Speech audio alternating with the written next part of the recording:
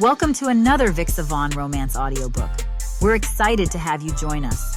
Whether you're into second chance romance, enemies to lovers, fake marriage, or any other trope, Vixa Vaughn offers you the chance to escape into stories that will carry you away into heart-pounding romance and gripping characters. While we want to get you the full experience, some parts of this audiobook are abridged to stay abreast of YouTube's community guidelines. If you want the full experience, you can always head to Vixa Vaughn Romance and use code VIXA40 to get the unabridged version of this audiobook for 40% off. Now sit back and enjoy the show. Chapter 1. Damien. The plane bumps as it lands on the runway, bouncing around a bit before it steadies. The first-class cabin erupts in applause. I barely hold back a groan. Why do people feel the need to do that? The captain's voice crackles over the audio system. Welcome to San Diego, folks. Thank you for traveling with us. As soon as the airplane comes to a stop, people start jumping out of their seats. I lean back, waiting for the seatbelt sign to go off. I don't often fly first class, but I figured this was a good opportunity. Might as well make some use of my trust fund. That's what it's there for, right? As I'm waiting at the bag claim, a lady next to me eyes my outfit. Hiking? I smile at her. I start a long hike along the Pacific Crest Trail today. After a flight? That's brave, she says, laughing. True. I considered staying in a hotel near the trail and starting early tomorrow, but I'm too excited. It's been too long. The lady spots her bag, and I help her drag it off the conveyor belt. She wishes me good luck, giving me a warm smile as she drags her massive suitcase away. My hiking pack is secured to my back. Everything is prepped and ready for me to start my hike. I push my way through bustling businessmen yelling into their phones and moms with too many suitcases chasing after children trying to get to fresh air. A warm breeze greets me as I finally make my way out of the San Diego International Airport. My Uber Black pulls up ahead of me, and the driver jumps out, grabbing my bag and popping it in the trunk. I get in the back seat and check my phone. As I'm about to put it into the pocket of my hiking shorts, it starts ringing. Jordan, hi, I answer. Hey man, got your message. You on your way yet? I'm so jealous, dude. Yeah, but thank God your mom has you there. How's she doing? Jordan, my colleague at Parker Johnston, was supposed to join me on this hike, but after his mom's fall, it wasn't even a choice. Demanding, as always. He laughs. She's recovering, though, in the rehab facility for the next month. Thanks for asking. But how about you? You excited? I am, yeah. I really need this trip to clear my head and help me make a decision, you know? To be honest, I don't see what there is to think about, but I get it. It is a big decision. I know Parker Johnston is the most prestigious firm in San Francisco, and one of the most respected worldwide, but hearing about your work on high-end cookie-cutter condo projects reminds me exactly why I'm considering jumping ship. He laughs on the other end. Yeah, like I said, I get it, man. It's a career-defining opportunity with an architectural rock star. I'd take it. My pulse quickens just thinking about being able to start up a company with none other than the Trent Living Stone. Have they still got you working on the new apartment complexes? I ask, running a hand through my light brown hair. It's getting a bit long on the top, and I resolve to go for a haircut when I get back. Jordan sighs. Dude, my hand is cramping from the copy-paste movements. It's exhausting. Keep talking that way, and you may just make my decision for me. Another chuckle. Well, it's Trent Livingstone. He's a living legend. You should take it. I smile. It was a huge honor when Trent reached out, wanting to partner with me to start a new firm. He wants me to come work with him in Mexico City before we open a new firm together in San Diego. He has contracts all over the world to develop some of the most exciting sites on the planet, like groundbreaking projects in Dubai, Chengdu, and Rio. It should be a no-brainer. We'll see. He's getting close to retirement, though, so it'll be a lot on my shoulders. Who knows how much he'd even be doing day to day? Not to mention you get to spend a few months in Mexico. I mean, I love Mexico City, One of my favorite places in the world, and plenty of hiking all over the country. But it would be a change, that's for sure. Jordan speaks, but the line starts breaking up.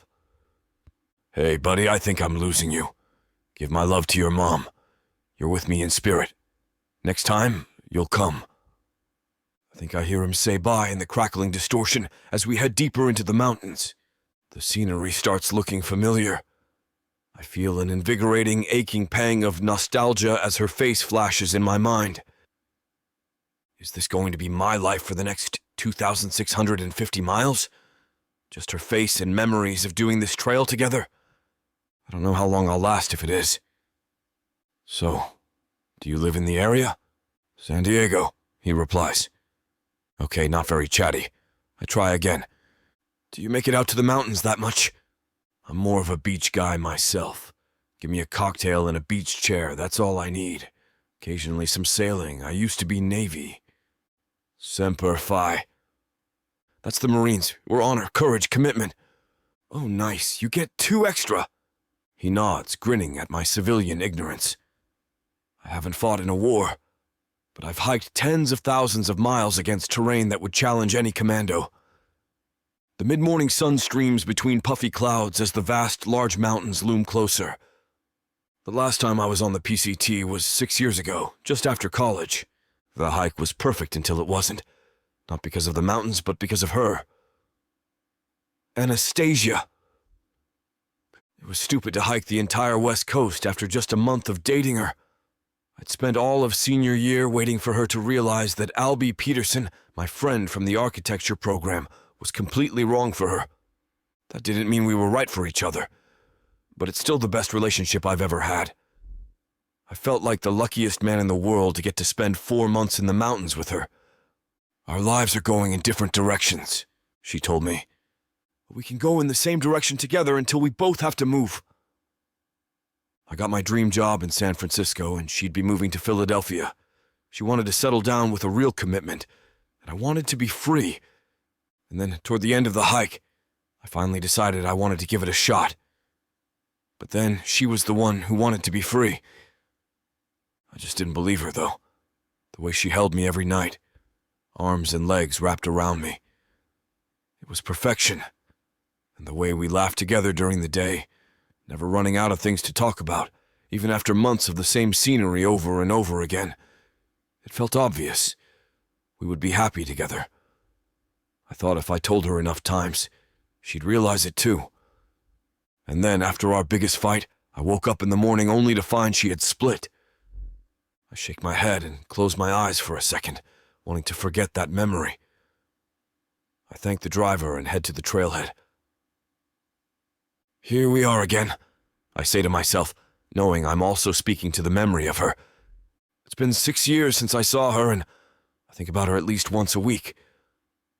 I don't know if I'll ever see her again in real life, just in the memories I relive. I take a cleansing breath. Can I really do this? Of course I can. And I can reclaim this place as mine, not hers. It's a fresh start, a palate cleanser to make a decision that could change the course of my life. A place with only nature and crude structures to decide where I want to make my mark in designing and constructing buildings. With someone like Trent, it makes sense, though. He pioneered design that marries architecture and the natural environment, beauty and sustainability. It's everything I believe in. But there's something about it that nags at me, and I'm not sure what. Something I'm hoping the PCT will help me figure out. I double-check my bag, making sure my water is in easy reach, and quickly have a snack before I strap it to my back. My camera is in a holster for easy access. Jordan made me promise to take 1 million photos, his actual words, so that he can deal with the FOMO. I told him I'd do what I could, but it's not like there are electrical outlets on the floor of the Sierras, so most of them would be of pretty early on in the hike. I grab my phone out of my pocket and take a quick, smiling selfie with the sign for the entrance of the trail.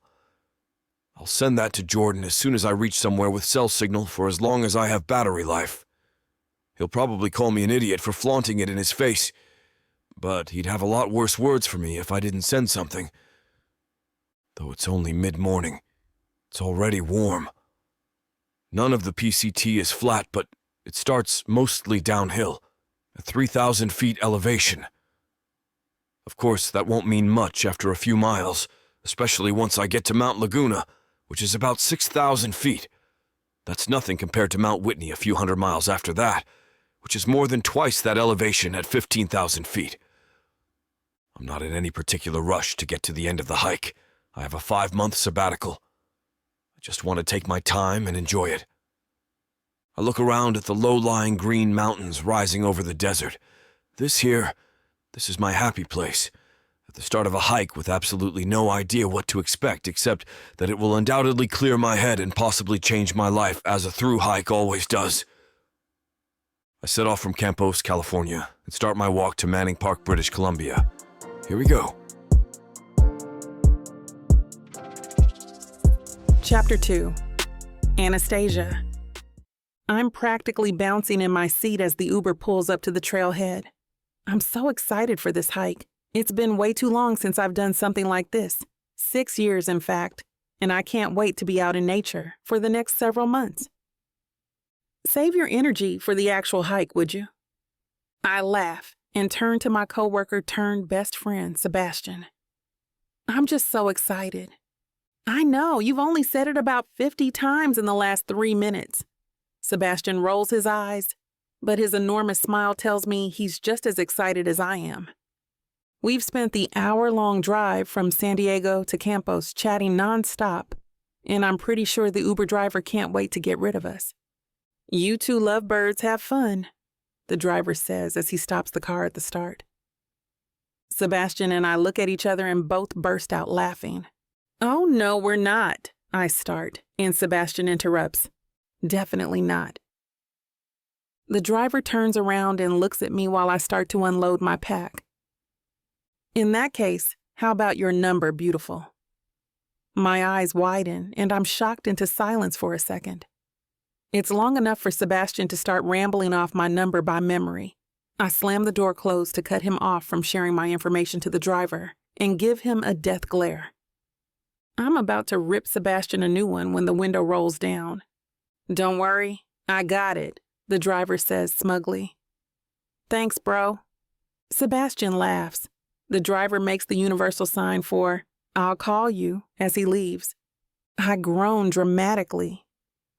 You little brat. Why? Hey, if a girl asks for my number on this trip, feel free to spread it far and wide. He spreads his arms out to demonstrate his point. I shove him lightly. There's an important difference, though. I am not you. I didn't come here to get ass. The joke's on him, though. And you, since he might have to wait a few months to even reach a live person up here on the ridge. We start the walk on the path. Besides, I just want to enjoy the hike, spend time with you, and feel close to my grandfather. I call back to him. Almost by reflex, I grab the compass hanging from a chain on my neck. It was a gift from my grandfather, the compass he used on his excursions. He was a self-proclaimed explorer, hearing the stories about his treks to the polar ice caps and climbs to the peak of Mount Denali left me, along with a few of my cousins, obsessed with the outdoors. Since he passed 3 years ago, out here in the wild is where I feel closest to him. Sebastian gives me a soft smile and a quick side hug. I smile back at him and take a look around, finding the entrance to the trail. Come on. Sebastian laughs and follows closely as I skip towards the path. We walk in silence for a little while, looking at the spared desert landscape, which promises to change dramatically over the course of several thousand miles. We come to a crossroads, and I smirk at Sebastian over my shoulder. I pull my compass up and orient myself. You do know that there's a very clear sign showing which way to go, right? Shut up! You're ruining the moment. Sure, there is a sign saying go right, but there's a certain comfort in confirming it with my compass. You know, this compass saved my grandpa's life once. He was in Hawaii, exploring caves. And he got stuck in them? Not in the caves, but in the water. He had a rowboat to get to this remote island, near the west coast of Hawaii, and a storm rolled in. It was brutal, he said, like God was angry at the world, or just him. I laugh. He ended up stranded in what felt like the middle of the ocean, with no way to contact anyone. The trees start clearing ahead of us, and we pause at a viewpoint. Sebastian pulls his phone out and takes a few pictures, including a silly selfie of the two of us. So what did he do? So he's stuck, right? With no clue how he was going to get back to the island. And back then, obviously no cell phones. And then suddenly, the storm clears up. And being Hawaii, there's a giant rainbow overhead, as if it never happened. And he pulled out his trusty compass. This compass, and figured if he just rode west for a while, he'd get back. Holy crap. How long was he out there? Well, the funny thing is, he rode for about 15 minutes before he saw a beach up ahead. He rode up to this beach, and I guess he looked a bit rough. People started screaming, and the next minute, these tough security guards showed up. What? Why? Turns out, he landed on some billionaire's private beach. I mean, he was just a shaky-looking black guy. They were not happy. We both erupt in a fit of giggles. But, of course, he made quick friends with all of them and got invited back for some crazy party they had that Frank Sinatra was at. I shake my head, still as amazed by the wild story as I was the first time I heard it. Even as he was telling me this story, when he gave me the compass, when I was going on my first Girl Scouts orienteering trip, I saw that glint in his eye, one I recognize in myself constantly. The glint that says, no matter what happens, adventure awaits around every corner. That was his motto. I was 10 when he gave me his beloved compass, and that was the story he told me when I opened the package. The wonder and excitement I felt warms me again. I've said it before, and I'll say it again. Your grandpa was a legend. I smile at Sebastian, then bite my lip deviously. Unlike you, giving out my number to strangers, I say mockingly. Sebastian grins. Can you imagine the messages you'll have when we get signal again? It's going to be spectacular. Hardly. And you can take the honors of going through them. Besides, you know I'm not one for long-distance relationships. Yes, well aware, but a little fun wouldn't hurt you. I haven't seen you date in the 4 years we've been at Troubadour Interiors. Do we really have to have this conversation every week, Sebastian? It's like you're intent on being my own personal matchmaker. Maybe it's because I turned you down that time you asked. Oh, you can't blame me. That was before I actually knew you. Jerk, I tease. He's attractive, in a nerdy kind of way. His Indian and Chinese heritage leaves his skin a gorgeous caramel brown, and his dark eyes are huge behind his thick-rimmed Clark Kent glasses. But I knew from the start that we were meant to be friends. It didn't help that I was still hung up on my ex at the time. Sometimes I still feel like I'm trying to get over him. Hold on a minute, Sebastian shouts, and I jump. Holy crap, what? He proudly pulls out his speaker from one of the side pockets of his pack. I gasp. I can't believe we forgot. We're already halfway through today's hike. How are we going to make up for it? Maybe we listen to it at double speed? That way we get through all the songs and we go faster. I snort and shake my head. Sure, buddy. You keep telling yourself that. Sebastian starts playing his music, and sure enough, we do pick up some speed. It's a good thing the first part of the hike is less strenuous, because we're spending a good amount of energy singing along to the music. I pause at a familiar song. I'm taken back to the last time I hiked the Pacific Crest Trail, when I was here with Damien. Prick Damien, as Sebastian and I call him. It probably wasn't a great idea to go on a hike together after dating for only a month, but it seemed like it at the time. I frown as I think back to the day everything fell to pieces. We'd been doing a relatively flat stretch, similar to this, but almost 2,000 miles north. near Hyatt Lake Resort near Tahoe. We were listening to music, laughing and chatting. I felt weirdly at home with him. We could talk about anything. At the end of the day, we found some marshmallows in my pack and roasted them over a fire. I still remember the look in his eyes when he sat next to me and dropped the bomb. We'd both agreed to break up at the end of the trail, so why would he renege on it when he knew how I felt?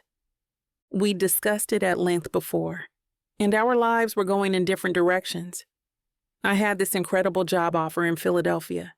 It was a rare opportunity, especially for an interior designer straight out of college. He had already committed to a fellowship in London, and then his job in San Francisco. There was no way we could have made it work. I've thought about him so many times over the years that have passed. To be honest, I don't think I ever really got over how comfortable he made me feel, how easy it was between us. But I also couldn't get past how he refused to listen. He had made the last week of the hike so miserable, constantly fighting. In the end, I couldn't take the constant assault on my mental health, so I left. "Hey, where'd you go?"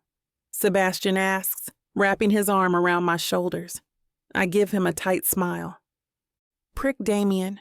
We listened to this song during our hike," I say, then shake my head sharply. "It's fine, I don't want to think about him. We're here to make new memories." Sebastian nods and gives me a squeeze. "Got it. I know exactly what you need." He pulls his phone out, and a second later my favorite tune starts blasting from his speaker. We break out in song the rest of the way until we make camp. Chapter 3. Damien. I feel the burn in my muscles as I crest a hill and pause to catch my breath. Beads of sweat roll down my face. The late spring sun is merciless, beating down on the mountains. It's the second day of my hike, which I'm taking slowly. The trail has been quiet so far, allowing me time to think about my future. I'm starting to get more and more excited about the idea of working with Trent. As much as I enjoy the freedom to go on long breaks like this one, the time I spend at work is equally important. Lately, I've just been focusing on getting through the day or planning my next trip. I spot a paved viewpoint up ahead. It's quaint, surrounded by a picket-like fence. There's an information board, which I stop to read. It's full of data about bird life in the area and the history of the trail, which I mostly know. A warning in the corner catches my eye. "Watch out for wild animals." Rolling my eyes, I mutter under my breath. Duh. I don't understand the need for a warning about something so obvious. I lean my elbows on the railing and look out to the vast mountains ahead and below. Tracing the trail with my eyes, spot a point further down that I can only imagine is an incredible view of the lake below. I wipe the sweat from my brow. I'll break there and take some pictures from that spot. Jordan may have asked for lots of photos, but I'm focusing more on the quality of the photos I'm taking. I hear voices up ahead, and I look up. A middle-aged couple is unloading their packs in a clearing next to the trail. It looks like they're missing something. I wince. This is one of my worst nightmares. We're still a few days away from a town. Whatever they're missing, they won't be able to replenish it until then. I'm reminded of the small miracle that is known as trail magic. It's the force that makes for small blessings, like the moment you're out of gas for your camping stove, and somehow the next person you meet happens to have too much, and they need to offload some for weight. A memory pops up, and I clench my jaw. Anastasia and I had done a particularly strenuous hike, ascending a few thousand feet in the course of a day, after the previous day being downhill, so the other set of muscles were still sore.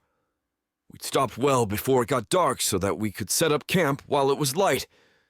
It was romantic, the sun setting over the mountains, painting the sky with streaks of pink and purple. Then we wanted to make a fire to cook dinner. Anastasia had practically unpacked her entire bag searching for our lighters. She was sure she'd put them in the side pocket. "They must have fallen out when I pulled out my water bottle," she'd said. I tried to hide my frustration. It's fine, use my ferro rod. I passed her the tool, which causes sparks when the metal striker is dragged along it. I had bought the cheapest one I could find. Her hand shook as she placed the rod in frustration. When she dragged the striker against the rod, she went too hard and it broke. What the hell, Anastasia? Now what are we going to do? I grabbed the rod from her and inspected it. The rod itself had broken in half, and from my limited experience, I didn't think it would work anymore. Hell! Anastasia was already digging through my pack, looking for trail mix to keep us going. When she dug her hand in the side pocket, her face lit up. I found the lighters, she laughed. I didn't realize it was in yours, not mine. A pang of longing goes through me when I remember the look on her face. She was so beautiful when she was excited. It was like her entire face was glowing. I sigh and run a hand through my hair, then realize I've stopped walking. Come on, man. You're hiking the PET, not taking a stroll down memory lane. Buck up, I mutter to myself. The couple I saw have unpacked their bags and are standing there talking quietly. Hey, is everything okay? I ask as I come up to them. Oh, hi, yes, thank you. Well, not really, the woman says. She's a petite white woman, her long, dark hair pulled away from her face in a tight braid. A few curls have escaped, sticking out around her face. She smiles warmly at me. We're all right, the man says, smiling at the woman. My lovely wife here just thinks she forgot to pack the food for the first few days. Clearly, they're new at this. Oh, shush, you. I'm Lily, and this brute is Alex. She leans into him slightly, the familiarity making me smile. I'm Damien. It's nice to meet you. Alex shakes my hand. He's tall and muscular, his tanned skin and salt and pepper hair giving him a roguish appearance. From his accent, I'm guessing he's Latino. He gestures to the chaos on the ground.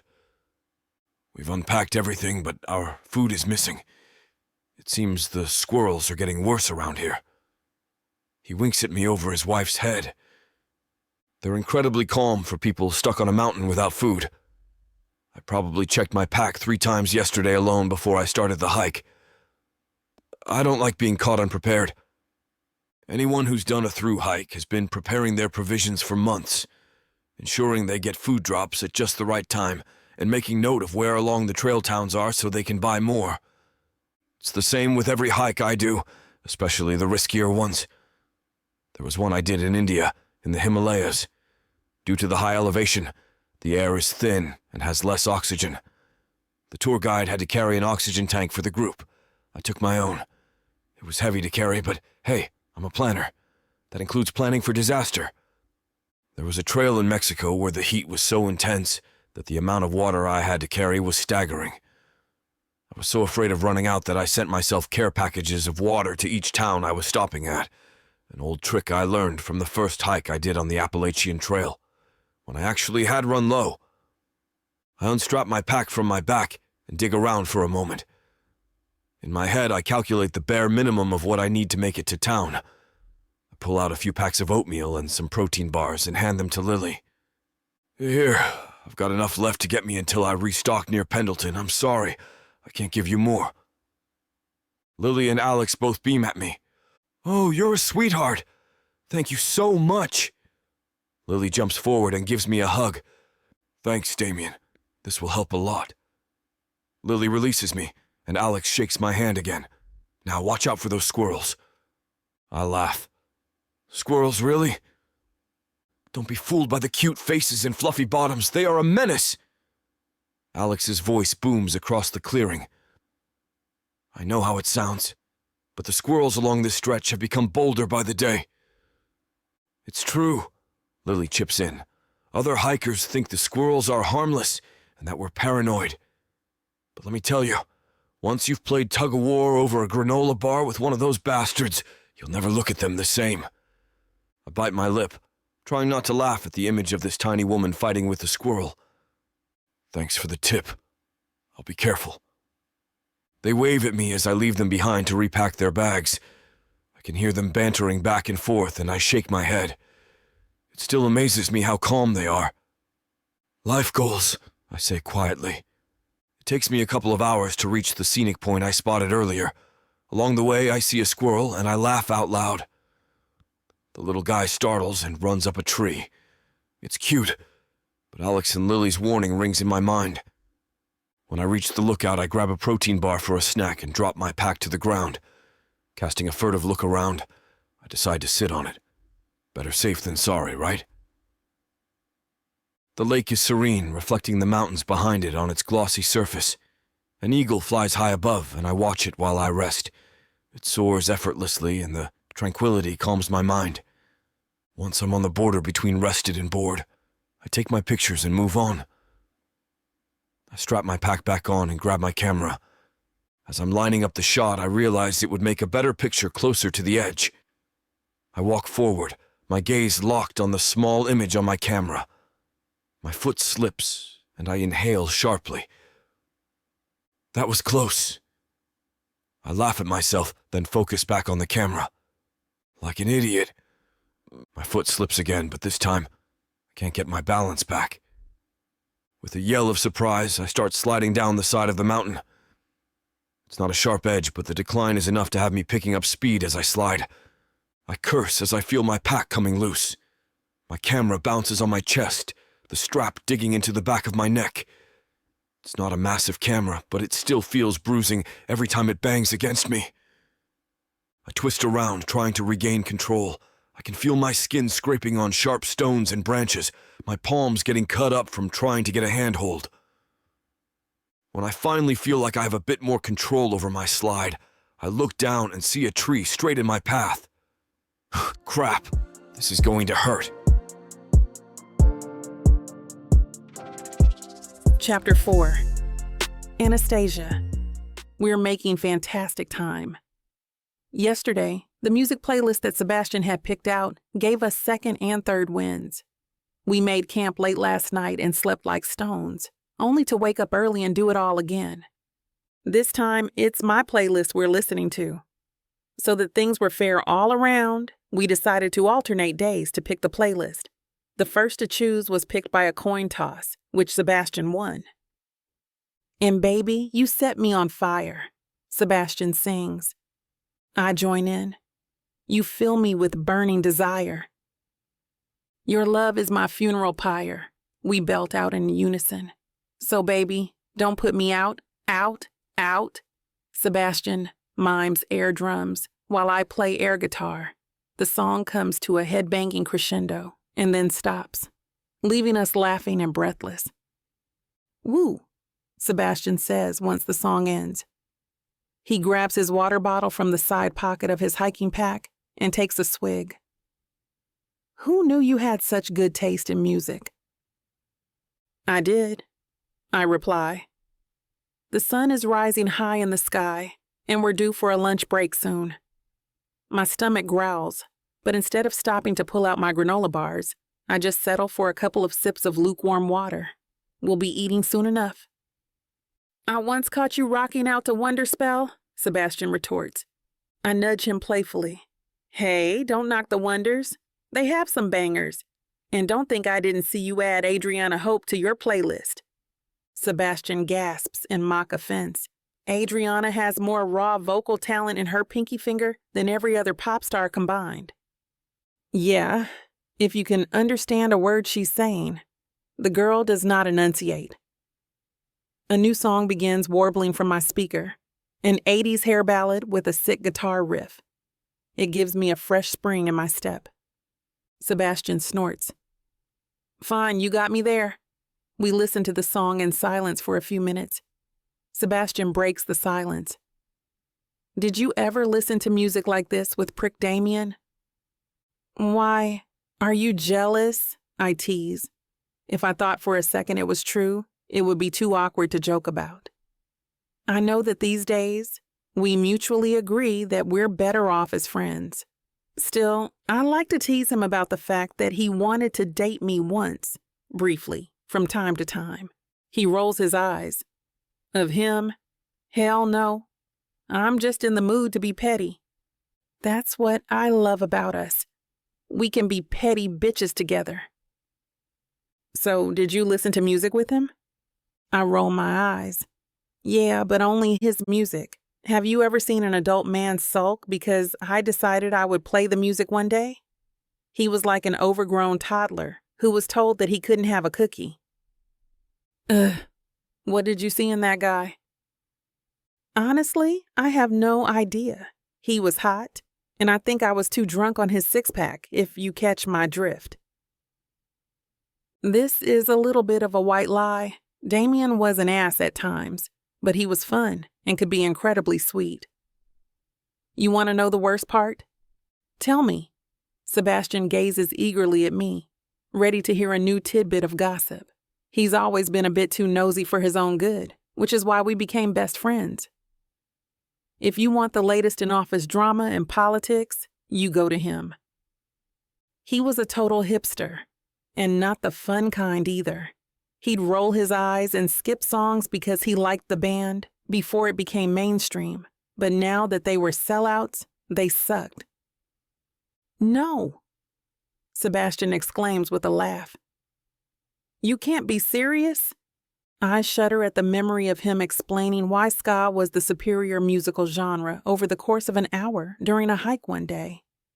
I tried to change the subject 3 different times, and he would talk for a little bit about whatever topic I introduced. But then a new ska song would come on, and I'd be subject to another lecture about the history of the band. By the end of that day, I was just about ready to cover myself in barbecue sauce and run naked into a grizzly bear's den. He sounds absolutely insufferable. What a colossal asshole. You have no idea. I shake my head. Whoever said that you should never commit to someone until you've traveled with them was not kidding. Sebastian tilts his head in confusion. I thought you weren't planning on staying with him after the hike anyway. Yeah, that was the plan. I roll my eyes. We were still young and stupid, and we had growing up to do. I thought maybe we could find each other again, but when he threw a tantrum when I wanted to stick to our agreement, I realized that he wasn't mature enough for anything serious. That last fight clinched it. I shudder, the anger returning at the memory. You never told me what that one was about. I sigh. My mom was discriminated against in her career because she got married. Eventually, she had to give it up because she was forced to choose between her family and her job. I didn't want to have to make that choice. And what did he say? He told me that it was a thing of the past and doesn't happen these days because the ADA doesn't allow for that kind of discrimination against pregnant workers, and that the Civil Rights Act protects me from gender-based discrimination like that. As if I, a black woman, wouldn't know my rights. Even after all this time, retreading that lovely little conversation fills me with anger like stirring the embers of a campfire. He was a trust fund baby, but I didn't expect him to be that oblivious. Sebastian gags. Ugh, I'm glad you got out of there. He sounds like a shambling pile of red flags in human form. I had to sneak out of the camp in the middle of the night and take a bus home. It was not the triumphant return I'd hoped for. The memory of sneaking out of camp still haunts my dreams sometimes. Even though I knew there was a town nearby, it was kind of risky. My parents certainly reamed me out when I told them what I did, because I could have gotten hurt and no one would have known what happened to me. They didn't like the thought of me being alone on a hike, and they had only been okay with me taking the trip because Damian was with me. At the time, I wasn't particularly afraid of that, though. I just had to get away from there, so my worst fear was him waking up as I made my escape. In my nightmares, I find myself alone in the dark woods while Damien runs behind me. Sometimes he transforms into a bear. Sometimes there's a mountain lion chasing us both. Other times, he's a crazed axe murderer, fueled by my rejection.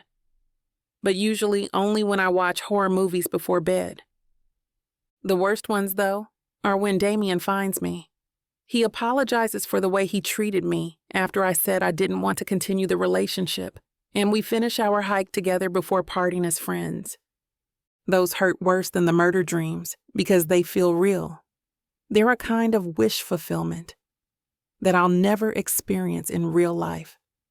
Sebastian slings his arm around me, shaking me from my thoughts. Well, it's a good thing I'm nothing like that idiot then. Most of the time. Hey, most of the time? No, you know I'm kidding. I know. But let's stop talking about Damien. Don't want to curse our hike. Saying his name's like saying Macbeth out here, I think. The Scottish ex, then. He pulls his arm off of my shoulder, but somehow the load on my back seems heavier. What is... Hey!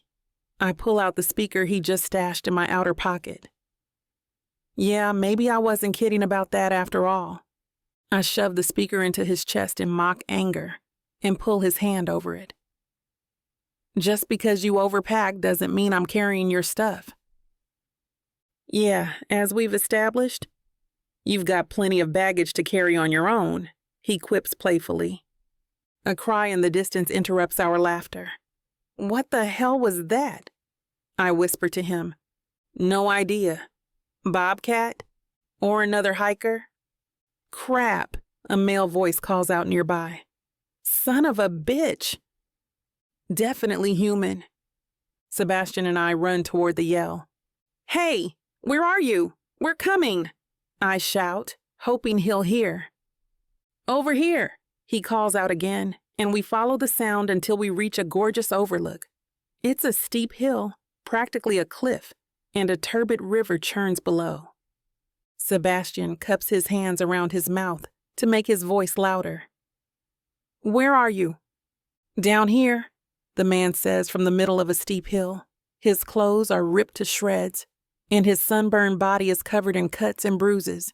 His bag is gone, and whatever supplies he has are scattered further down the hill. The rest must have been swept away by the river, but that's not what makes my jaw drop when I look at him. You have got to be kidding me, I mutter. Sebastian rips off his backpack and digs through it for our rope. I had been joking earlier about how bringing up my ex might curse the trip, but I meant it as just that. A joke. Apparently, the universe didn't. Sebastian asks quietly. Is he a murderer from one of your true crime shows? His hands hover over the rope as though he's unsure if he wants to send it down after all. No, it's worse than that. His eyes widen. Is that him? The Scottish ex? I nod, unable to tear my eyes from those of the man below us. My grandpa always said, speak of the devil and he shall appear. And that's him all right. Damien Carver, his expression is inscrutable, but I'm sure he's just as shocked as I am. Chapter 5. Damien. No freaking way. Of all the people in the entire world to run into, it has to be Anastasia and her new boyfriend. It's just my luck, isn't it? Hey, do you need some help? The boyfriend calls down, and my stupid pride almost makes me say no. But I'm injured, hungry, dehydrated, sunburned, and missing most of my gear. I have no idea when someone else will come along, and considering the day I'm having, it could be my middle school rival for all I know. Yeah, I call back. Thank you. Anastasia's boyfriend has a rope in his hands. I swear I see them discussing for a minute, and I half think they're going to leave me here. But they must be strategizing, because a minute later she stands behind him to hold the end of the rope in place while he throws it down to me. How disgustingly cute. I grab it, and while they hold onto the other end, I tie it around my chest to make it more secure. My arms are exhausted, and my whole body aches both from the fall and from the failed attempts to climb back up. Still, I grit my teeth and scale the rocky wall while they pull on the rope to help. With a final tug, they help drag me over the edge. I land on my hands and knees, panting slightly for breath. Once I've recovered, I sit cross-legged on the ground. Here, Anastasia says curtly, offering her canteen. Thanks, I say, unable to keep the surprise from my voice. I'm grateful, but also shocked. With the way we left things, I didn't expect her to do more than the bare minimum, let alone share her canteen. As soon as the water hits my lips, I start chugging. I don't even mean to do it. My body is reacting on instinct alone. "Stop," she says, grabbing my arm and tugging the canteen away from me. "Slow sips, remember?" She's right, of course, but my body doesn't want to listen. It wants me to chug and chug until my throat is no longer dry, and I've replaced all the liquids that I've sweated out. Not wanting to make myself sick, though, I force myself to take small sips. Soon, half the canteen is gone, and my thirst is slaked enough that I can give it back to her. For a moment, Anastasia and I study one another, sizing each other up. Is she going to introduce me or pretend that we've never met before? I'm not sure which I'd prefer, and I guess it depends on whether or not the boyfriend is the jealous type. She looks slightly wild, her hair in disarray. I give her a quick once-over, my eyes drinking up her figure. Her body is still as strong and shapely as I remember. She's so gorgeous, damn it. The boyfriend says, pulling an opaque plastic box from his backpack. Found it. He hands me a granola bar and begins pulling out bandages, disinfectant, and antibiotic ointment for my various cuts. "I'm Sebastian," he says, holding out a hand for me to shake. I take it. "Nice to meet you. I'm Damien." His smile grows mischievous, and I wonder what he's thinking and how much he knows. I hate to admit that he's good-looking, but he is. His features are a mix of East Asian and South Asian, giving him a striking appearance. Anastasia really knows how to pick them. Some part of me hoped that after running out on me the cold way she did, she'd be cursed with an unpleasant uggo. Damn. "Nice to meet you, too," Sebastian finally replies. It looks as though he's come to a decision about something. I devour the granola bar partly because I'm hungry and partly because eating gives me an excuse not to talk. But it's gone far too quickly, and the silence weighs heavy and awkward on us all. "So, how long have you been together?" I ask because I can't think of anything else to say. Sebastian snorts and hands me the medical supplies. I'm glad he's at least giving me the dignity of treating my own wounds. That's decent of him. "We're just friends," he replies, patting my arm. I glance up at Anastasia, who nods in agreement. "Oh," I say, and look down to open the bottle of disinfectant. This is so painfully awkward.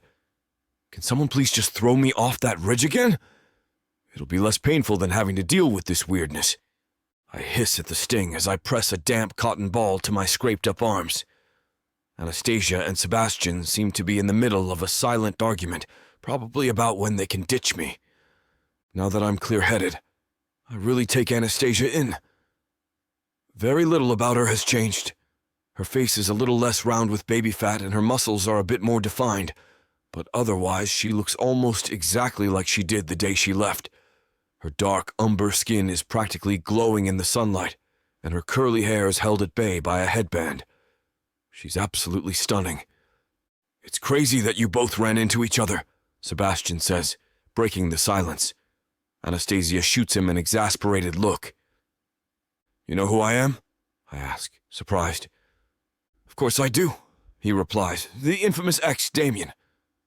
He doesn't elaborate more than that, and I'm afraid to ask. But she has thought of me, and that inspires mixed feelings. I would be flattered, but odds are that she's been spending the past several years smack-talking me to everyone she knows.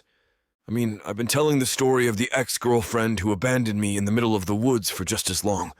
It's only fair that she does the same.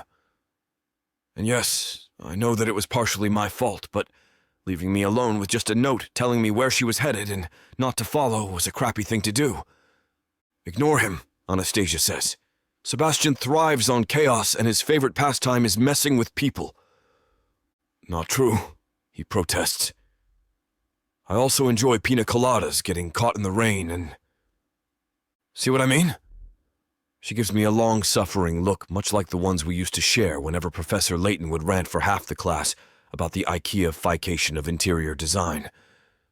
It's so painfully familiar that the nostalgia briefly takes my breath away. I finish disinfecting and applying bandages, taking up a good 2/3 of the supplies. After packing up the kit, I hand it back to Sebastian. "Thank you," I say, "for everything. I can pay you back." He smiles, and in spite of myself, I'm starting to like him. "Well, it's not like we could just leave you here." "Wouldn't be the first time," I mutter, and Anastasia stiffens. "We should go," she says through gritted teeth as she turns and heads back into the woods.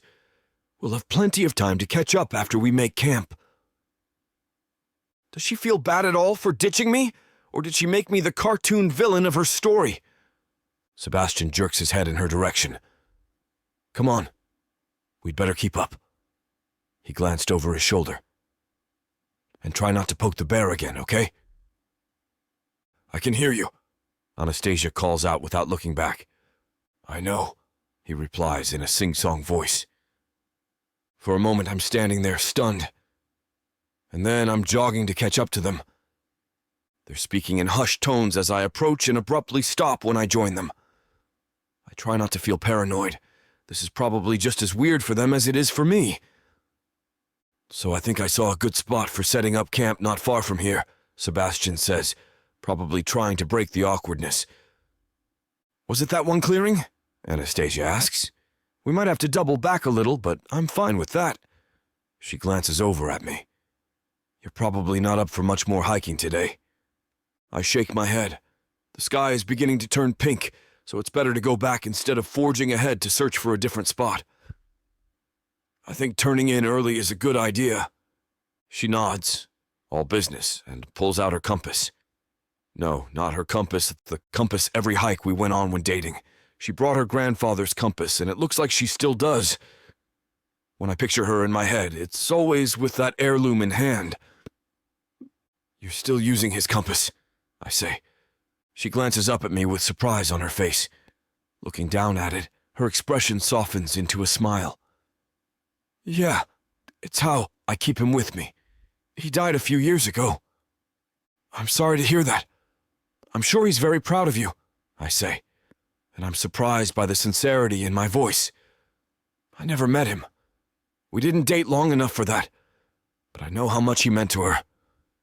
For a moment she stares, probably searching for sarcasm, but finding none, she gives me a genuine smile. I hope so. We walk the rest of the way in a surprisingly companionable smile. Once we reach the clearing, Sebastian takes off his pack and begins digging through as Anastasia unpacks and sets up their tents with practiced efficiency. "You look to be about my size," Sebastian says, offering me an old band t-shirt and sweatpants. "Here, you can borrow these." "Are you sure?" I ask. He shrugs. "Yeah, no worries. It'll probably be more comfortable than wearing something dirty and ripped." "Thanks," I say, and disappear behind a tree to change. Of course, he's nice too. I know Anastasia said they were just friends, but come on. There's no way they're just friends. I quickly change into Sebastian's clothes. When I return, he waves me over to help with the firewood. "Let's give Anastasia her space," he says, leading me back into the woods to gather sticks and kindling. "Yeah, that's probably a good idea," I say. She clearly wants nothing to do with me. "Yeah, I feel like a kid having dinner with his divorced parents," Sebastian replies as he starts breaking apart a fallen branch. I laugh. "Sorry about that. If it makes you feel better, this is just as weird for me. And probably for her." "Oh, I know," he replies, and then falls into a Humphrey Bogart impression. Of all the gin joints in all the world, she had to walk into mine. I sigh. "Oh man, I wish there was gin. That would help me get through this mess." "Well, the universe threw you two together again," Sebastian says with a shrug. "Maybe it's for a reason." Chapter 6. Anastasia. I pace across the clearing, my mind spinning. How is this happening? When I left Damien in the woods back then, I'd made peace with never seeing him again. When he never reached out, it solidified my opinion of him. Selfish, childish, and completely closed off to compromise. My feet start to ache, so I find a rock to sit on. I sigh. I'm furious, and I have nowhere to aim my anger. What are the chances we'd run into him of all people? And why did he have to be in a crappy situation, forcing us to help him? Laughter rings out from the forest. Damien's voice grating on my senses. What is up with Sebastian anyway? Why is being so friendly to Damien? He knows what happened. He's such a traitor. The guys return with the firewood and kindling they've collected. Damien starts sorting it and places it carefully into the spot we've designated for our fire. I roll my eyes at the way he's so particular about placing the sticks the right way. It's just a fire, for goodness sake. Looks like not much has changed. He's still a control freak. Can I borrow your lighter? Damien asks Sebastian, and for a second our eyes meet. It's like the shared memory flows between our minds. He was so angry when I thought I'd lost our lighters back then. When I broke his ferro rod, I thought he might kill me. It was just another reason I was relieved when things ended. He really hurt me with the way he reacted. I couldn't help thinking, if that's the way he reacts to a small glitch, how would he react to more serious situations? I couldn't be in a relationship, long distance especially, with someone who was so quick to overreact and throw blame around. Damien breaks eye contact first when Sebastian hands over his lighter. His curious gaze flits between me and Damien. I shake my head slightly, wordlessly telling him I'll explain later. I try not to look at Damien's strong hands as he lights the fire. The muscles in his forearms bunch, and I swallow against the sudden dryness in my throat. So not the time, Anastasia. Once the fire is going, we sit around it in awkward silence. I'm still fuming, staring into the flames as if I can make them explode. I pick up a stick and start poking at it, just for something to do. I'm starving, Sebastian exclaims, breaking the silence. Should we start dinner? Damien and I both nod. Sebastian pulls out today's rations quick-cook pasta, a can of kidney beans, and sweet and sour sauce. It's a weird mix, but it's easy to make. He pulls out a packet of grated Parmesan cheese, grinning at me. My mouth waters. Carbs and cheese? Yes, please. We try to keep our meals protein-rich during the day and snack on fruit, and then pig out a bit in the evenings. It's well-deserved after a full day of hiking. When you're on that last stretch, it helps to have some delicious food to look forward to. That and the dark chocolate we've been nibbling on after dinner.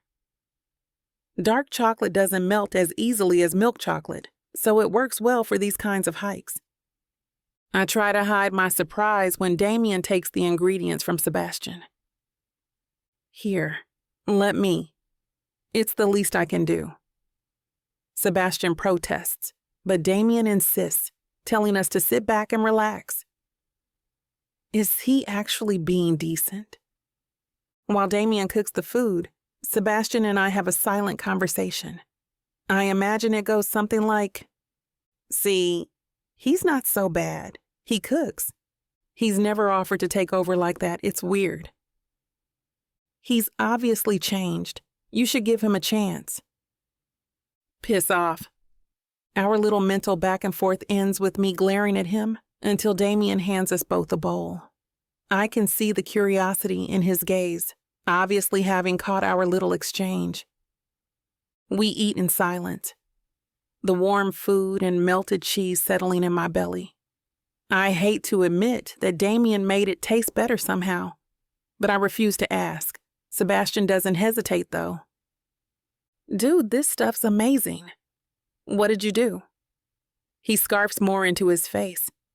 Damien laughs. "It's nothing, man. You're just hungry." He's humble now, too. What is happening? Sebastian moans loudly, making me cringe. "Seb, calm the F down." "Anna, you can't tell me this isn't the best meal we've had this week." "Yeah, okay," I mumble, rolling my eyes. If I'm being honest, he's right. Damien's cooked the pasta to perfection, not the sloppy mess Sebastian and I have been turning it into. He somehow managed to get the sauce through the pasta, not just on top, and the cheese is melted and stringy. I'm trying to hold back my own moan, but I wouldn't admit that if someone held a gun to my head. Once we've practically inhaled the food, Damien holds his hand out for our bowls. "No way," Sebastian says, holding it out of his reach. "You cook, we clean, that's the rules." Usually, I'd agree, but you guys saved me today. So let me do this. Damien insists.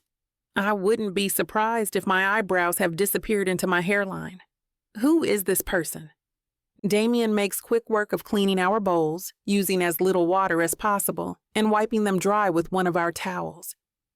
Sebastian packs them away. The awkward silence returns. We all stare into the fire, as if it's going to magically jump up and resolve the tension. The crackling fire and the two men sitting with me have me on edge. I can't help but compare this with the other nights Sebastian and I have spent on the trail. He's my best friend, and being around him is so easy. At the same time, thinking about all those years ago, before the fight, things were easy with Damien as well. It was like we had a deeper connection, always knowing what the other was thinking and moving around each other like it was a dance. And did I mention the sex? I grip my teeth, not wanting to dwell on that, not while this awkward situation is unfolding. Eventually, Damien clears his throat and stands up. I don't think we have enough firewood. I'll grab some more. I jump up like the fire licked my butt and stop him. We'll do it. Sebastian looks at me, eyebrows raised, and I cringe internally. I can see he's about to suggest that Damien and I go, so I lean down and grab his arm. I practically pull him off his perch. Right, yes, we'll get the firewood, Sebastian says, a small smirk playing on his mouth. I've never wanted to punch anyone more. I see Damien shrug and sit back down in my periphery. Then I'm dragging Sebastian away. When I'm sure we're out of earshot, I whisper shout to Sebastian. What the hell? Why are you being so nice to him? Sebastian rolls his eyes. It's been years, Anastasia. Why are you still holding on to the past? My jaw drops. Was he not present for the conversation we had earlier, minutes before we found Damien? Did I not spend the entirety of our friendship telling him how terrible that time in my life was?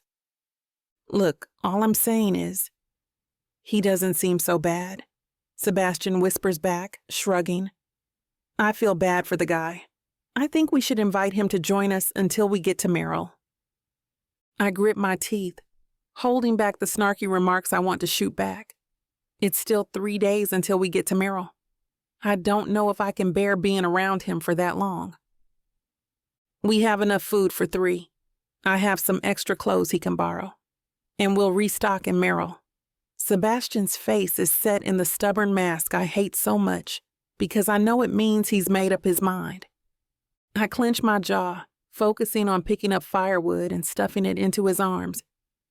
I might be a bit more forceful than the task requires, but he deserves it. He utters a long-suffering sigh. Sweetheart, we can't just leave him out here. Why don't you just bury the hatchet for a few days, and then we'll all go on our merry way? I groan. He's right, of course, but I don't have to like it.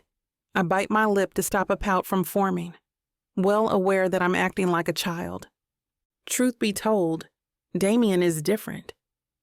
The way he offered to cook and clean surprised me. In the past, he would have insisted we divide the tasks, regardless of what happened during the day. He was all about equality and sharing the load, or whatever. I pause, dusting my hands off of my shorts. I can survive 3 days, right? I just have to work really hard to control my emotions. Refuse to let him get to me. And when we get to Merrill, celebrate like there's no tomorrow? Okay, we still need to hike. So maybe not the last part. Maybe just a small celebration. A little jig when no one is watching. Sebastian is watching me intently by the light of the lantern. I love him, but he could be slightly less nice in this situation. I scold myself again for acting like a child and cross my arms. I'm not getting out of this, am I? Fine.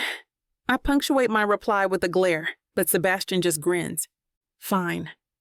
Sebastian turns and starts making his way back to camp, a spring in his step. I trail after him, face scrunched up in irritation. It annoys me endlessly that he's so happy about this turn of events. What is he playing at? Chapter 7. Damien. While Anastasia and Sebastian are busy gossiping somewhere, I tend the fire and try to pretend that everything is fine. I'm just alone in the woods with the ex who abandoned me here once and her new boyfriend. Nothing messed up about that. I throw another log into the crackling fire and watch the flames as they lick at the wood. And I hate to admit it, but it hurts.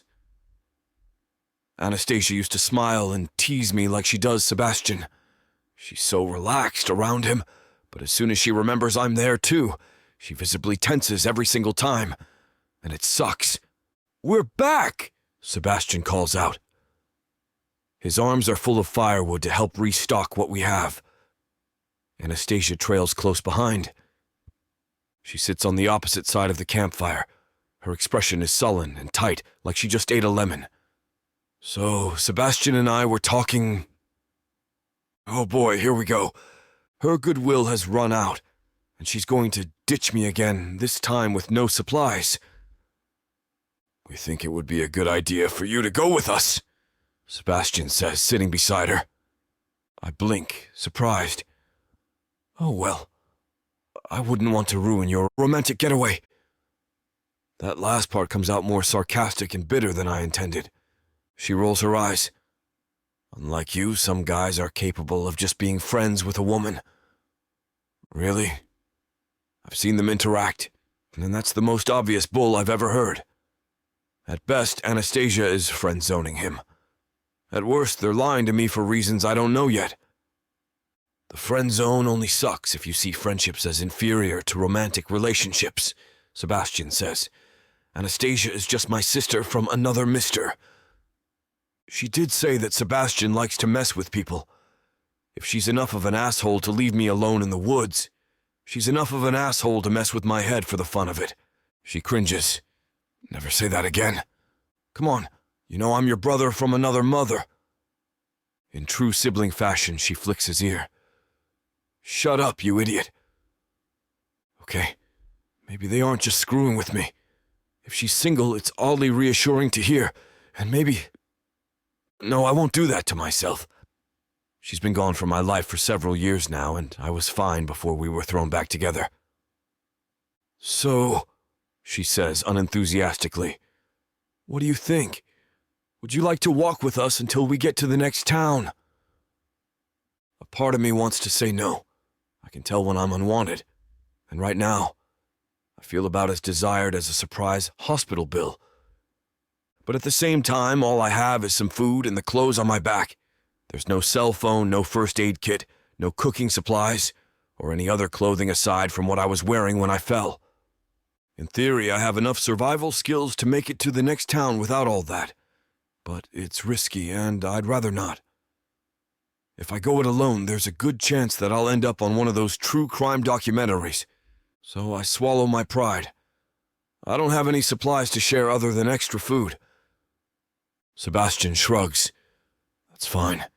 We have enough to share. You can borrow my clothes and we'll pick up more in town. That's very kind, I say hesitantly. Thank you. Just until the next town. No problem, he says with a shrug. I'd hate to know that something bad happened to you because you were on your own. Anastasia nods in agreement, the expression on her face flickering for just a moment to something like guilt before smoothing over again. Good. I hope she feels guilty. But God, this whole thing is humiliating. Of course, she and her friend would be the ones to save my ass. I'll pay you back, I say a little too quickly. They both give me odd looks, so I clear my throat. You know, for the clothing and supplies, My wallet managed to stay in my pants when I fell. Sure, that works for me. Thanks, Sebastian says. Anastasia hands out some dark chocolate, and the two of us eat it mostly in silence. We're constantly eating on the trail because if we didn't, we'd burn 3 times the calories a human being needs just for base-level survival. Sebastian tries to fill the air with a continuous stream of chatter, pausing only when Anastasia pipes up to give him crap. It seems like even he has his limits when other people aren't being particularly chatty. Still, every time she sends him a fondly exasperated look, I feel a pang of jealousy. It's not exactly a romantic or possessive kind of jealousy, though the idea of her finding someone else still stings to think about. Rather, it's from the fact that she used to look at me like that when we were several drinks in, and I was about to pull a stupid stunt. I miss that look. Eventually, Anastasia yawns and stretches. I'm going to bed. Good night, Sebastian says, also yawning. As she heads off to one of the tents, he turns to me. Do you want to share a tent or sleep under the stars? That's when I realize the problem. There's only one tent for 2 guys. I've shared tents with camping buddies before, but these are guys that I know. Sebastian is practically a stranger. But it's only weird if you make it weird. Whatever makes you more comfortable, I reply with a shrug. I don't mind sleeping under the stars. Okay, cool, he says and pokes the dying embers of the fire. So, what do you do for a living? I'm an architect, I reply. You work with Anastasia? Yeah, he says, the firelight glinting off his glasses. We were work besties, but then started hanging out after work and became actual besties. And you guys never dated? I ask in disbelief. He shrugs. I asked her out, but it was weird. The one time we kissed, it felt like I was making out with my sister. She felt the same way, and we decided it was best if we stayed friends instead. It's better for both of us, and she's the best friend I ever had. You know, most people will see you two and get the wrong idea, I say, studying the smoldering embers. He laughs. Yeah, they usually do. That's gotta make dating hard. I found that it weeds out the toxic ones, he replies. I glance up, surprised. He huffs an amused laugh. If a partner is so insecure that they can't accept that we're strictly platonic, or even worse, makes an ultimatum about our friendship, then there's probably some other red flags in there that are just waiting to show up. Not that Anastasia has really been one to do much dating. I shake my head. She wanted us to be just friends. I guess I couldn't suppress my feelings the way you can. It's not really suppression. It took me a little bit to accept that we were both better off as friends, because everyone else seemed to insist that there was something more. But dating felt forced, and you know you can't force Anastasia to do anything. I laugh. You're telling me she's more stubborn than a Grand Canyon mule. It's one of her finer qualities. He leans over to stoke the cooling embers again. And maybe it's something you have in common. What's that supposed to mean? I ask, letting a warning seep into the timbre of my voice. He may seem like a decent guy, but we aren't good enough friends for him to pass any judgment on me. He puts up his hands in a placating gesture. Nothing really. Just something I noticed, not good or bad. I eye him suspiciously, but he doesn't appear to be coming off as backhanded. Okay, I finally say. He sits further back from the fire. So we've talked about my dating life, but what about you? I don't see any rings. I shake my head. I've dated here and there, but nothing serious. He raises his eyebrows. Really, I'm surprised. I figured all the ladies would be after you. I've been busy, I reply with a shrug. Too busy for a relationship, so you're single? His face is the picture of innocence. I blink. Is he... No, I'm probably misreading things. Then again, he did invite me to stay the night in his tent. I'm single, I reply, slowly and carefully. And I'm flattered, but I'm looking for a girlfriend. Not that there's anything wrong with... Whoa! Sebastian laughs. I think we've had a bit of a misunderstanding here. Oh, never mind then. I take a slow, deep breath and let it out, forcing myself to relax. I laugh, shaking my head. Then let's just pretend I didn't say anything. I'm glad we're on the same page. He pats my arm. You flatter yourself a little too much, my man. Even if we both swung that way, I'm so out of your league. I look at his lanky limbs and boxy glasses attached to his face with a chain and let out a guffaw of laughter. We're both out of each other's leagues, clearly. He joins in with me, and by the end of the laughing fit, our sides hurt and we're holding ourselves up. Letting out a sigh, he gets to his feet. The invitation is still open to share the strictly platonic tent for bros. I shake my head. I think I'll stay out here if it's all the same to you. Sure thing. He disappears into his tent. A minute later, he returns with his sleeping bag. It's gonna get cold, though, so you might as well take this. Thanks, I say. Good night. Night.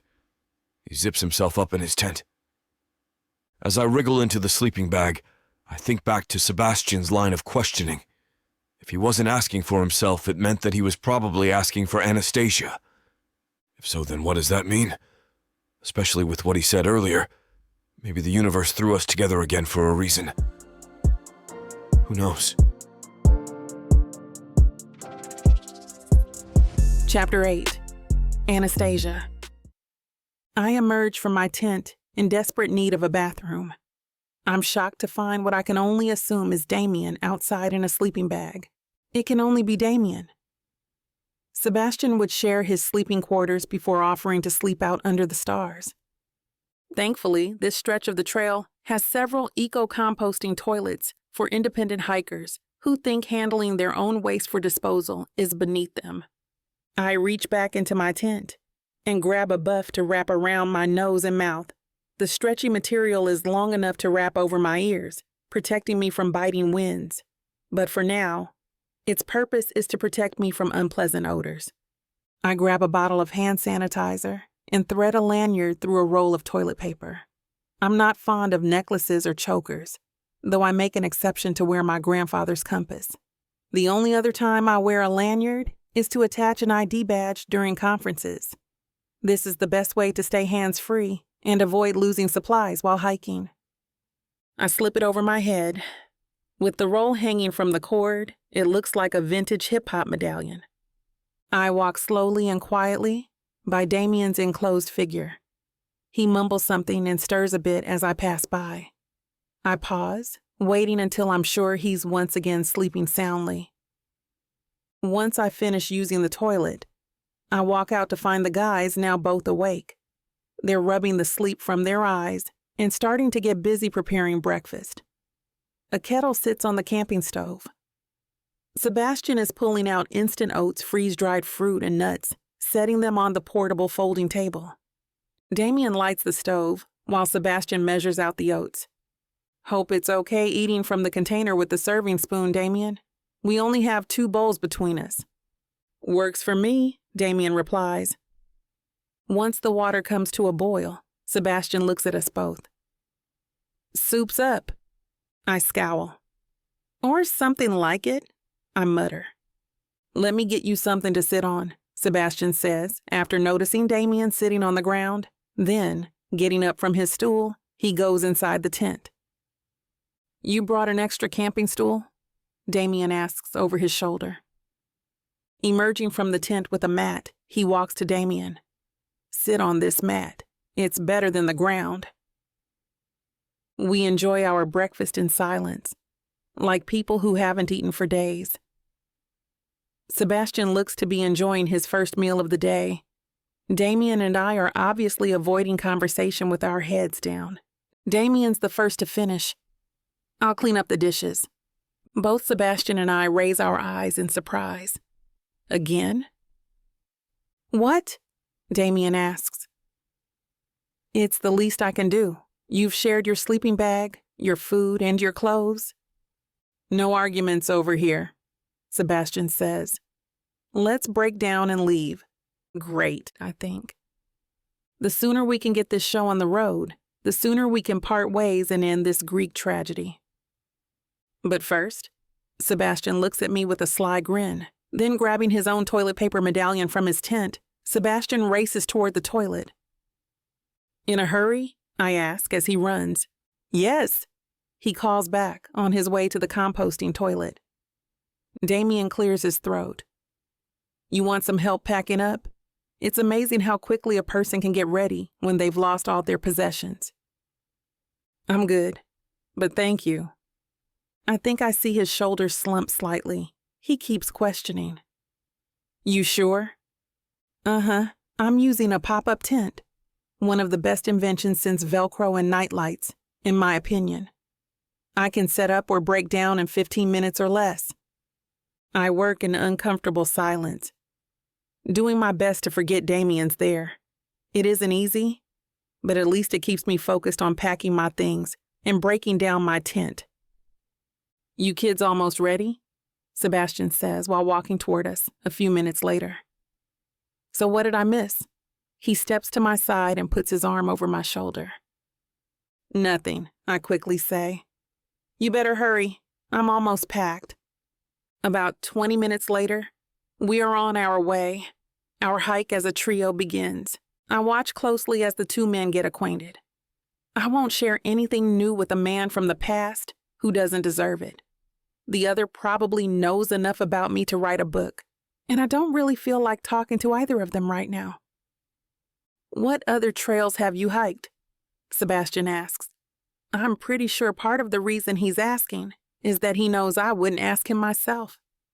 I sense my irritation rising, so I count to 10 under my breath. But the knowledge that I would normally be animatedly taking part in the conversation, if Damien was not involved, keeps me silently stewing. I observe as the two realize they have even more in common than hiking. They continue their conversation, seeming to be blissfully unaware of my presence. "So your degree is actually in interior design and architecture?" Damien sounds impressed with this new piece of information from Sebastian. "Yep."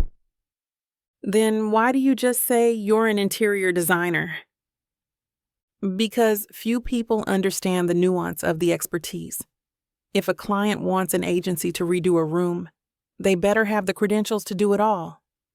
No excuses. We design or redesign interior spaces. We're not just furniture movers." "What classes do you have to take to become an interior architect?" "You'll recognize a lot of them." I listen as each man lists some of the required classes for their degree program. "Construction materials and methods," Sebastian says.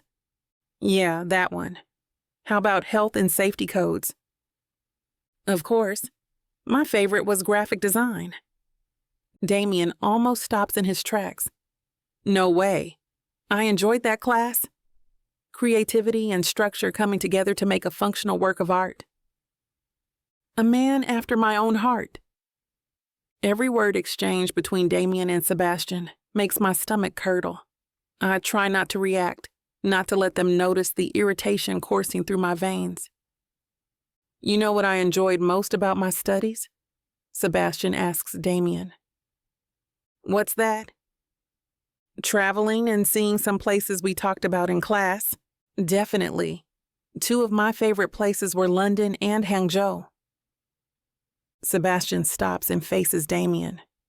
I nearly walk into them in my effort to keep my head down. "Okay, now you're playing with me. Some of the best architectural design firms are in Hangzhou." Damien nods his head, and they both start walking again. They have some amazing structures, old and new. I prefer hanging around and staying in the older, rustic areas. Sebastian asks Damien why he stays in more rustic areas instead of metropolitans with swanky hotels he could easily afford. Those places cater a lot to people who walk around with an enormous sense of entitlement. Even though I'm a trust fund baby, I'm not entirely comfortable in that atmosphere, he responds. Could have fooled me. I clear my throat to keep the thought from escaping my mouth. Great. Now it's me being the sulky baby.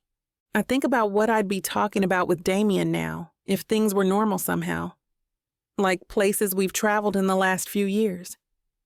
Of course, I've discovered there are also some great places in California. There are. But it may be time for me to say goodbye to California. Damien says. How'd you get to Cali, and why are you thinking about leaving? I'm lagging further behind, but I'm strangely interested to know what his answer is to Sebastian's question. I pick up the pace to get closer. So I took a job with a firm in San Francisco, Damien says. It's well known, impeccable reputation. Sounds great, man. Yeah, it is and it isn't. Things are getting kind of cookie cutter there. Ah, okay. Any other prospects? I have someone I really look up to. I've always admired his work. He reached out to me to partner with him to start a new firm in Mexico. So you're headed to Mexico? I haven't decided yet. That's why I came out here. I figure a 3 to 4 month hike would help me get clear about it. Kind of ironic, really. A new firm won't have the workforce of an established one. Starting a business would require me to postpone through hiking for some time. It seems Damien did a lot of the traveling he said he would do after college. He took a gap year and traveled to many of the architectural destinations he's always admired. He even did some teaching in London and Dubai. A smile comes to my face as a sense of pride in his accomplishments creeps in. Suddenly, the irritation I felt earlier comes back. These are accomplishments he never shared with me, and whatever happens regarding San Francisco or Mexico will be something I never know about as well. But he and Sebastian are now as thick as thieves. I'm sure he will get an earful while I get secondhand information. Ouch! The sting of a tree branch across my cheek slaps me out of my melancholy thoughts. You want to watch where you're going, Daredevil? That's nothing to joke about, Sebastian. I could have been seriously hurt. You're only proving my point, Anastasia. You're only irritating me more, Sebastian. More? What are you back there huffing and puffing about now?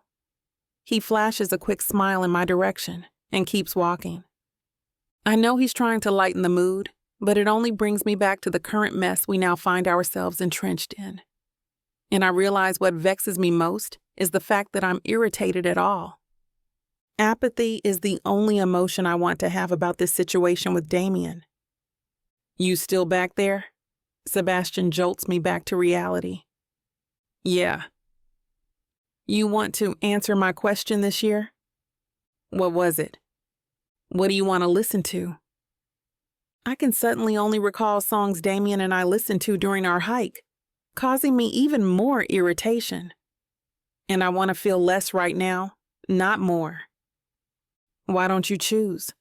I shrug, practicing my apathy.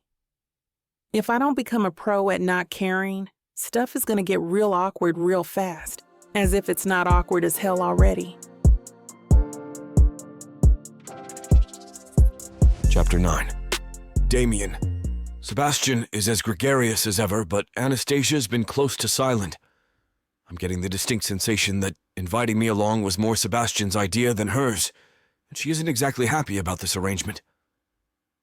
Right now, he's in the middle of a story about the time he pranked the entire office by sticking googly eyes everywhere. The best part was when Dave from accounting went to open the cabinet on top of the sink, only to be covered in an avalanche of googly eyes. He glances over to Anastasia, but she seems off in her own world. He shrugs. Anyway, it serves him right. I mean, who microwaves fish in an office? That's like a cardinal sin of communal kitchens. Well, that and burning popcorn, which he also did, by the way. If he also stole food, that would be a triple threat, I tell him. Sebastian shakes his head. I'm about 70% sure that he's eaten my lunch at least once. That was Deborah, Anastasia says absently. I caught her stealing your leftover Kung Pao chicken. We both turn around. That bitch. Guess who's getting the worst white elephant gift I can think of at the office holiday party this year? Probably still me. Remember last year when you got me a t-shirt that made me look like a hairy, shirtless white guy? Hey, I made it up to you. Half your new gears, stuff you bought with the gift card I gave you. He crosses his arms with an exaggeratedly hurt expression. And I did say thank you then. But, you couldn't have picked out a less ugly shirt? He gives her a cheesy grin. I mean, I could have, but where would be the fun in that? She punches his arm. You're an idiot. But I'm your idiot. Seeing them banter like that stings a bit, but I push those feelings aside and point to a sign up ahead. Looks like we're close to the campground. It's still another quarter-mile walk, and as we draw closer, I spot rudimentary showers, which is actually a blissful relief. Behind us, Anastasia sighs wistfully. It'll be nice to clean up a little. I miss not being covered in a layer of sweat and grime. Didn't you two have a problem with the showers before? Sebastian asks. It wasn't cold, though. It was an animal, right? Yeah, in an outdoor shower like that, you never know what you'll run into. Anastasia laughs. Damien, remember the bear? The memory of that moment, like a bizarre nightmare, comes flooding back. How could I forget? You and I were showering together. Because the water was freezing and it was a good way to warm up, she adds hastily. Sebastian and I both give her skeptical looks and she sighs. Among other reasons. I clear my throat. Well, anyway, we heard someone moving around outside the stall and figured that it was another camper. But then the curtain parted and there was a bear right outside the stall watching us as we bathed. I damn near pissed myself. That scream you made was probably what scared it off, she says. Hey, I wasn't the only one screaming. I distinctly remember my ears ringing from you shrieking in them. Anastasia throws her head back with a full-throated laugh. Regardless, that bear took one look at two screaming naked people and decided that it was better off finding running water elsewhere. I join in on the mirth. It's been years since I've thought about that day, but if Sebastian knows about it, then she must have talked about me over the years. I'm not entirely sure how to feel about that. On the one hand, it's obvious that she's thought of me, and that means I left an impression. On the other, I'm pretty sure most of what she had to say was not good. Sebastian doesn't seem to hate me, though, so it can't have been all bad. When we reach camp, Sebastian heads for the showers while Anastasia goes off, mumbling something about looking for latex-free first aid supplies at the general store. I stay and set up a fire. As I get it started, I feel myself relaxing as I'm surrounded by the crackling flames and soothing sounds of nature. It makes me think of another night under the stars so many years ago. And if you look over that way, you'll see the North Star, Anastasia had said, lying on the ground and pointing up to the shimmering sky. How can you tell? I asked. Well, it's a part of a constellation. The Little Dipper, also called Ursa Minor, the Little Bear. The Little Dipper and the bear's tail are the same, see? She traced the shape with her finger, and slowly I saw. Your grandpa taught you all that? I asked. I know most of what I do about nature because of him and my mom, though she was more interested in studying the Alaskan tundra, and that is not one that most people like to camp in. What about that one? I asked, pointing to a shape formed by bright stars. As she described the constellation Cassiopeia and how she was the queen of Ethiopia and mother of Andromeda, who was nearly sacrificed to the Kraken, I just watched her face as she talked. She was so happy to just sit with me under the stars and tell me all about how they were used to navigate. Even the slaves, she said, called the Big Dipper the Big Gourd and used the North Star to find their way to freedom. And then there's... She'd paused, noting my stare. What? What do you mean? What? She giggled. Why are you staring at me like that? I propped myself up. Because you're so hot when you ramble about the stars. Leaning in, I pressed a kiss to her lips. And then that kiss became something more.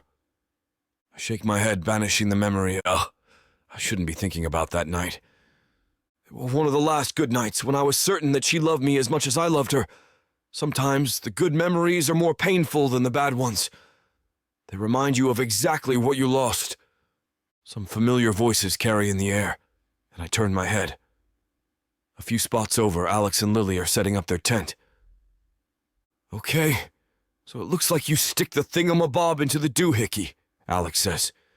Is that the technical term? Lily asks, hammering a stake into the ground. I believe so, yeah. Into the doohickey it will go, she says. Taking a step back, she puts her hands on her hips.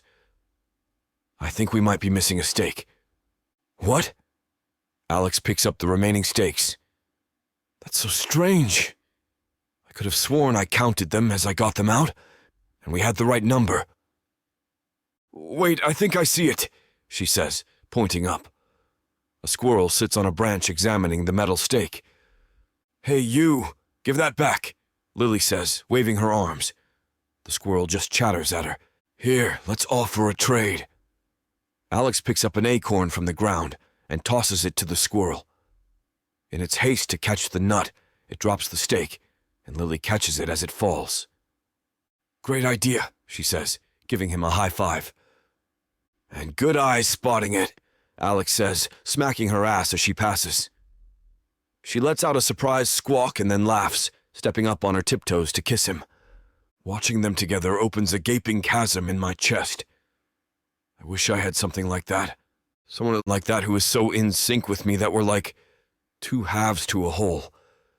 They must catch me staring, because the next thing I know, they're calling my name and waving me over. Stuffing down my melancholy, I force a smile as I greet them. Hey, how are you two doing? I say as I approach. Well, we made it here in one piece, Alex says. Partly thanks to you.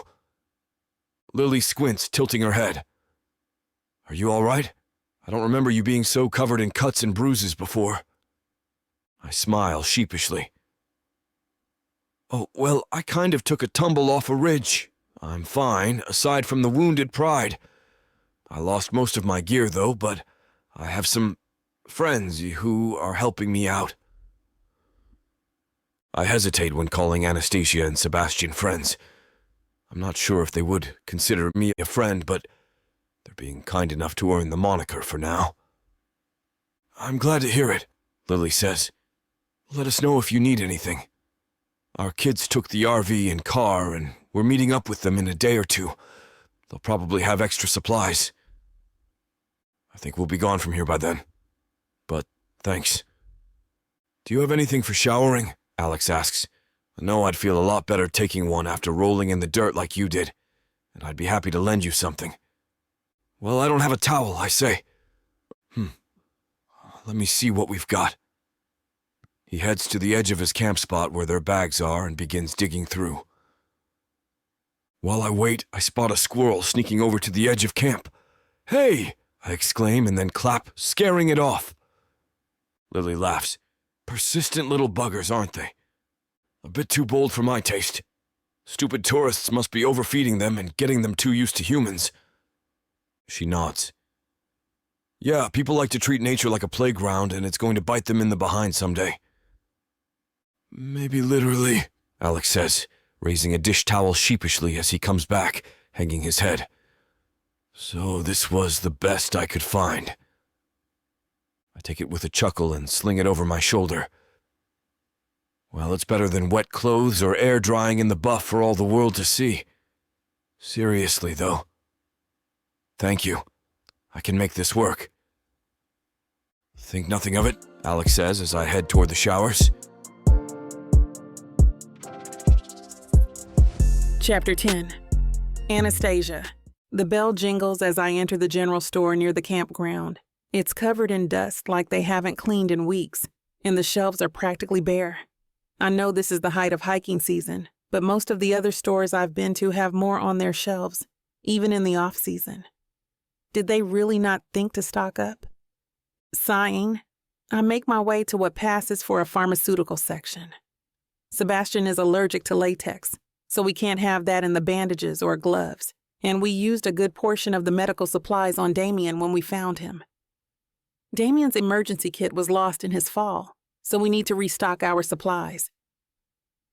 I'm telling you, Vince, the system is outdated, a woman says from the back room. Switching to this new program is worth the cost.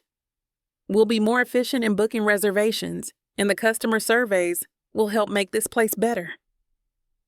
A man, presumably Vince, scoffs. What's the problem with the system we have now? It works fine. Last week, we double booked a cabin and had to give one of the families a refund. And I've checked our online reviews. A quarter of them are negative. I can hear the frustration in the woman's voice and don't realize that I'm clenching my fists in sympathy at her irritation until my hand starts to hurt. I uncurl my fingers to find crescent moon-shaped indentations in my palms from where my nails dug into the flesh. Nia, you know I don't care much about social media or the internet, Vince says, and neither should you. It just makes you covet what others have. It's not about coveting things, the woman Nia snaps. It's about making our business better. Remember when you told me to hire a web designer to create a website for this place? You said it would double business. And has it? Okay, so it wasn't doubled, but we went into the black for the first time in a while that year.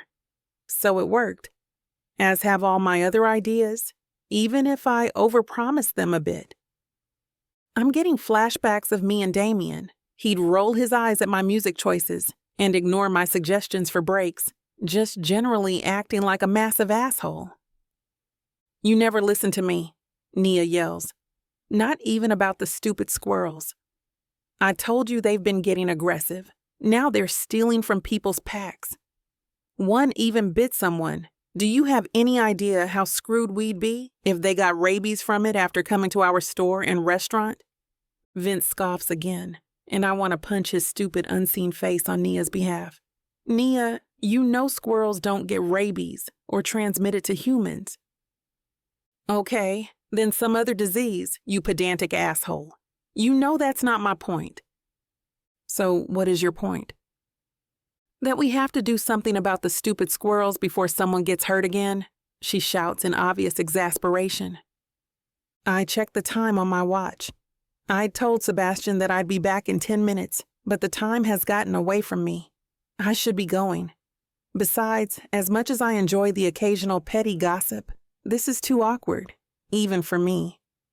I search the shelves for medical supplies that do not contain latex, but find nothing. Well, that's great. I'll have to ask them. It's just some stupid hikers feeding them. Once the season ends, the squirrels will go back to normal, Vince says. We should at least put up signs telling them not to feed the squirrels. Vince laughs, but it's not a kind laugh. It's bitter and cruel. Like that'll do anything. You know the problem with designing bear-proof trash cans, Nia? Not to mention the trail itself is public land. We're not going to be held accountable for that. You're being paranoid. There's a significant intellectual overlap between the smartest bears and the dumbest tourists. We've all heard the joke, Vince, but we should at least try to do something. I make my way to the checkout counter. The door behind it is open, revealing an office and the arguing couple. They're both white, though Vince has an olive complexion that makes me assume he's Italian. Nia is blonde and would be very pretty if she didn't look on the verge of a nervous breakdown. Her hair is lank, and she has dark circles under her eyes. Lines etch years of worry and hardship into her face. Vince sits relaxed in his office chair like a king on his throne. His beard is unkempt, and he's sporting a beer belly. I wait a minute, expecting them to see me. When they don't, I clear my throat. Stupid is as stupid does, Nia, whether you're a tourist or an overpriced app. Now I'm starting to get annoyed. Excuse me, I call out. The couple jumps, Vince sitting up while Nia whips around. Crap, I forgot the door was open, Vince grumbles. Nia makes her way to the counter, smiling awkwardly. So sorry about that. I didn't hear you come in. What can I help you with? The palpable awkwardness is strong enough that, for a moment, I forget what I came in here for. Oh, I was looking for something. Nia raises her eyebrows, starting to look a little annoyed. Most people who come into stores are... Yeah, sorry. but most store owners are willing to help their customers. She's staring as if I've broken some unwritten law, and I mentally retrace my steps to the medical section. Do you have latex-free bandages? I'm sorry, I don't think we carry that. I sigh. It was worth a shot anyway. Okay, thank you. I turn to leave. This may be the worst general store ever, but I was raised with manners and have been on the other side of the counter enough to know that throwing a fit won't do anything. All it's going to do is make them call me an unreasonable black woman. It's a lesson Damien hadn't learned when we were in college. He had been known to request speaking to the manager over the most ridiculous things. White guys can get away with stuff like that, but I hated even being there to witness it. When I step out, Sebastian is waiting out near the edge of the campground, visible in the distance. He gives a wave and trots up. Hey, what took so long? Did you find what we need? I roll my eyes. I just had the most awkward shopping trip of my life. The owners were going at it like a pair of pissing cats marking their territory. About squirrels and websites. Sebastian groans in sympathy. Well, they're not the only town along the trail. We can check the next one and make do. It's not a severe allergy anyway. Where's Damien? I ask. Sebastian shrugs. Guarding our things by the campfire, I think. You didn't want to hang out with your new bestie? I ask, trying for levity but coming out bitter. He's not that bad of a guy, Anastasia, Sebastian says. I groan, throwing my head back. You're supposed to be on my side, I whine. I'm always on your side, he replies, his tone carefully neutral. But he isn't at all like the way you described him. Yeah, not at first. But give it time.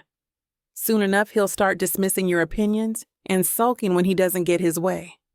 You don't know him like I do. Well, the Damien you knew was some stupid kid fresh out of college. People grow up. I shudder to think what you were like then. He starts grinning, but I'm not amused. Sebastian and I have developed a system to keep from fighting with each other. We just tell each other whether we need to vent or whether we're looking for advice. Novel idea, I know, but you'd be surprised how many fights happen because people don't communicate properly. Sebastian, I say, trying to keep my voice level. It's wine o'clock. The signal phrase is stupid, but that means that it always provides some immediate levity. Oh, he says, and his demeanor changes. 1 second, he's tense and anxious as though preparing to get his head bitten off if he says the wrong thing. The next, he relaxes.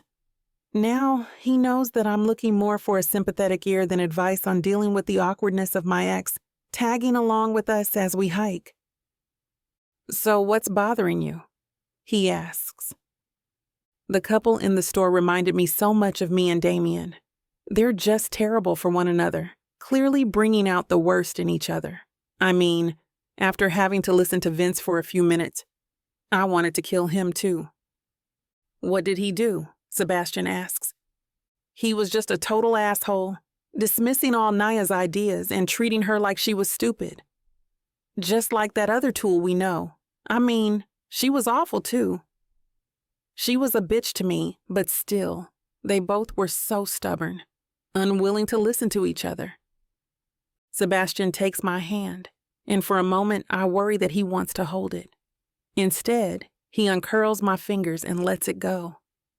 Taking a slow breath in and out, I loosen my other fist.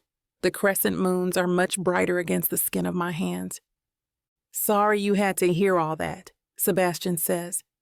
Do you want to add Vince to the list of people we can viciously mock whenever we need to be petty? I chuckle at that. Yeah, right after Damien. Seriously though, how are you dealing with this weirdness? I don't think I got the chance to ask you earlier. Well, remember that you asked for it, because now it's wine o'clock. Chapter 11, Damien. It's wine o'clock, Anastasia says. She passes by me on my way out of the showers, but I'm concealed so she can't see me. When you're on a long hike, you rarely feel clean, even when you shower at a campground, but after the fall I took, it's restorative. I'm no longer covered in dirt and dried blood, and I'm renewed. Did she buy some wine from the general store? I didn't think they carried that.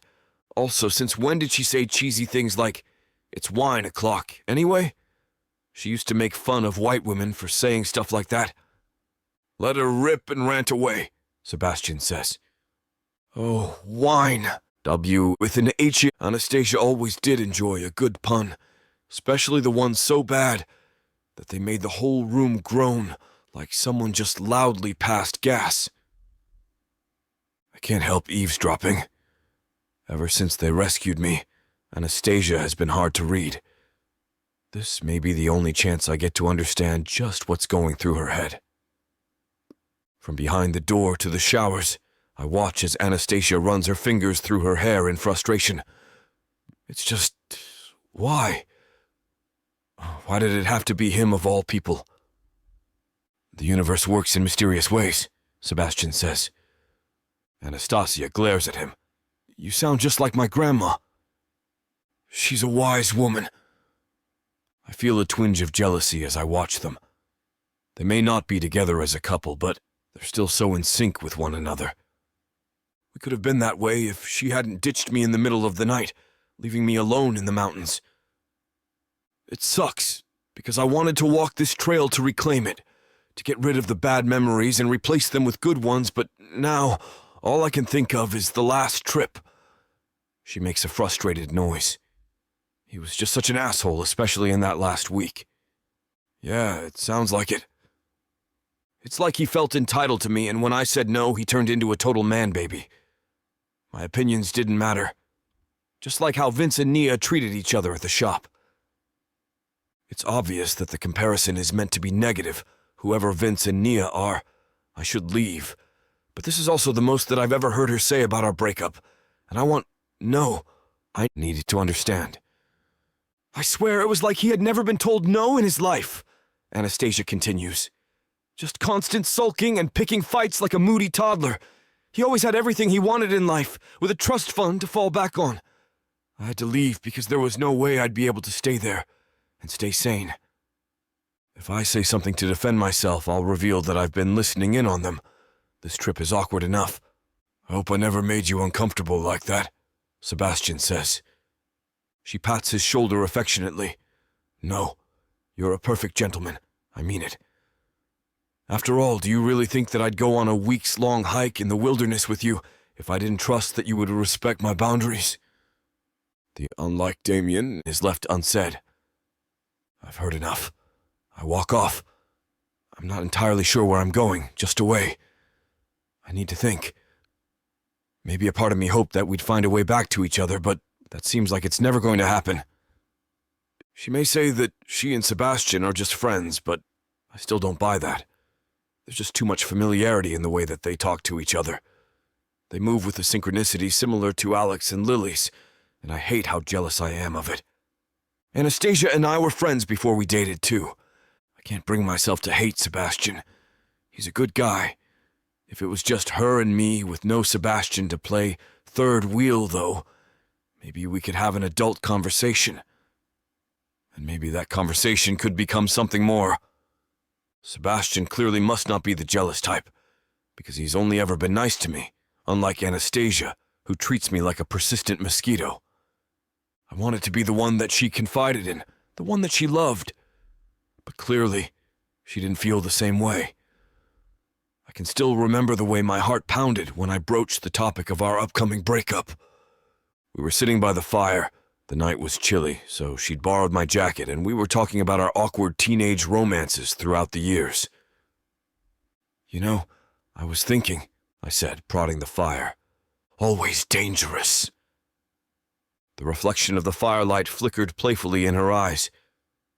I'm serious. She must have seen the anxious expression on my face because she quickly sobered. What's up? I don't want to break up when we get back to civilization. She blinked. What? I like you a lot. My throat closed, cutting off what I was about to say. I forced the words to come anyway. I think I might be in love with you, and I don't want this to end. Her face fell. I was a little nervous before, but the expression on her face gave me the same lurch in my stomach as falling off the ridge the other day. Damien, You like me, right? She refused to meet my eyes, instead studying her hands. I do. I care about you. A lot. But what? Was this just a fling you had no intention of taking any further? We just spent a month together and I'm getting a kiss off? She blinked. What? No. Then why don't you want to stay with me once we finish the trail? Because we agreed that our lives were going in different directions and... Bull, you know we can make it work. Long distance, or one of us will move to follow the other. I want to make this work. Well, I don't, she snapped, getting to her feet. She sighed, looking defeated. Please, we only have a little further to go. Let's just stick to the original plan. We should talk about this. I'm going to bed. With that, she turned heel and fled into the tent, leaving me alone to tend the fire. With a frustrated growl, I chucked a large piece of wood into the blackness of the forest and listened with some satisfaction as it clattered to the ground. The next morning, Anastasia wouldn't meet my eye as she prepared breakfast. To be honest, I wasn't in the mood for talking either. I had spent the entire night outside the tent stewing over her rejection. Good morning, I said. Morning, she mumbled vaguely as she poured the coffee. I sipped at a drink as bitter as my mood. We should talk about last night. I'd really rather not. She didn't say anything else outside what was necessary for the rest of the day. It took her 2 days to start trying to engage with me, but by then, it was too little, too late. My hurt and anger began to truly fester. I mean, it's not like she was a saint on the trail either. When I poured my heart out to her, she got cold, refusing to talk about it. That final week was nothing like the laughter, songs, and stories that occupied the weeks before. So I got snippy, short, and picked fights. So what? I mean, yeah, I was a bit rude because I was upset, but come on. I just had my heart broken. Get over it, Anastasia. That was years ago, and you're the one who left me. I grab a thick dead branch from the tree and break it off before snapping it in half. Sometimes it feels good to just break things. I'm still too close to camp to yell out my frustrations, so I settle for breaking branches. Okay, well, that doesn't help my case with the whole toddler thing. I think to myself, the sun is going down. I need to head back to camp soon. Otherwise, I might get lost, which would be a real problem because I left all my gear at the campground. I retrace my steps, gathering the tree limbs I broke as I go. The dead branches will be turned into firewood. That way, my frustration can be used for something productive. Damien! Alex calls out from nearby. Hey, Alex, thanks again for the towel. You really didn't have to do that. I put down my sticks to hand him the towel. He takes the soggy terry cloth with a smile. Of course. I'm just sorry to hear about the loss of half your gear. I've got my wits and that's all I need, right? That and a towel. That's more than most people. You need wits and empathy to survive. If you can walk a mile in someone's shoes and do it with some intelligence, that's all you really need. Alex laughs, picks up an acorn and tosses it at a bold squirrel that had come surprisingly close to us. 2 or 3 emerged from the tops of the trees to try to steal it. I didn't realize I was in the presence of a philosopher. Well, when you spend as much time outside as I do with Lily, you start to look at the bigger picture of things, you know? I nod. Speaking of, where is she? Back at the camp finishing dinner. You want to join us? We have vegetarian chili and rice. My stomach growls, reminding me just how hungry I am.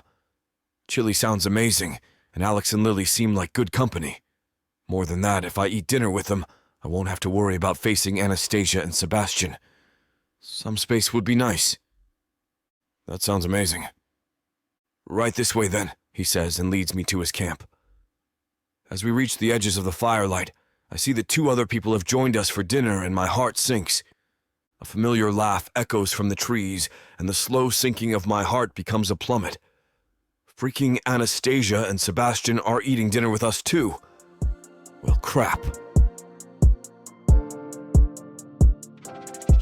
I hope you're enjoying this audiobook by Vic Savon.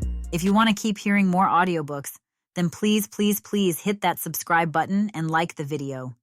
It may seem insignificant, but the more people that subscribe, the easier it is to produce more audiobooks in the future. So please help us out and subscribe to our channel.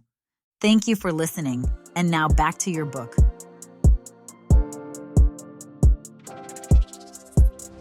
Chapter 12. Anastasia.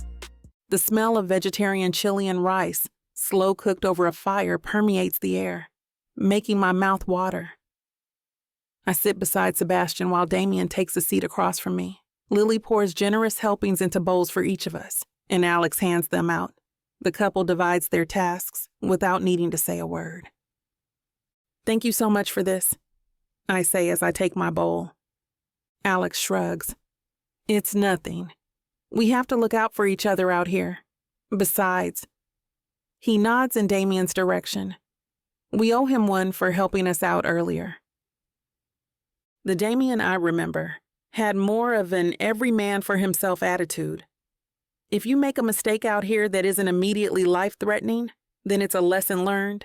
He planned and calculated so that he could take exactly what he needed, no more, no less. It's custom to share on the trail, and everyone does, but he'd always have an air of superiority when he did. This Damien seems to have a different philosophy. We fall silent as we begin devouring our food, like ravenous bears in a garbage can. The chili is delicious. The spices blend perfectly with the tomatoes, beans, and corn, and the rice helps to make it extra filling, while also offsetting some of the heat.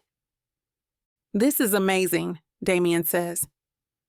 And I'm not just saying that because I'm starving. "Alex, you're a wizard." "It's just practice," he says, looking away modestly.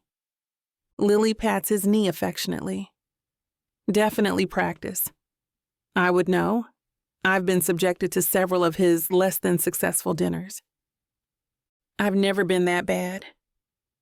Darling, remember that time we got lost and you decided to try cooking and eating the fish you caught? We were lucky a ranger was nearby because the food poisoning could have sent you to the hospital." Alex sighs, defeated. "Okay, I can be that bad." He laughs to himself. "You know, the funny thing is that I had your ring in my pocket the whole time. As soon as we got to Cussler's waterfall, I was going to propose. Needless to say, that never happened." "I mean, I stuck with you," Lily says. "Honey, I knew you'd stick with me from the moment you charged that ghost," Alex replies. Sebastian sits up, suddenly intrigued. "Wait, what? I have to know what happened. You can't just say things like that without elaborating." "Yeah," Damien says. "Now that you've said that, you are legally and morally obligated to tell the story." Lily and Alex exchange glances. "I guess I'll go first," Lily says, and then puts her flashlight under her chin, like children do when telling campfire tales, which I suppose this is. It was a calm, clear night just like this one. Not a cloud in the sky and stars so bright that you barely needed a flashlight. "Not a dark and stormy night?" Damien asks. Alex rolls his eyes. "It's a story, not a cliché." "Anyway," Lily cuts in, shooting Damien and Alex a playful glare. "It was our first time hiking as a couple, and things were a bit tense. When you're out with someone new, especially someone you're dating, you need to work out a rhythm that fits both of you. We were young, stubborn, and had yet to learn the art of the compromise." Translation: I was an asshole while Lily had the patience of a saint. Alex interjects. "We both needed to learn how to be patient with each other," Lily points out. "But as I was saying, it was a beautiful night just like this one. and we were in a clearing gazing up at the stars. Alex was talking about Orion, and we heard a cry. We thought it was just an animal. Bobcats and cougars can sound a lot like people. But then we heard it again, and it sounded more human. And then we could make out words. "I'm hungry. Mama, I'm so hungry." Even now it gives me chills. She rolls up her sleeves so that we can see the goosebumps forming on her arms. I zone out for a second. The story of their first hiking trip, reminding me a lot of my first trip with Damien. Obviously not the part about the creepy voice complaining about being hungry, but the part about them figuring each other out in order to work as a team. Those first few months were good. So good.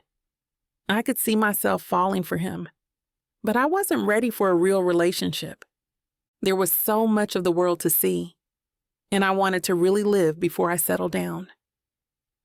The best way to do that was for us to stick with our original plan and break things off so that we could go our separate ways. If we found each other again after growing up a bit, we could then be together. But Damien's temper tantrum at my rejection revealed his true colors to me. He and I had chemistry and maybe the best sex of my life, but we didn't work well together, not like Lily and Alex.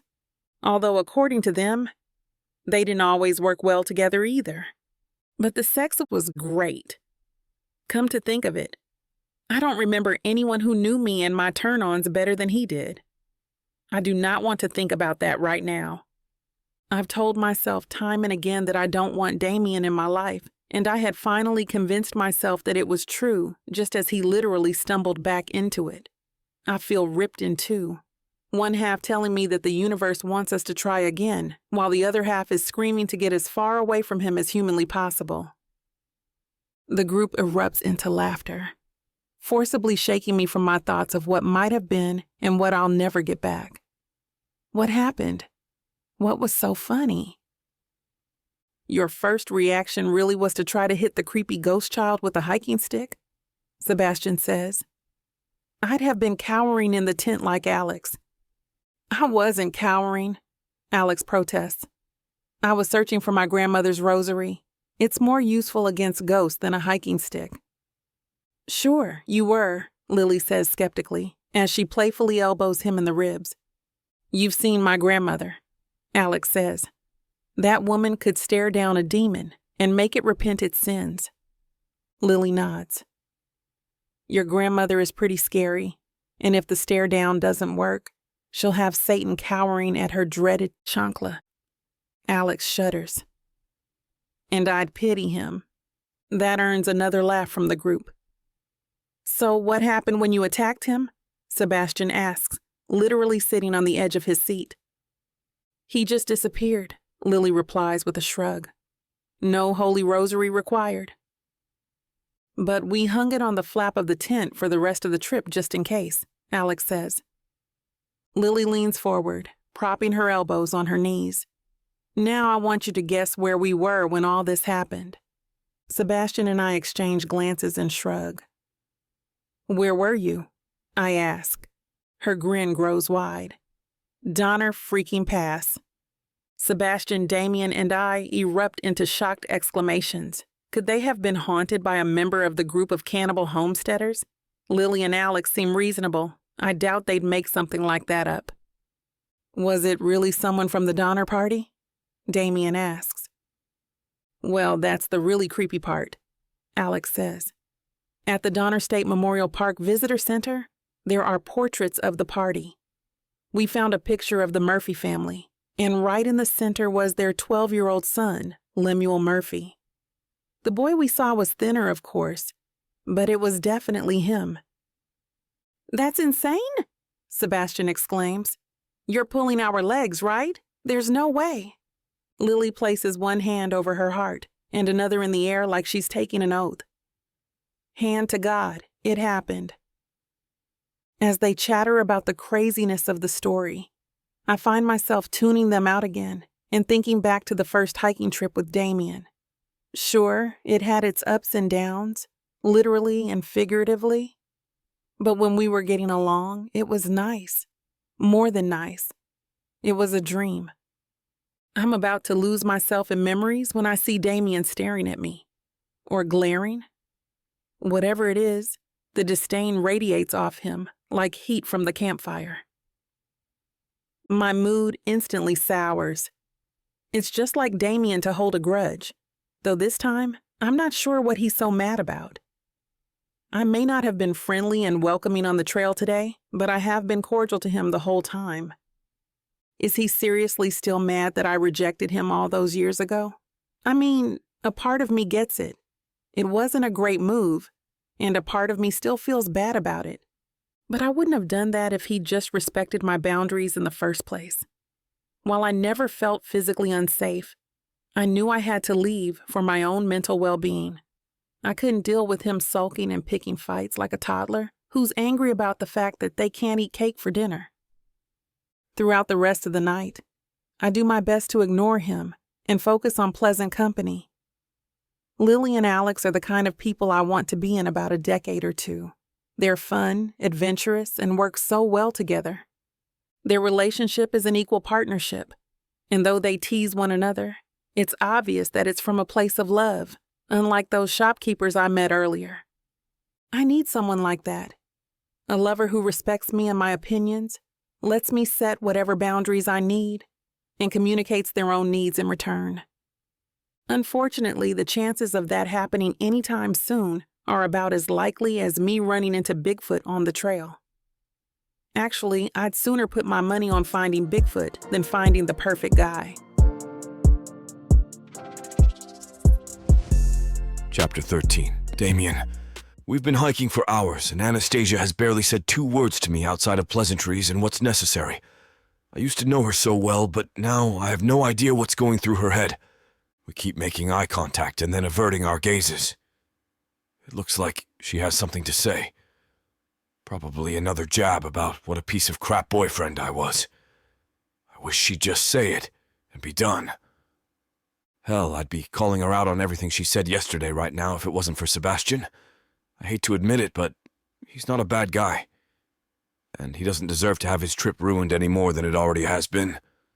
I still feel a little bit jealous of the easy banter he has with Anastasia, especially compared to our awkward and stilted conversation. But it's clear that she and Sebastian are like brother and sister. They bicker and tease, but there's no flirtation in it. "How'd you get it to stop?" Anastasia asks between peals of laughter. "I didn't," he replies. "I was holding on for dear life. It bucked me and I fell off. No more donkey or Grand Canyon adventures after that.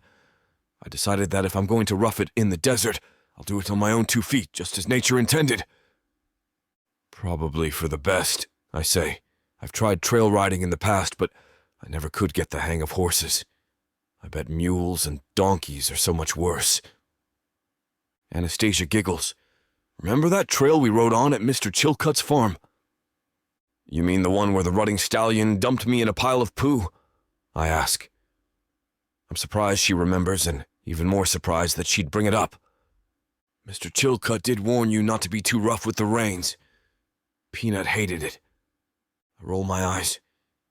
Yeah, you know horse people. They always say it's the rider's fault, not the horse's. If you ask me, though, I'd say that Peanut just had it out for me." She rolls her eyes. "Of course you would blame the horse for your mistakes." I'm about to shoot back with a snappy retort, but I don't get the chance. "Wait," Sebastian interjects. "The horse that dumped you was named Peanut?" "Short for his show name. Peanut Butter Jelly Time," she answers for me. "Damien's ego was bruised way more than his body." Well, I showed that idiot afterward. He didn't get any carrots or apples. No treats for asshole horses.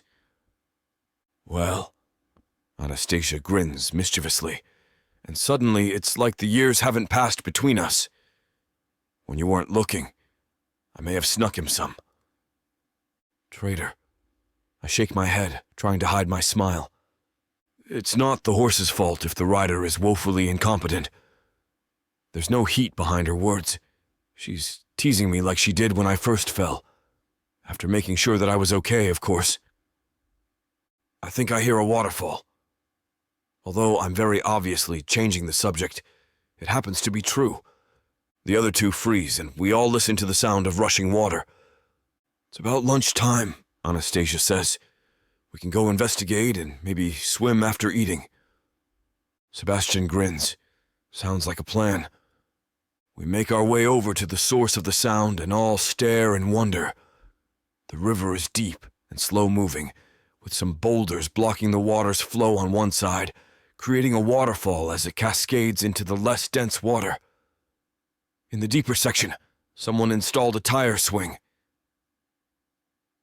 This is awesome, Sebastian says, and I can't help but agree. It's the kind of remote, quiet spot in nature that lets you become a kid again as your imagination runs wild. Lunch first, Anastasia says. I'm starving. Settling on the edge of the water, we all break out our apples and peanut butter and jelly sandwiches. Freaky, right? I say in between bites. Peanut butter and jelly? Apples? I'll keep one out for peanut. We eat slowly, savoring our food. Once we finish, Anastasia pulls a bikini from her bag and disappears to change. Sebastian does the same. Because he only had the one pair of swim trunks, I make do with stripping down to my boxers. I mean, the only difference between most swimwear and underwear is the material that it's made from. It only has to be weird if they make it weird, and I know that Anastasia and I both have been skinny, dipping in the past. Anastasia emerges looking like an Amazon warrior. Her bikini is a bright fuchsia, complementing the darkness of her skin and showcasing her well-toned abs and thighs as well as her curves. Her hair has been pulled back into a poofy ponytail, completing the vision. I feel her gaze linger on my own body and hope she appreciates the view as much as I appreciate the one I have. Last one in is a rotten egg, Sebastian exclaims, swinging from the tire into the water with a loud splash. Anastasia smirks and races to the swing with a head start. I'm quickly gaining ground on her, but not quickly enough because she reaches the swing and uses it to fling herself into the water. She emerges with a cheer. Come on, Slowpoke, she yells. Slowpoke, I say in mock outrage with a huge smile on my face, laughing. Don't you dare call me slow. Mounting the swing, I throw myself off, curling into a cannonball in midair. I land with a massive splash, emerging to the sound of Anastasia and Sebastian's laughter. Dork, she exclaims, splashing me. I splash her back, but she ducks under and I hit Sebastian. I hope you know this means war, he says in an impression of Bugs Bunny. Peace was never an option, I reply, and the true splash battle begins, then ends in utter demolition with no true winners. Sebastian looks up once the water settles, and we've caught our breath. Hey, Anastasia, I bet I can hold my breath underwater longer than you can. She smirks. You're on. I'll count and then play the winner, I reply. 3, 2, 1, go! They both hold their noses and dive under the water as I count in my head. It takes about 30 seconds, but Sebastian emerges first, followed quickly by Anastasia. She wins, I say, pointing to her. She sticks her tongue out at Sebastian. I thought you'd have learned by now that you should never come for me. I wag my finger. Don't speak too soon. I play the winner, remember? Her dark eyes sparkle. All right, let's go. On Sebastian's count, I take a deep breath in and dive under the water. It's dark and quiet down here, and it takes most of my concentration to keep myself from floating upwards. My lungs start to burn, but I swallow air and stay down, determined to win. There's no way she's gonna beat me. Finally, though, I can't take it anymore, and I surface with a gasp. Anastasia is already up, catching her breath. I win, I pant. My victory prize is a splash in the face. We romp around the lake for another half hour or so before heading to the shore to bask in the sun for a bit. Sebastian stands and stretches. If you'll excuse me, I have to use the little third wheel's room. He says that last part while raising his eyebrows suggestively. Anastasia groans. I think there's one behind that tree over there. Or that one. I'm assuming it's... Yeah. Sebastian runs out of the water and out of sight. I'm gonna jump off the boulders one more time, Anastasia says, wading over to the edge of the water. Care to join? I'm so distracted by her figure that I don't realize she's talking to me at first. Sure. I join her as we swim over to the hulking ledge. The rocks are slippery, and it takes us both a minute to find our footholds. I grip the rock on my way up, and once I have purchase, I stand like the king of the mountain. Anastasia is right behind me, getting to her feet. But then she slips. I grab her hand and pull her upright to her feet, terror on her face. She's a breath away from me, our bodies tantalizingly close to one another. Without thinking, my hands migrate to her hips, steadying her. Thanks, she says, looking up at me through her long lashes. No problem. I won't let you fall. My breath feels shallow, and then we're leaning closer to one another, our lips nearly touching. I wonder if kissing her will feel like it did all those years before. But before I can test it, Sebastian noisily emerges from the woods. We should probably, he says, eyes wide. With a yelp, Anastasia staggers backward and falls into the water. She lands with a big splash, but emerges before I can dive in after her. Are you okay? I ask. I'm fine, she says, brushing herself off with lips pursed. Damn it, Sebastian. For a guy who isn't into her, you sure are a tool. I'm going to get dressed, she announces before swimming to shore. With a sigh, I jump back in the water and follow her to the shore. Sebastian gives me a sheepish smile as I wipe myself down using the dish towel Alex gave me yesterday. Hey man, he begins. I shake my head. Just don't. Chapter 14. Anastasia, stupidity, thy name is Anastasia. I can't believe I almost kissed Damien. I mean, yeah, he's matured since the last time I saw him, but I swore I wouldn't do this to myself. Damien is an ex, a guy from my past who brought out the best and worst of me and taught me a lot about myself and my limits. But that's where he belongs. The past. Still, my hips tingle from where he placed his hands on them to pull me closer in our near kiss. The worst part is that when I tell Sebastian, he doesn't seem at all surprised. Yeah, I saw that coming, Sebastian says nonchalantly. Wait, seriously? He rolls his eyes. Come on, you two have been making bedroom eyes at each other ever since that first day. My voice comes out as an indignant squawk. I don't make bedroom eyes at him. He arches an incredulous eyebrow. Very smooth, 100% convincing. You suck, you know that? I say, shooting him a murderous glare. I wanted his advice, but if Sebastian's going to keep making fun of me, I'd rather not. He shoots me a jaunty grin. I know. Quite frankly, I have no idea how you put up with me. Because murder is illegal, I shoot back. And do you have any idea how many people go missing each year in national parks? He shudders theatrically. It almost makes you never want to go into the woods again. Are you two plotting my murder already? Damien asks. I yelp in surprise. People don't usually start trying to kill me for another week or so on the trail. That's when I get really annoying. God, don't just sneak up on people like that, I huff. It's fine, Sebastian says. Let's get going. We've been walking ever since.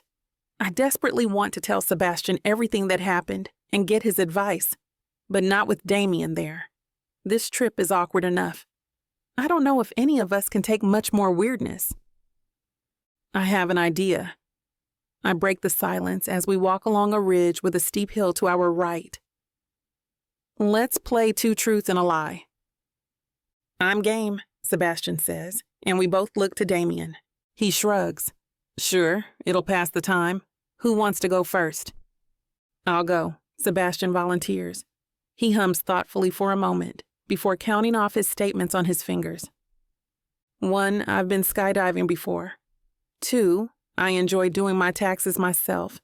And 3, I have been to an orgy. Damien looks helplessly at me, but I just shrug, surprised that I haven't heard any of the stories he's telling. Taxes, Damien finally says. No one enjoys that. You'd be surprised, Sebastian replies. It's actually the first one that's the lie. I like the math that goes into calculating taxes. Huh, I say. I'm not sure which makes you more of a freak, to be honest. The kink, or the fact that you enjoy doing math to hand your money to the government. Sebastian puffs up his chest.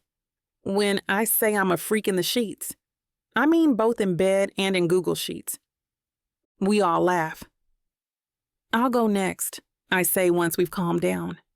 I try to come up with things that neither Damien nor Sebastian would know. Okay, 1. I've done magic mushrooms. 2. I went on a date with a celebrity.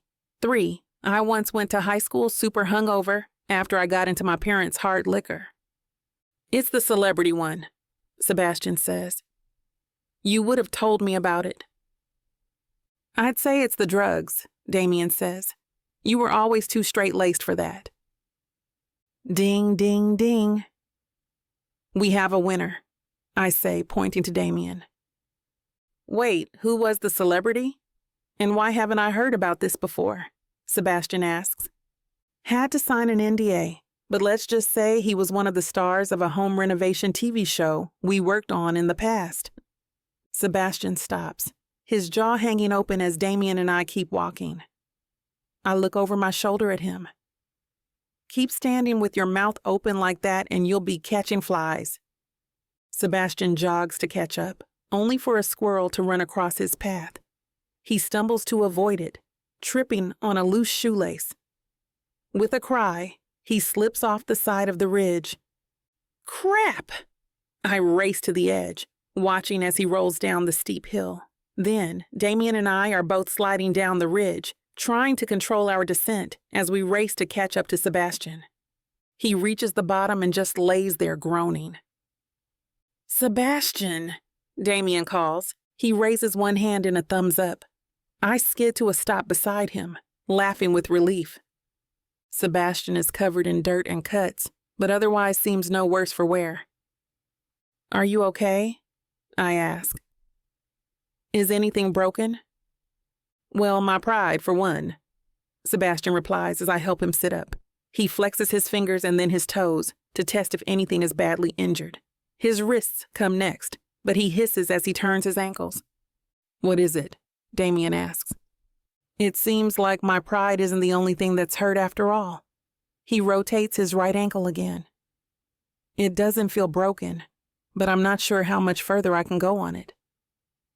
That's okay. We'll take you back to camp, I say. Damien and I help him up, taking all his weight as we walk back the way we came. Once we get to the top of the ridge again, I leave Sebastian and Damien to rest a minute while I look for something Sebastian might be able to use as a walking stick. I spot a branch and take it back to where they're waiting. I'm about to call out to them when I hear Damien say my name. Look, man, you've been a saint for third-wheeling me and Anastasia this whole time. Thanks for that and for helping me out. I stop, lingering in the shadows, out of sight of the two men. I mean, I'm not gonna lie. It's been a little weird, Sebastian says. Damien laughs, but it's obviously less from amusement than to release tension. Tell me about it. Like it's obvious that she doesn't want me here, but sometimes it's like we never broke up. Do you mind if I ask what happened? Sebastian says. She didn't tell you? Sebastian shrugs. I mean, she did, but there's two sides to every story. I'm just curious about yours. Well, things were going great. I could see myself with this girl. We decided at the beginning of the hike we'd end things afterward. But after all the months together, going through this incredible journey together, I didn't want things to end. And I'd want to talk about it, sort of talk about things we might do after. And she'd shut down completely. Sebastian sighs. Yeah, she can be pretty hot and cold. She still wanted to break up. She refused to even entertain the idea of us staying together. Wouldn't talk about it at all. That isn't true. I thought about it. For several days after turning him down, it was the only thing I could think about. I wondered if I had made the right choice. But then I thought about the way he reacted to my rejection. My mother always told me that the best way to judge a man is by how he reacts to being told no. I told Sebastian no, and he respected it, so we're friends. I told Damien no, and he threw a fit, arguing with me, thinking of reason after reason why we should be together, each only making me think worse of the idea. He made both of us miserable for the rest of the hike. He couldn't just enjoy being together. He had to obsess over what would happen. Maybe if he had chilled, I would have changed my mind, but he didn't give me the chance. I know I didn't react to it well, Damien continues, but she broke my heart, and then she just ghosted me like I was nothing. Like if we were nothing. That hurt more than I wanted to admit. I mean, who just leaves their hiking partner alone in the woods like that? Damien sighs. I just don't get her. 1 minute she loves you, and the next, she wants nothing to do with you. What was so bad about wanting to stay in our relationship anyway? It wasn't what we agreed on, but if we were both happy, then why couldn't we talk about staying together? They fall into silence for a moment, and I consider joining them to break this up. But then Sebastian speaks again. The quickest way to get on Anastasia's hit list is to cross her boundaries. You must know that. So you're saying that it's her way or the highway? Damien huffs. No, Sebastian quickly replies. I'm saying that she's like a cat. She has to come to you, and if you pick her up by her tail, you'll get the claws. It's a bit strange hearing people talk about you with the candor that only comes from them believing that you're not within earshot. I know that Sebastian is speaking from a place of love, but I wonder what other negative things he sees in me. Then again, do I really want to know? At the same time, I've spent so many years furious with Damien that I never stopped to consider how leaving in the middle of the night might have affected him. I left him a note in a spot where he would definitely have seen it, but I still must have scared the crap out of him before rejecting him. I don't regret leaving him that night. It was the right thing for me to do for the sake of my health and sanity, and I'm not sure how much I trust this confession from him, but we're all going to have to work together because Sebastian needs medical attention. I should be kinder to Damien, for Sebastian's sake, if nothing else. Chapter 15. Damien. When we spot Alex's and Lily's tents, I just about collapse with relief. Hello, I call out.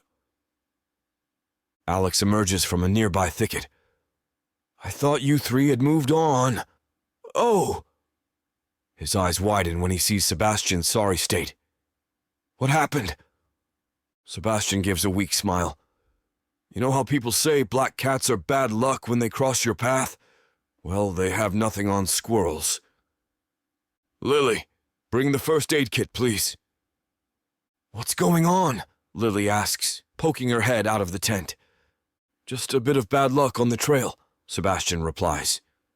Oh dear, she says. I'll be back in a second. She disappears back into the tent.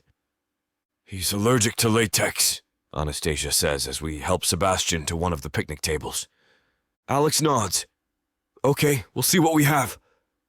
Sebastian takes his seat with a relieved sigh, and we sit on either side of him, pausing to catch our breath.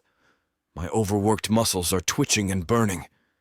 I could use a cool drink, and I'm sure the others could as well, but I'm too tired at the moment to get up.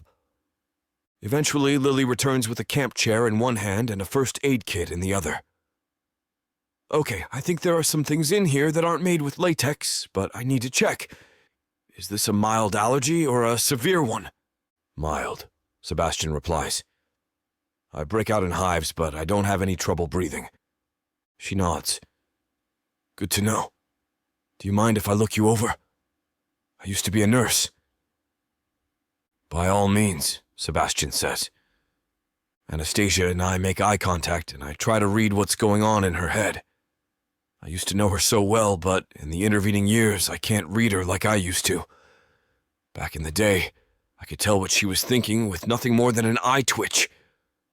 Is she thinking about cutting her hike short? About finishing her journey alone? Or is she considering going with me? I don't know which of these possibilities I should hope for. And then there's that almost kiss. What even was that? Were we just caught up in the moment, or does she still have feelings for me? Lily winces at the swelling on Sebastian's leg. I really think you need to stay off that until you get an X-ray, she warns cautiously. Isn't it a sprain? Sebastian asks. I don't think it's broken. She shakes her head. Trust me, you can't always tell. Just because it isn't an obvious break, the bone could still be fractured or chipped. As swollen as it is, you should get it checked out. I'd offer to drive you to the hospital, but our kids won't be here with the camper until tomorrow. I'll go talk to the owners of that general store.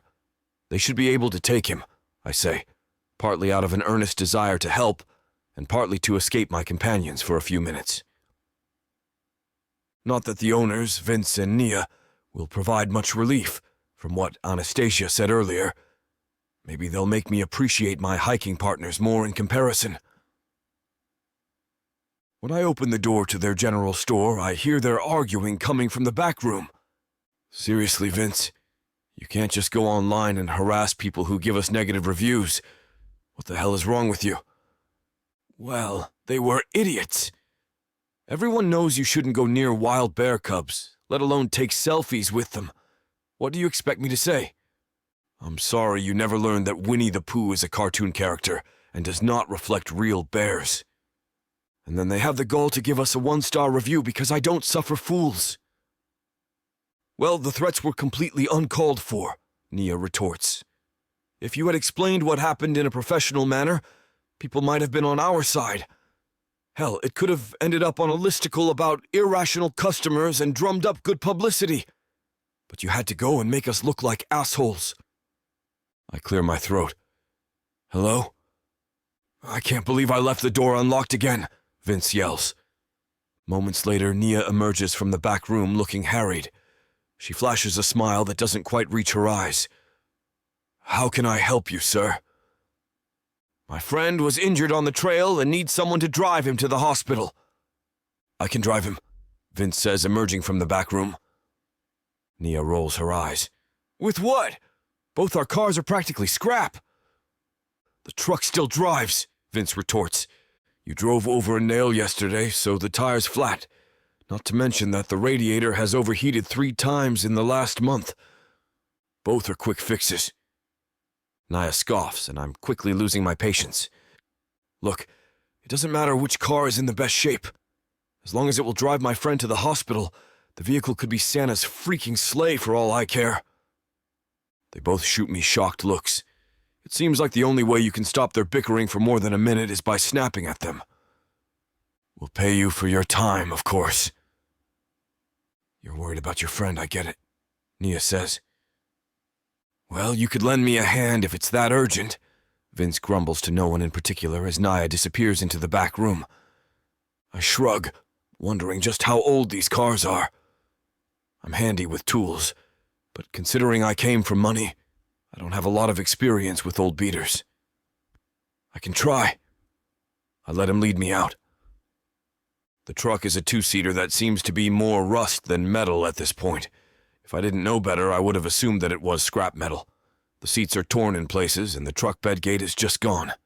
The headlights and taillights are so clouded by oxidation that I doubt anyone would see them even on a pitch-black night. In short, it's a hair short of a death trap. Helping out mostly amounts to holding Vince's tools while he works. I feel a bit like a kid from a 1950s sitcom helping his pops with the car. But there isn't much room for both of us to work at the same time, and it's his car, and he already knows what's wrong with it. I don't think I could jump in to take his place in a way that would make anything go any faster, so I settle for just anticipating what he'll need next, and finding it. Eventually, he dismisses me, swearing up a blue streak at the truck while promising it'll be just a few more minutes. When I return to the group, Sebastian is sitting on a camp chair, his ankle wrapped and propped on a rock. He's gotten a few bandages, latex-free, I assume, on the nastiest cuts from his fall. Anastasia is nowhere to be found. My stomach twists with misplaced guilt. This was supposed to be his trip, and now he might have to cut things short. "Hey man," I say as I approach. "How are you doing?" "I'm fine." "Anastasia's in the bathroom," he says. "I know you're probably looking for her." Are we really that obvious? Yeah, I figured she was nearby, but I'm not looking for her. I just wanted to see if you were okay. "Hunky-dory," he replies, giving a thumbs up with his free hand. I talk to Vince and Nia. Vince needs to repair his car a bit, and then he can take you to the hospital. Sebastian nods. Good. Thanks for talking to them. I know that Anastasia never wants to set foot in that general store or deal with them ever again. I snort. Yeah, they are idiots.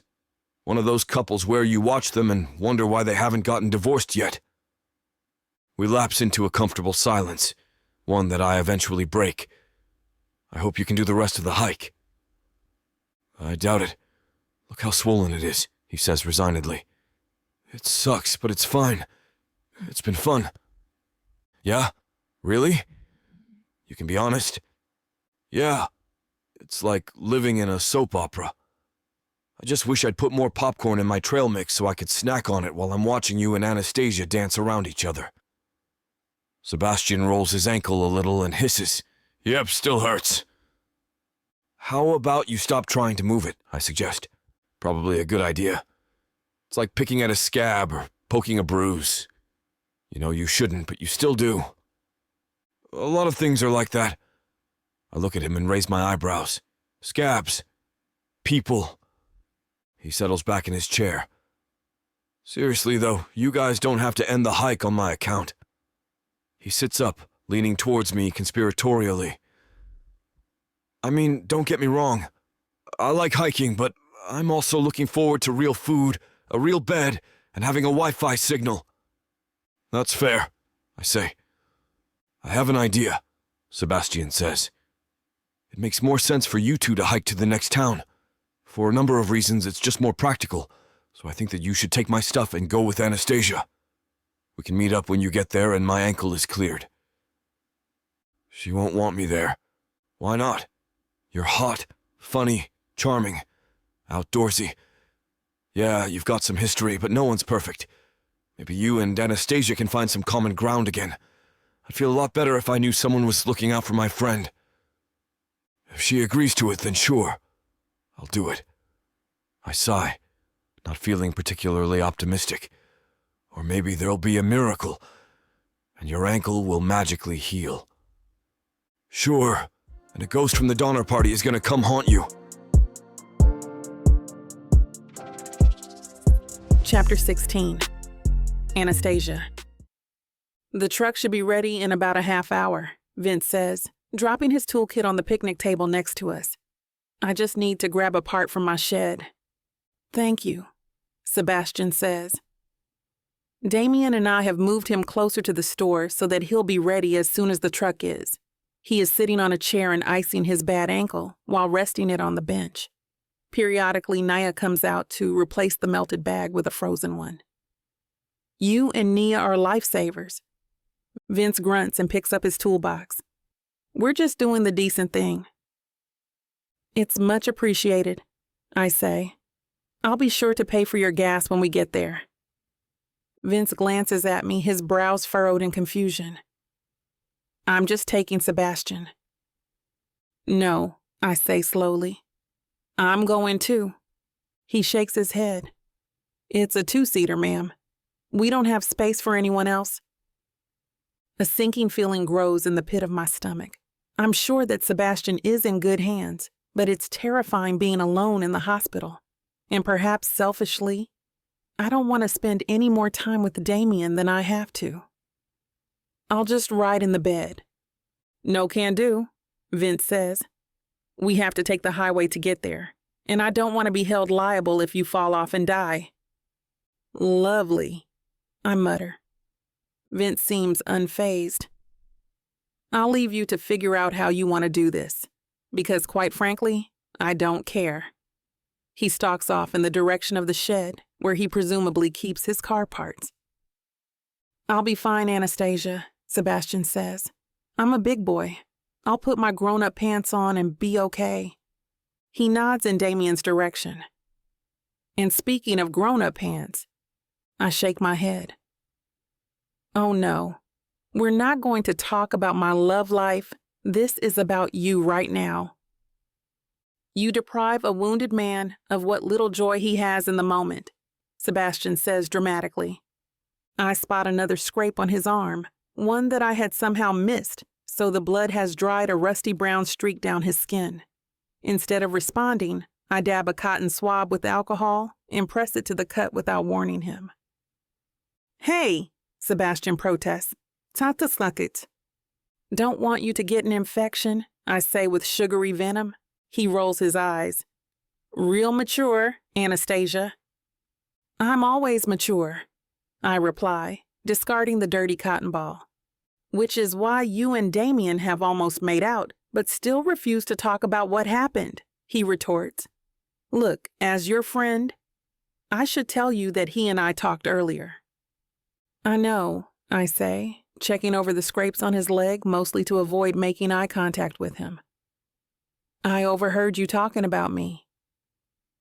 Then you know how confused he is by what happened and all your mixed signals on this trip. It can't hurt to just clear the air with him, right? I sigh, shaking my head. Well, I heard everything, but I'm not sure how much I believe him. I mean, he seems fine. He's done well for himself, and he's never seemed interested in reaching out if he really wanted to know why I left. Sebastian shoots me a sharp look. And you don't think he never reached out because you left him in the middle of the night? I open my mouth to protest, but he holds up a hand. I know why you did it. I might have done the same in your place, but you can't have it both ways, Anastasia. You can't ghost him and then be upset that he never called you back. I hate it when he's right. I wince. Yeah, that's fair. I'm still cutting the trip short and going with you, though. You're more important than talking to an ex. He shakes his head. That's very kind of you to say, but no, you should stay and hike with Damien at least to the next town. Do you have any idea what the odds are of running into him like this? I think the universe is trying to send you a message. I snort. Oh, so you believe in signs and messages from beyond?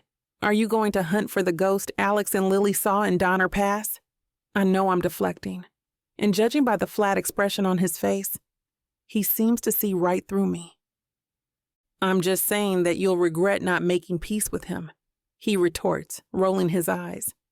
I mean, obviously he left an impact on you, considering how much I know about him. You mean when I was ranting about how all my exes have been tools? There's a fine line between love and hate, Sebastian replies. They're two sides of the same coin. I blink. Look at you with the platitudes. Doesn't mean it's not true. Passion is passion. Pretty easy to confuse love for hate. And vice versa. What fortune cookie did you read that from? I ask, punching his arm. Every love song ever written? Every advice columnist who's ever answered a letter? Clearly, you need better sources of wisdom, I retort. He shrugs. I'm getting nowhere trying to convince you to clear the air with Damien. Do whatever you want. But I don't want you spending the next few years wishing you had done something different too. Like you said, I'm a cat. I'm slow to trust, quick to swipe with my claws, and stubborn when I want to be. Wait, when did you little spy? Oops. Good. You needed to hear it. Thanks. You're welcome. Look, here's the reality. That tin can of a truck will be lucky to get us there. We don't need 3 unwashed Yetis packing the emergency room when there's no need. We have care packages at the post office that we still would need to pick up. The next town over, we'll have hotels and reception, so we can meet up. I sigh, once again hating that he's right. Fine. It's only a day or two's hike anyway. Are you sure you'll be okay? And you'll let us know what hospital you're at? Sebastian rolls his eyes. As long as that old jalopy doesn't give out on the drive there, I'll be fine. Stop worrying and maybe try to have a little fun. Damien isn't nearly as bad a guy as you make him out to be. I purse my lips and shrug my shoulders. I'll give it a try, maybe. Though I'm acting unconvinced, a small thrill shoots through my stomach at the thought of spending time alone with Damien. After that almost kiss, I haven't been able to stop thinking about his lips. "How are you guys doing over here?" Lily asks as she approaches. She's holding a plate with 2 sandwiches on it in one hand and 2 beers in the other. "Well, I'm not bleeding out, thankfully," Sebastian says. I gratefully take a sandwich and beer. The sandwich is a basic peanut butter and jelly, but I don't realize how hungry I am until I take the first bite. I devour it quickly and then gulp a mouthful of beer. Once I'm done, I let out an embarrassed laugh. "Thanks. I can't believe I forgot to eat." "You've had a lot on your mind." Lily sits on the bench beside me. "The other day, you said you're both interior designers when you're not roughing it?" "Yeah," I say, beaming with pride. "I was actually just promoted to senior designer on our team." "Which is why we were out here to celebrate," Sebastian adds. "Congratulations," Lily says. "I've never been particularly good at that kind of thing. It's all Alex at home. I do the maintenance, and he makes it all pretty." "Well, it seems like you've got it all figured out," I say.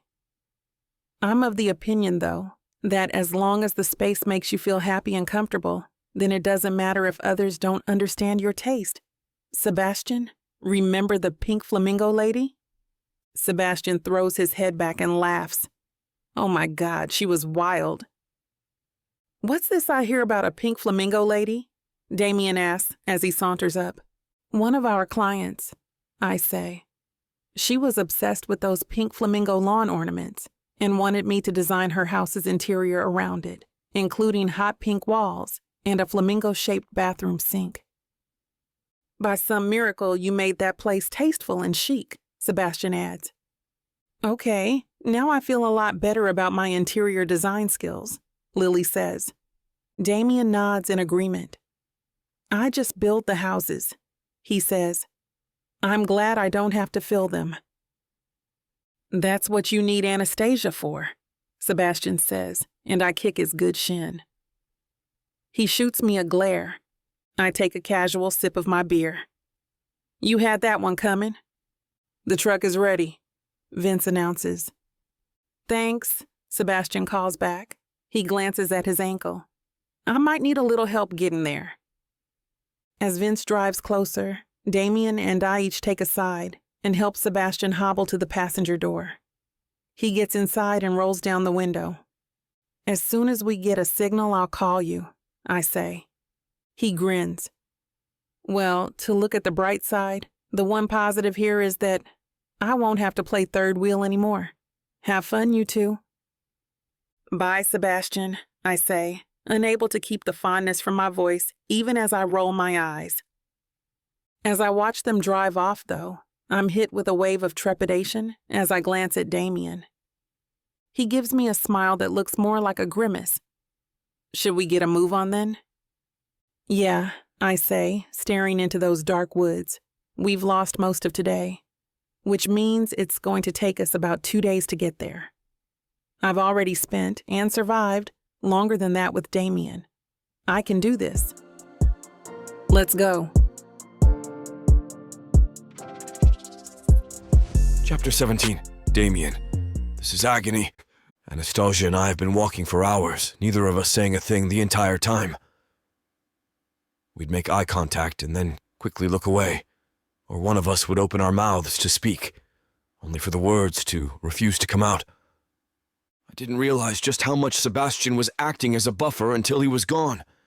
He is probably the only thing that kept us from killing each other in those first couple of days. Around me, leaves rustle in the green trees, and birds flit from branch to branch. Occasionally there is a break in the foliage, revealing a burbling stream or a stunning view. The weather, too, is perfect. The sun shines in the cerulean sky, but it isn't too hot or too cold. With everything so beautiful, I'm half expecting to run into a fairy tale princess singing along with her animal friends.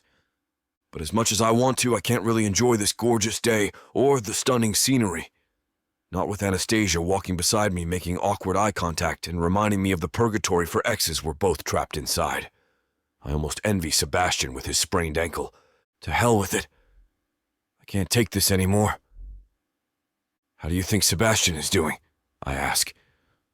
If she's too stubborn to break this silence, then it might as well be me. She tenses beside me, her slender hands squeezing the straps of her backpack. Clearly, she didn't expect to be spoken to. Then she exhales, seeming to force herself to relax. Knowing him, he's probably befriending the nurses and learning all the local gossip. He seems to love drama. She huffs a laugh, shaking her head. Yeah, as long as he doesn't have a stake in it, but it does make him a great designer. I raise my eyebrows. How so? Well, he's good at putting clients at ease. We're basically going into these people's houses and turning them into a safe haven that they can return to after a long day at work. Though we help them pick out furniture, we also work with what they have, and it can be, well... She makes a frustrated noise as she struggles to explain. Okay, let's put it this way. Imagine that you're designing for a couple. One is afraid of clowns, while the other just inherited their beloved grandmother's prize collection of clown paintings. The second client just cannot bear to part with it, and wants to display them prominently throughout the house. I shudder. That sounds like a literal nightmare. She laughs. It was. But Sebastian got the story out of the second client, helped the first one deal with their fear of clowns, and came up with the idea to renovate the attic into the second client's private workspace where they could have all the clown paintings exactly where they wanted. Wow. I never realized that interior designers also had to play couples counselor. You'd be surprised. I have so many crazy stories I could tell. Yeah, you guys were talking about a lawn flamingo lady earlier. I wonder how you pulled that off.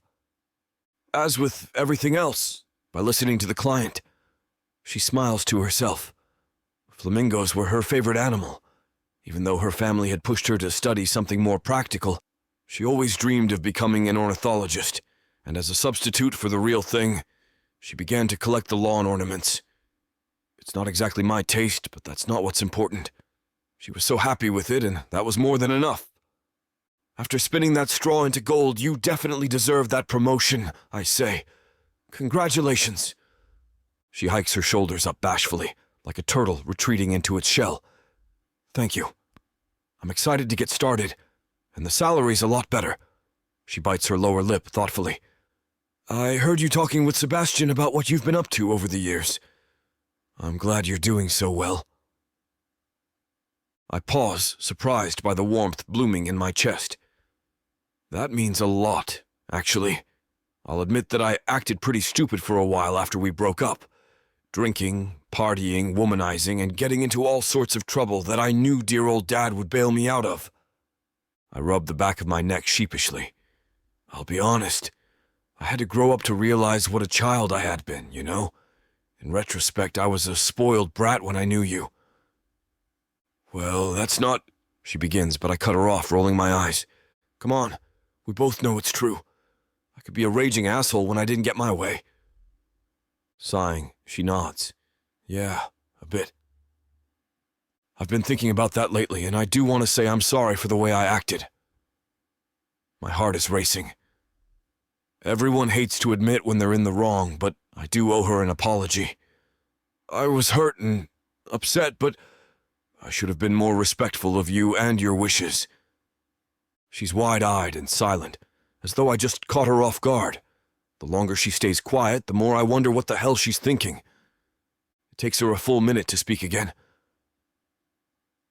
Apology accepted. I really appreciate you saying that, Damien. It means a lot. And I'm sorry, too. Not for leaving, but for abandoning you in the middle of the night like that. I never thought I'd hear an apology for the way we broke up. Waking up alone after yet another fight where I put my foot in it was one of the worst feelings of my life. I knew then that I had messed up, and I'd lost her for good.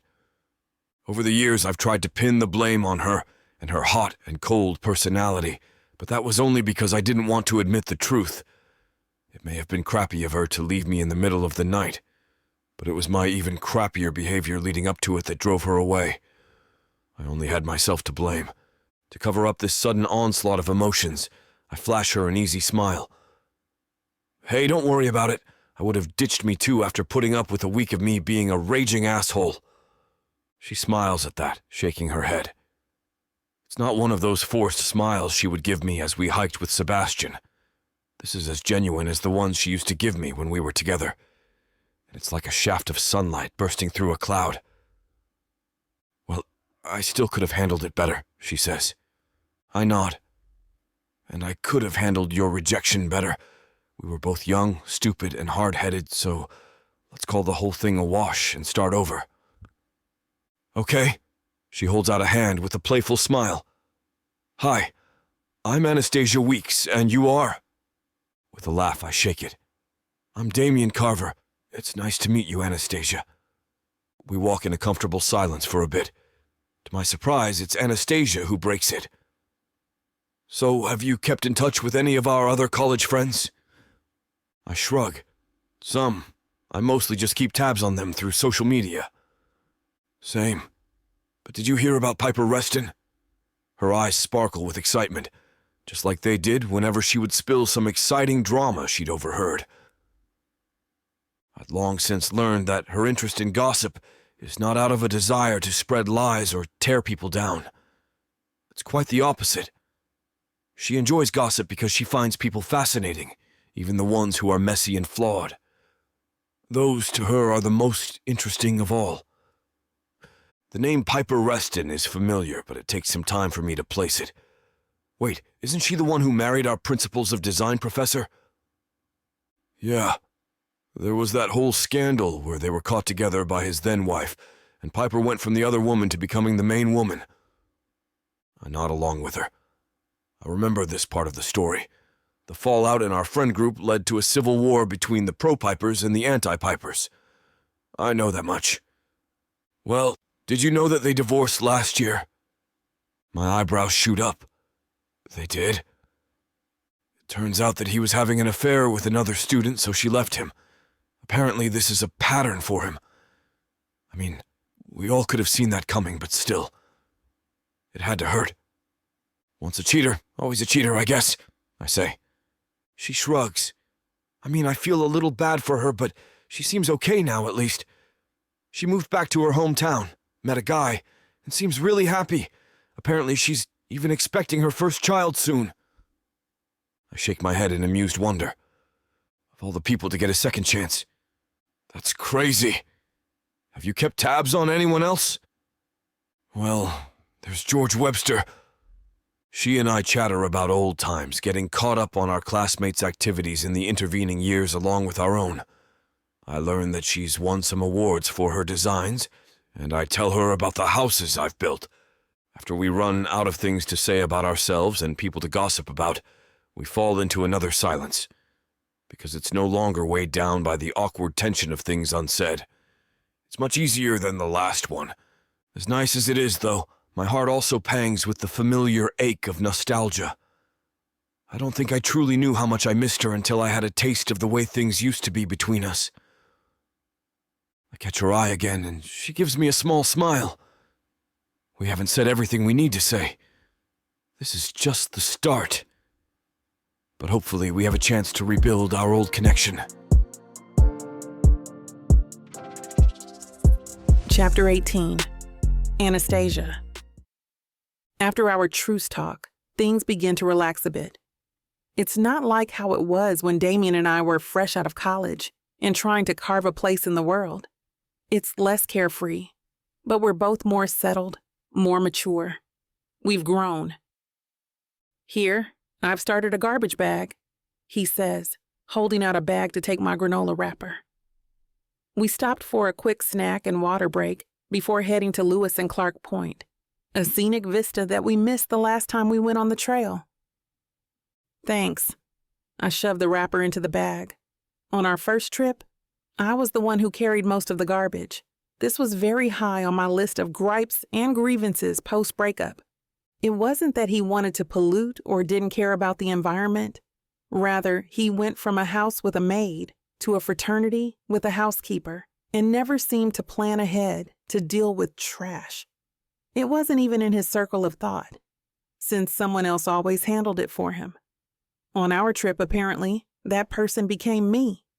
He shoves the bag into his hiking pack and gets to his feet before holding out a hand to me. Are you ready? All set. I accept his hand and pull myself up. Whose turn is it to pick the music?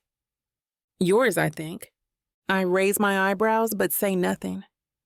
On our trip years ago, he hogged the playlist and complained every time I played my own stuff.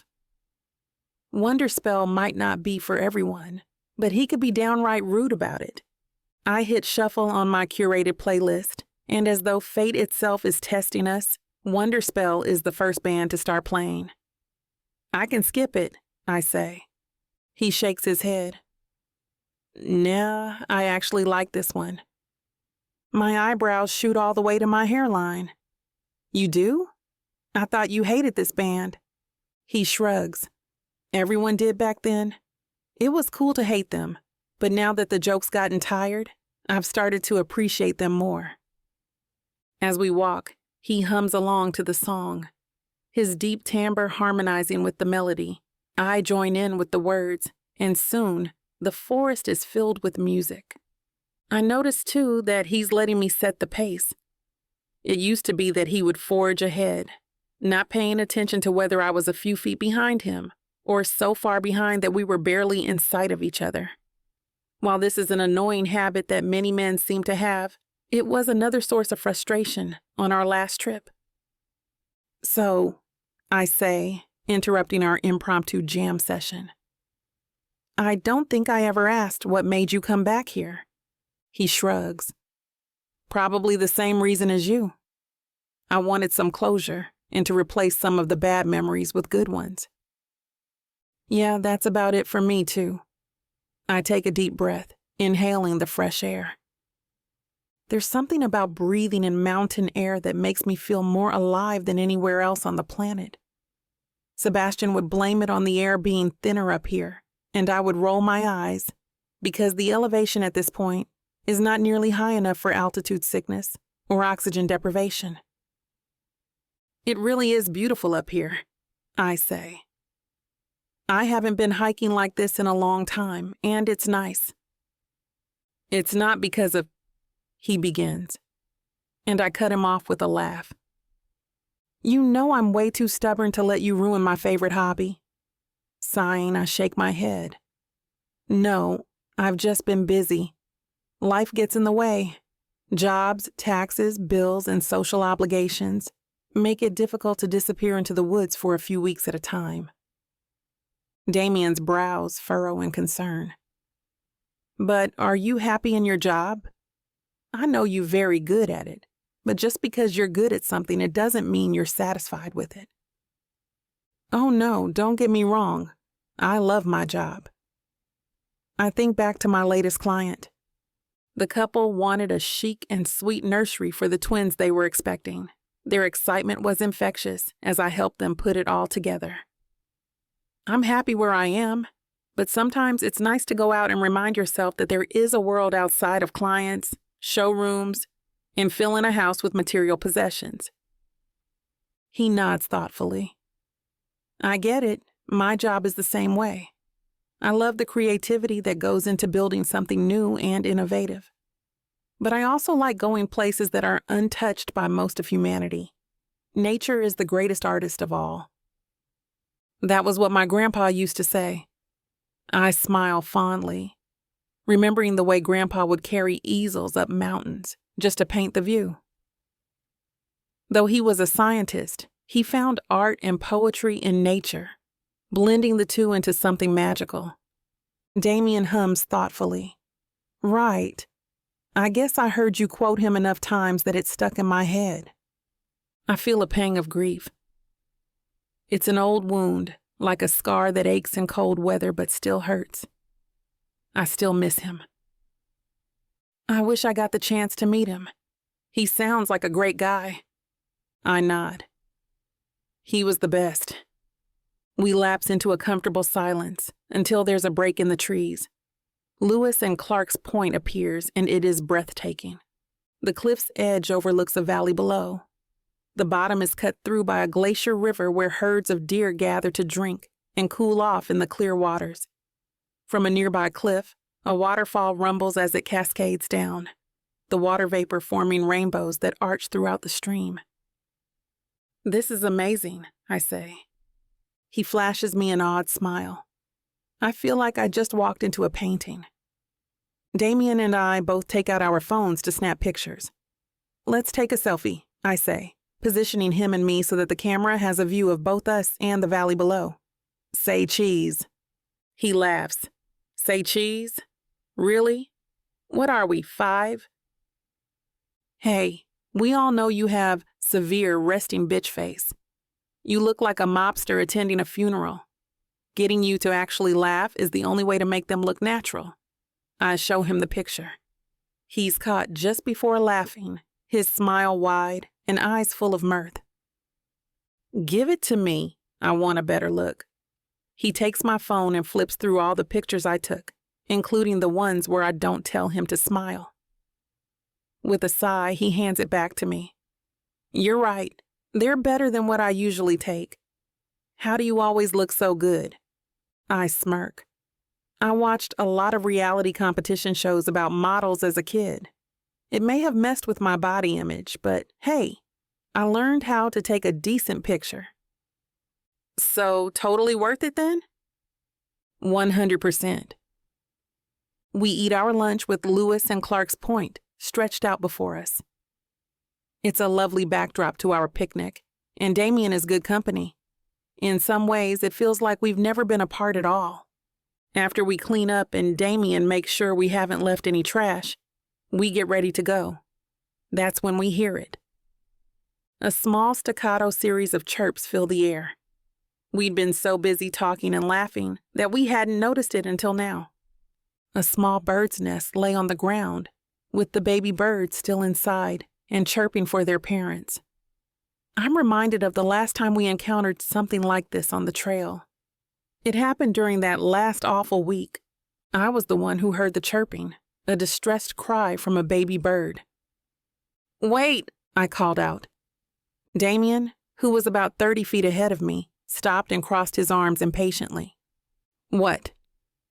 I found a baby bird that fell from its nest. Just give me a second to put it back in. Are you crazy? You know that if you pick up a baby bird, the parents will smell you on it and push it back out? That's a myth, and you know it. I stooped down and scooped it in my hands. It squirmed and squawked in protest. It's okay, little guy. I'll put you back in your house, I murmured. Reaching on my tiptoes, I placed it with its siblings and then jogged to catch up with Damien. There, all done. His jaw was clenched. You shouldn't have done that. Like I said, the smell thing is... He cut me off. You shouldn't interfere with nature like that. It's basic Darwinism. If that bird wasn't fit to survive, then you should let nature take its course. I rolled my eyes.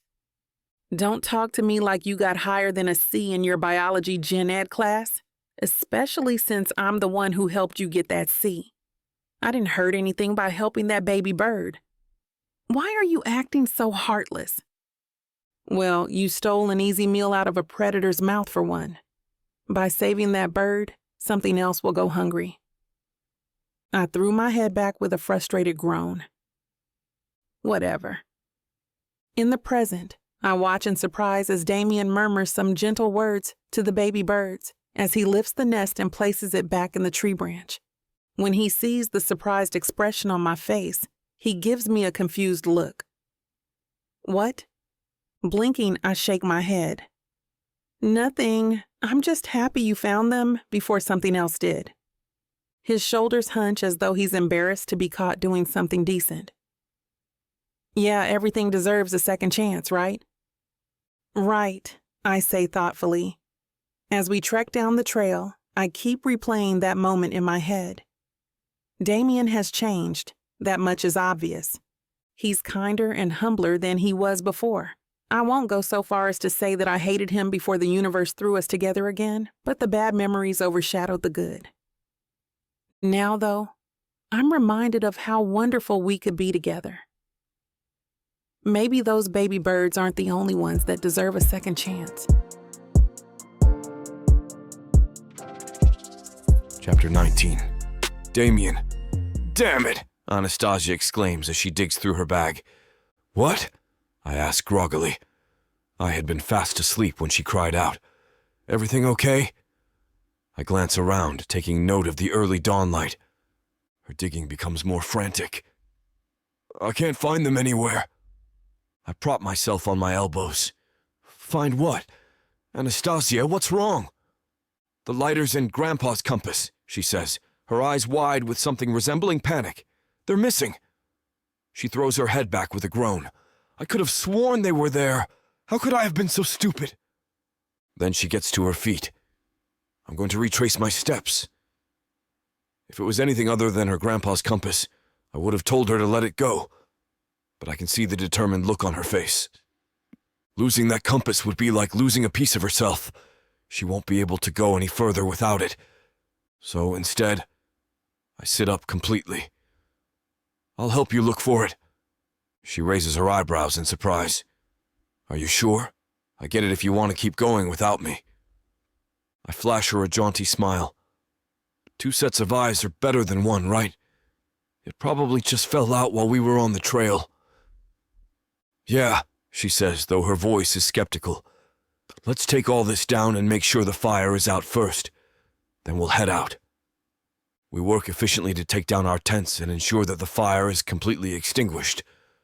Only you can prevent forest fires, after all. After everything is packed up, we make our way back to the scenic viewpoint, carefully scanning the ground in search of the missing compass. Something glints in a ray of sunlight, and I stop to pick it up. My personal lighter sits on the side of the trail. The burnished metal shows not just my fingerprints, but also something else. Anastasia, come here a second, I say. She turns around, surprised. Did you find it? I found one of the lighters, I reply, holding it up so that she could see the unusual print on it. She squints. Is that a squirrel's handprint? I think so, I reply, handing it to her so she could take a closer look. Resting it in the palm of her hand, she squeezes it in her fist. Those sneaky bastards, they stole my compass right out of my bag. The good news, though, is that we're probably on the right track, I say, taking the lighter back and putting it in my pocket for later. The compass is important to her, but avoiding hypothermia is important to me. Yeah, she says, her focus entirely on finding that compass. There is the sound of crashing as though something is falling through the trees. It lands by Anastasia's foot. My lighter, she says, picking it up. She stares up at the treetops where the little thief likely absconded with her beloved compass. Nia and Vince weren't kidding about the squirrels. They've really gotten bold if they're stealing right from hikers' packs. If Anastasia wasn't already very upset, I would be losing my lunch with laughter. Come on, I say. The thieving little degenerate can't have gotten far. We'll get your compass back and turn him into squirrel stew. At that, she lets out a surprised laugh. Yeah, let's find him. We walk slowly and quietly like a couple of cats on the prowl. My eyes dart around, searching for the familiar glint of gold. Anastasia stops abruptly, holding out an arm to stop me too. Look, she whispers. And there is the squirrel sitting on the path with the compass in his little hands. He's a big one, and fat too, with a fluffy tail wrapping around his body. The squirrel keeps tapping the compass on the ground like it's the mother of all nuts just waiting to be cracked open. Come here, little guy, she says softly as she approaches. The squirrel sees her, partially shoves the compass in his stretchy cheeks, and runs off. "Son of a bitch," she exclaims. I cover my mouth with my hands to stifle a chuckle. Now is not the time for laughter, and Anastasia will bite my head off if she hears it. "Maybe offer a trade," I suggest. "Right. Good idea." She rips off her backpack and digs through before pulling out her bag of trail mix with a triumphant grin. We follow in the direction that the squirrel went, searching carefully for it. Humans are persistence predators, after all. Back in the times of cavemen, we would walk for miles chasing our prey until the animal was so exhausted that they would eventually lay down and die. It works just as well now as it did for mammoths. I spot the squirrel again near a bush and gesture for Anastasia to stop. She practically runs into me. "Here, little squirrel," she says, squatting low and tossing a peanut at him. He cautiously steps towards it to snatch it up, but this time I take a step toward it, making the false move that sends it scurrying away. She sits back with a frustrated cry. "Seriously, Damien?" "Sorry," I say, embarrassed. I thought he was distracted enough to grab it. She closes her eyes, seeming to count to 10 in her head. "It's fine. I know you didn't mean any harm." The chase seems to go on for hours. We catch up with the stupid squirrel, try to trade the compass for a nut from her trail mix, and then something frightens it off. We are running low on both patience and nuts when I finally spot the squirrel on a low tree branch. It's a few feet out of reach, so one of us will have to climb up there and hope that it holds our weight. She looks up at him in dismay. It's going to fall and break. "I promised Grandpa I'd take good care of it." "You have been," I say. "I'll tell you what. I'll wait under the branch in case the compass falls, and you can climb the tree and come for the stupid squirrel from that direction." I think he's tired enough by now that he won't try to run again. She gnaws on her lip, thinking it through. "Okay," she finally says. "Let's try this." I take my position under the branch and watch as she shimmies up the tree. Once she reaches the branch with the squirrel, she wraps her legs around it for security and holds out a peanut, stretching with one hand. Although I'm supposed to be watching the compass, I can't help but take out my phone and snap a series of photos as she reaches with the peanut in hand. In the back of my mind, I'm reminded of Michelangelo's Creation of Adam, with Anastasia looking like God giving the spark of life to the squirrel. Adam using only a touch and a peanut. A Renaissance-style composition such as this cannot be passed up. The squirrel cautiously sniffs at her fingers, tilting his head quizzically. We both hold our breaths, waiting to see what he does. Setting down the compass, he slowly reaches out and snatches the nut from her hand, shoving it in his mouth before backing away. The compass sits between them, and Anastasia grabs it. "Thank you," she says, pushing herself up and clutching the compass close to her chest. At the sudden movement, the squirrel scurries off. "Yeah, you'd better run, you dirty little thief!" I shout as he jumps into the branches of the next tree. "You're lucky we're not frying you up like roadkill." "Don't be like that," she says, sticking the compass back in her pocket. "It will need to be thoroughly disinfected after being in a wild animal's mouth, but that's a small price to pay for getting it back." But then a sickening crack emanates from the tree. Anastasia's eyes widen. The branch looked like it would hold her weight, but now it seems to be at its limits. She carefully moves to hook her legs around the trunk, but it cracks again, louder this time. "Crap," she whispers. "Just jump down from there. I'll catch you," I say. She shoots me a skeptical look.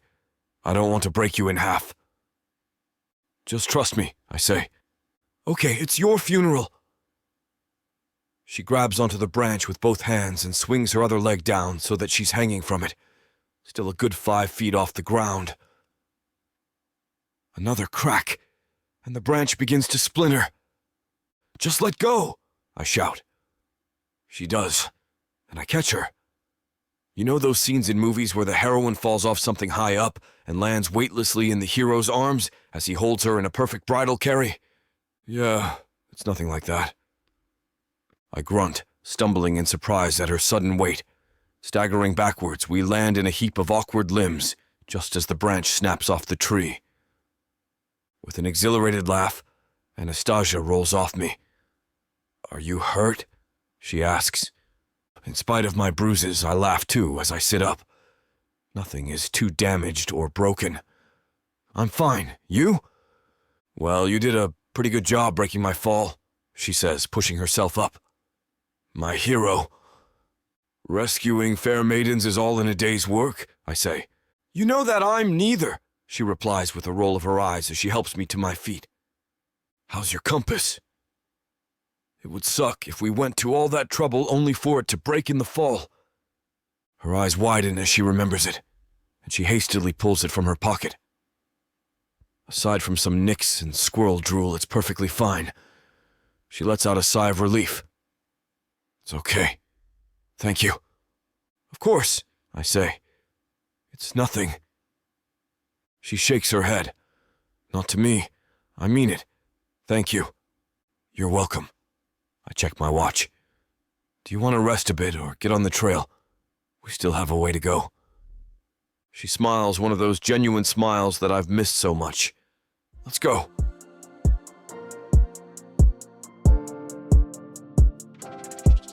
Chapter 20. Anastasia. I'm so grateful that Damien helped me find what I'd lost. He reminded me of what I found so alluring about him. We had fun before. We enjoyed each other's company. We were young and carefree. I'm realizing more and more how much I missed it. How much I missed him. He's aging like a fine wine, and I wouldn't mind a little sip. I feel fulfilled when I'm with him. There's nothing missing, and I'm so happy. Being apart for all these years has definitely changed us both for the better. Right now, he's scrolling through his phone, and I'm watching his every move. I can't peel my eyes away from him. He's so handsome, and every time a muscle moves under his skin, I feel a thrill of desire course through me just like it used to. "Anastasia, I took this picture of you going after the squirrel." Damien laughs. "It's freaking hilarious." He shows it to me, and I laugh with him. I look ridiculous, but the picture moves us closer together and night is drawing nearer. We need to settle into our campsite. Damien has already built a fire. I should be frustrated that the trip, which could be a day's walk, has stretched into 2 full overnights. But we lost nearly an entire day when Sebastian was hurt, and a good half a day chasing the squirrel. I don't even mind the delay, really. As I'm having so much fun with Damien, I don't want it to end. When this trip started, I never would have thought it possible. He puts his phone down and stokes the fire. The embers underneath dance orange and red, and the noise of the fire crackles around the woods. I take a seat right next to him and feel the heat from the flames on my cheeks. Resolving our past issues has put me in a weird place. It feels like there's nothing to hold me back anymore. I'm reminded again of our almost kiss, and find myself imagining how his lips would feel against mine. I can't hold back anymore. I want him. I want him so badly. I don't know what comes over me, but I turn to him and take his face in my hands. Damien freezes. His breathing catches, as if he's unsure of what I'm going to do, and then I crush my mouth to his. He doesn't hesitate. His hands find their way to my hips, pulling me closer as our lips move in sync. The fire crackles around us, and everything else fades away. I miss this feeling. The feeling of being wanted and desired. Damien's touch is electrifying, and I can't get enough. His hands trail up my back, and he breaks the kiss to move his lips down my neck. My mind goes hazy with lust, and all I can think about is Damien. We move in a frenzy of heat, our breathing ragged and needy. When we finally break apart, we're both panting, our eyes dark with desire. "Anastasia, Damien starts, but I don't want him to say anything. Not now. I kiss him again, harder this time. And he returns it with fervor, his hands gripping me tightly. His lips move with mine in perfect synchronization, as if he's been waiting for this moment for years. I deepen the kiss, my tongue slipping into his mouth, tasting him, devouring him. His hand snakes around my waist, pulling me closer, and I straddle him, grinding my hips against his. The fire crackles, the heat intensifying with each passing moment. Our hands roam over each other's bodies, rediscovering the curves and planes that we used to know so well. It feels as if we were never apart, as if this moment was always destined to happen. I break the kiss, panting for breath, and look into Damian's eyes. They're filled with so much desire and emotion that it takes my breath away. "I've missed you," he says, his voice husky and raw. "I missed you too," I reply, feeling the heat between my legs intensifying. "Thanks for reading with us. Unfortunately, this portion of the chapter is just too hot for YouTube. Find all the incredible unabridged content that'll get your heart pounding over at BWWM.com. Use code VIXA40 for a super deal on all the goods. Now back to our story. "You were incredible," I say. "Thanks. I can't wait to do that again." He laughs. "Me either." We lay there side by side, Damian's arm tightly around me. I'm exhausted and content. My body completely relaxed from the pleasure of our lovemaking. The fire crackling is the perfect soundtrack for the moment. Chapter 21, Damien. I awake to rustling and excited chatter outside the tent. With my eyes still closed, I listen to the drama unfolding.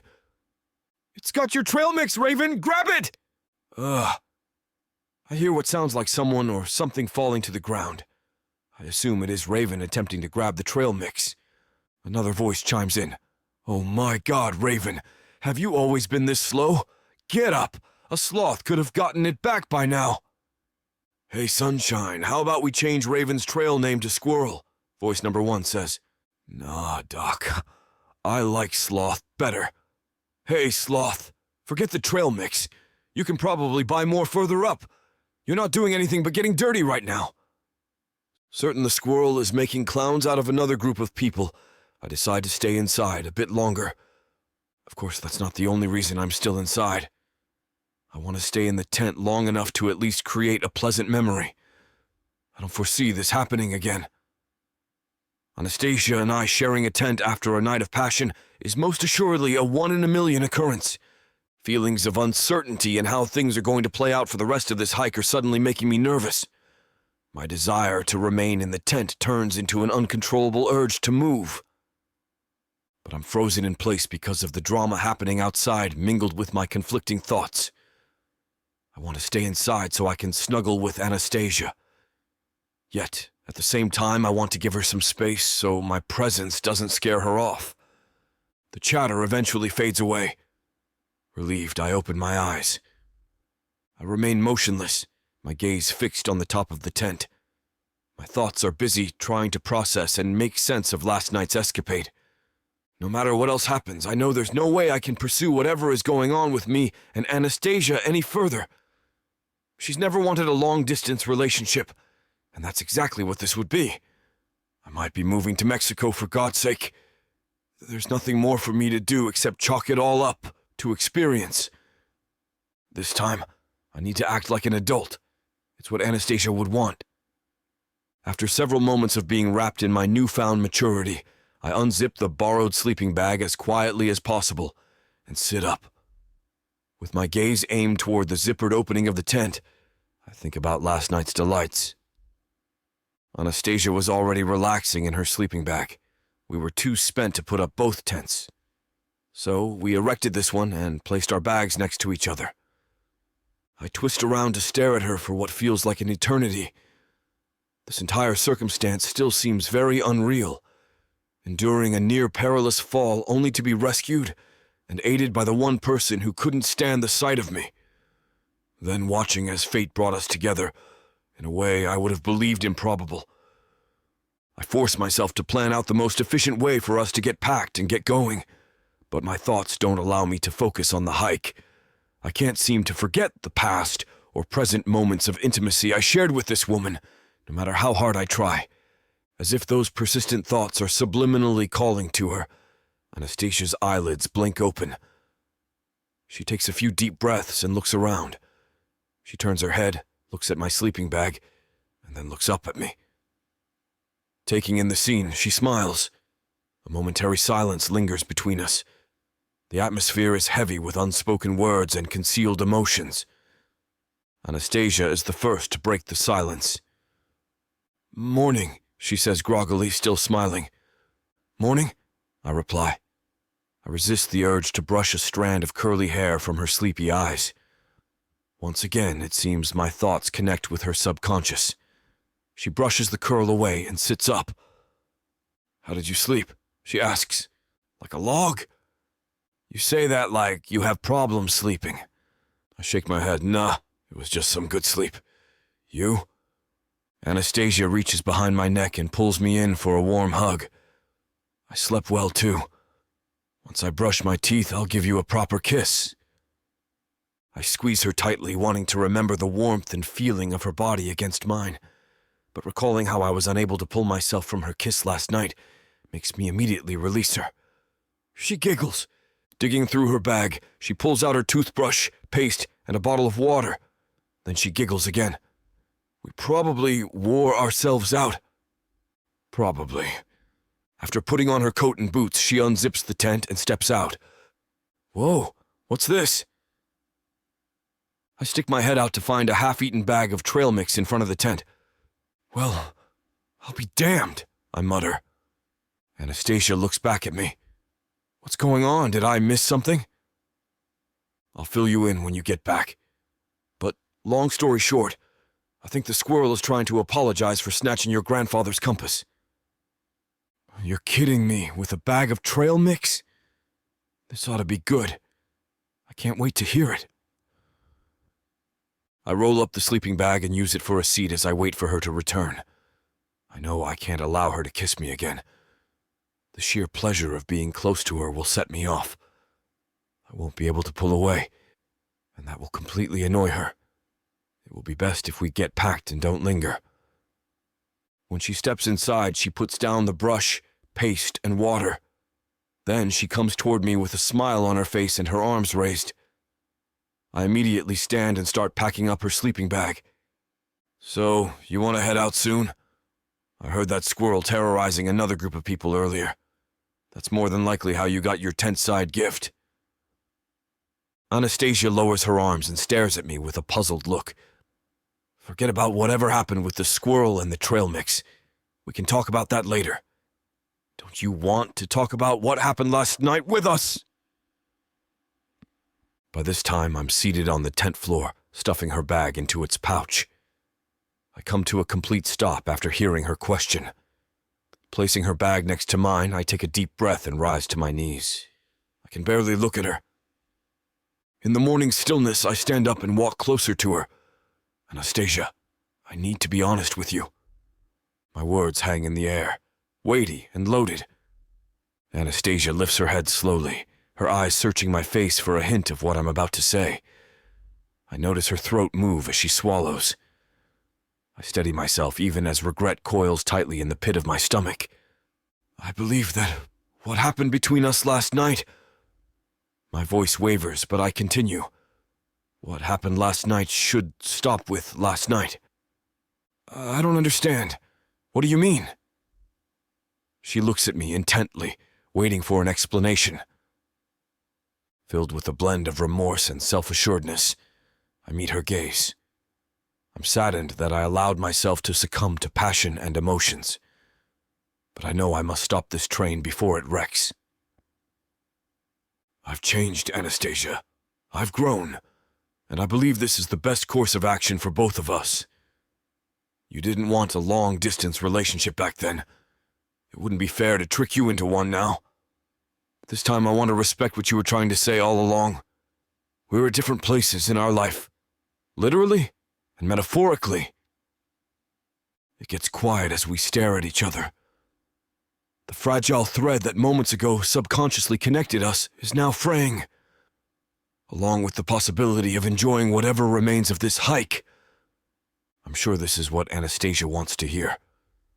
Even so, each word strikes me like a dagger. I don't break our stare in the hopes that she doesn't see my facade of personal growth crumbling. I drop my gaze. My hands fidget in my lap. I know it felt intense, Anastasia, but we both know how intensity can cloud judgment sometimes. I can't continue to follow my impulses without considering the repercussions. Anastasia steps back and nods her head slowly. "Wow," she says. "I'm impressed." "You are?" "Yeah. Not only have you grown in your career, you've grown as a person, too." I huff and try to smile. "Thanks." Anastasia clears her throat and starts packing her bag. I have to admit, I wasn't expecting this. I thought I might have to ditch you once we caught up with Sebastian. She turns to me with a slight smirk. Then she sees how I'm having difficulty concealing my disappointment. "Just kidding," she says quickly. "Oh, okay. I wouldn't ditch you like that." "Good to know. We've both grown." We work silently to get the campsite packed. After a while, Anastasia looks up as if she remembered something. "And don't worry, I won't try to kiss you." I wasn't thinking about the kiss she promised. I'd forgotten about it until that moment. I'm more focused on getting to Sebastian and moving on, at least trying to move on. Once we have everything packed, Anastasia looks at me with determination. "You ready to go?" "Absolutely." "Hey, thanks again for helping me recover my grandfather's compass. Now you can tell me the story about the squirrel and the trail mix." As we walk, I recount the story of the 3 unknown hikers and their brush with our bandit squirrel friend. She laughs as I tell her about the name changes. Understanding that trail mix does not compare with a family heirloom, she still finds it funny to think a squirrel would try to make amends for grabbing something with such sentimental value. "That's a hell of a story, Damien. You made my day with that. If only I could." Chapter 22. Anastasia. As soon as the town's buildings are in sight, I turn my phone back on. It takes a moment, but finally I get a signal, and then I'm bombarded by texts from an unknown number. "What the hell?" I mutter, opening the messaging app and getting an eye full of genitalia. Ugh. Stupid Sebastian giving that Uber driver my number. If he wasn't already injured, I would gladly push him off another ridge. "What is it?" Damian asks, and I'm not quite sure how to answer. Things have been weird since we slept together. He said that it was a one-time thing, and I'm trying to make peace with that. But I also don't want him to think that I'm so easy that I give my number out to anyone. I forward Sebastian the pic receipt and send him screenshots of the messages that the driver sent me before blocking the number. I'm going to kill Sebastian. "Well, you missed your chance on the hike," Damien says. "Why do you want to kill him?" I show him the gross pic, amused at the way his face scrunches in disgust. "This is why you never give out your female friends' phone numbers, by the way. Welcome to being a woman," I tell him. "Good to know," Damien says. We lapse into an awkward silence. "I'll call him and let him know we made it," I say to break it, and scroll through my contact list until I find his name. Sebastian answers after 2 rings. "Whose stuff was that?" he asks without any preamble. "It belongs to the Uber driver who you gave my number to," I say. "If I have to see it, then so do you." A shame. I thought it might have been Damien's. My face turns hot. There's a lot I need to tell him, but not with Damien standing right next to me. "Shut up, you asshole, or I'll throw you off another ridge. And the next time you give my information to a random stranger, I'm going to advertise your number as a phone sex hotline." Beside me, Damien snickers. "Yeah, that's fair," Sebastian says. "I'm sorry about that. Seriously, try me." I let the threat hang in the air for a minute. "So where can we find you?" "The Wintergreen Hotel just off Main Street," he says. "I'll be waiting in the lobby." "We'll be there soon," I say and hang up. "How is he doing?" Damien asks as we turn down Main Street. "He seems fine," I reply as I look up the directions for the post office and hotel. "Good to know he'll die a healthy man." We stop quickly at the post office to pick up the care packages we mailed to ourselves before the trip so that we'd have clean clothes and snacks waiting for us at various stops along the way. Then we make our way to the hotel in another of the silences that have dominated our trip after sleeping together. The Wintergreen is a long building painted a soft mint green. It looks dated, like it's been around since the 50s at least, and has seen better days, but is by no means run down. Aside from hikers, there probably aren't many people who pass through this part of town, so the owners likely cannot afford unnecessary remodels. The lobby is just as dated as the outside. Sebastian sits on a burnt orange couch, talking animatedly with the old woman sitting at the front desk. His leg is wrapped, and a pair of crutches rests on the side of the couch. When the door chimes, both of them pick up their heads to glance in our direction. "These must be the friends you were telling me about," the grandmotherly woman says. She has a name tag that reads Estelle. "Oh God, what did you tell her?" I ask him. Sebastian has a talent for charming elderly people and then recruiting them into his mischief. "Will that be one room or two?" Estelle asks, the picture of innocence. Damien approaches the front desk. "2 rooms, please." He glances at me as though waiting for my approval. Since when did he start doing that? "Yes, please," I say with a smile. Both she and Sebastian look vaguely disappointed. He shoots Estelle a pleading look, but she shakes her head, and my stomach sinks. Oh God, he's got her playing matchmaker too. Knowing him, he wanted her to lie and say that the hotel was full, except for 1 room. Preferably a room with only 1 bed. He has been reading way too much fan fiction. "Let me just register you 2, and you should be good to go," she says. Damien goes first. Once he's done, I approach with my credit card. Estelle shakes her head. "The gentleman has already paid for it." "Damien," I begin, but he holds up a hand. "Just think of it as returning the favor for helping me out on the trail," he says, airily waving his hand to dismiss my protests. And to be honest, I'm too tired to argue. As much as I love the great outdoors, I always feel the full weight of the journey's stress as soon as I reach civilization again. "Thank you," I say instead, and gratefully take the room key. "So, nothing's broken, but the doctor thinks that I'll be on crutches for the next 3 weeks or so," Sebastian says as we head to our rooms. I wince. "Well, I'm glad nothing's broken at least." "This is my room," Damien says abruptly. He hovers at the door as though he wants to say something but doesn't know how to say it. I give him a weak smile. "Can I see your phone? I'll add my number so we all can plan dinner," I say. His eyes widen at that, and I wonder what he's reading into the request. Does he see it as an offer of friendship? An offer of something more intimate? It's a request to keep in touch, but in what way?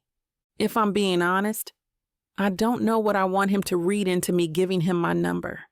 I don't know what I want, period.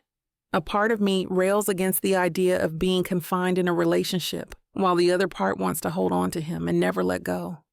He gives me his phone, and I punch in my number before handing it back to him with an awkward smile. "Okay, I'll see you later then. Remember, I have a 0-tolerance policy for unsolicited pics. If you send one, you will be blocked with extreme prejudice." "Understood. See you," he replies with a jerky nod, and then he disappears into his room. Is it just me, or has the tension between you two gotten even weirder since I left? Sebastian asks. I shoot him an irritated glare. Though I want to tell him everything, I'm too exhausted to think of doing anything else aside from taking a shower and having a nap. "I'll explain later." "I'll hold you to that," he says as we make our way to my room. Wait, he exclaims just as I'm about to open the door. What? From his bag, he produces a donut and a bottle of orange juice. I almost forgot that I bought these at the bakery across the street. Think of it as an apology for the Uber driver. I smile and take it gratefully, my stomach growling audibly. You're forgiven, I reply and enter my room. The first thing I do once I shed my backpack and devour the delicious donut is shower. Days of grime come off in the hot water, and once I leave it, I feel revived. When I get out, I see that someone has texted me, another unknown number with a picture attached. Bracing myself for another disgusting pic, I open the message to find a picture of me instead. I'm in the branches of a tree, reaching out towards a squirrel with a golden compass in its hand. The next couple of photos are all of me trading the compass for a peanut from my trail mix. I smile to myself as I read Damian's message. Took these on the trail. Thought you might want them. Lying on the bed wrapped only in my towel, I save the pictures and reply, "Ha ha ha, I love them. Thank you." The mattress is firm and unyielding, but compared to the forest floor, it might as well be a cloud. I feel almost giddy as I lie there like a schoolgirl with her first crush. But then I remember that Damien wants that night to be a one-time thing. The look on his face, though, was not the callous expression of the kind of guy who pumps and dumps. He seemed almost regretful when he said it. Does he really want that night to be our final night together? Or is he saying that because it's what he thinks I want? If it's that latter, then he truly has grown as a person. Sebastian wasn't wrong when he compared me to a cat. Like most cats, I prefer my independence. But that doesn't mean I want to be completely alone. I need my space, but sometimes a bit too much space, according to my exes. Sebastian and I get along so well because he understands it. Sometimes he'll push me a little out of my comfort zone, but he knows when to let things go. The Damien of before didn't understand that about me. The more I pulled away because I needed space, the more he tried to control and confine me. But this Damien seems to have learned his lesson. I open my phone and look at the pictures again. The way our relationship ended left a sour taste in my mouth, but that's overpowered by the sweet flavor of nostalgia as I remember the good times. Because we had good times, great times even. We were so young then and had so much more growing up to do. Maybe Sebastian was right about the universe sending me a message by bringing us together. With a sigh, I get up and get dressed in a pair of clean, if not slightly wrinkled clothes from my care package. It's a bit early for dinner, but I can see if Damien and Sebastian want to grab something. If not, I still probably should check out the town and buy some supplies. Maybe that will take my mind off things for a bit. Chapter 23. Damien.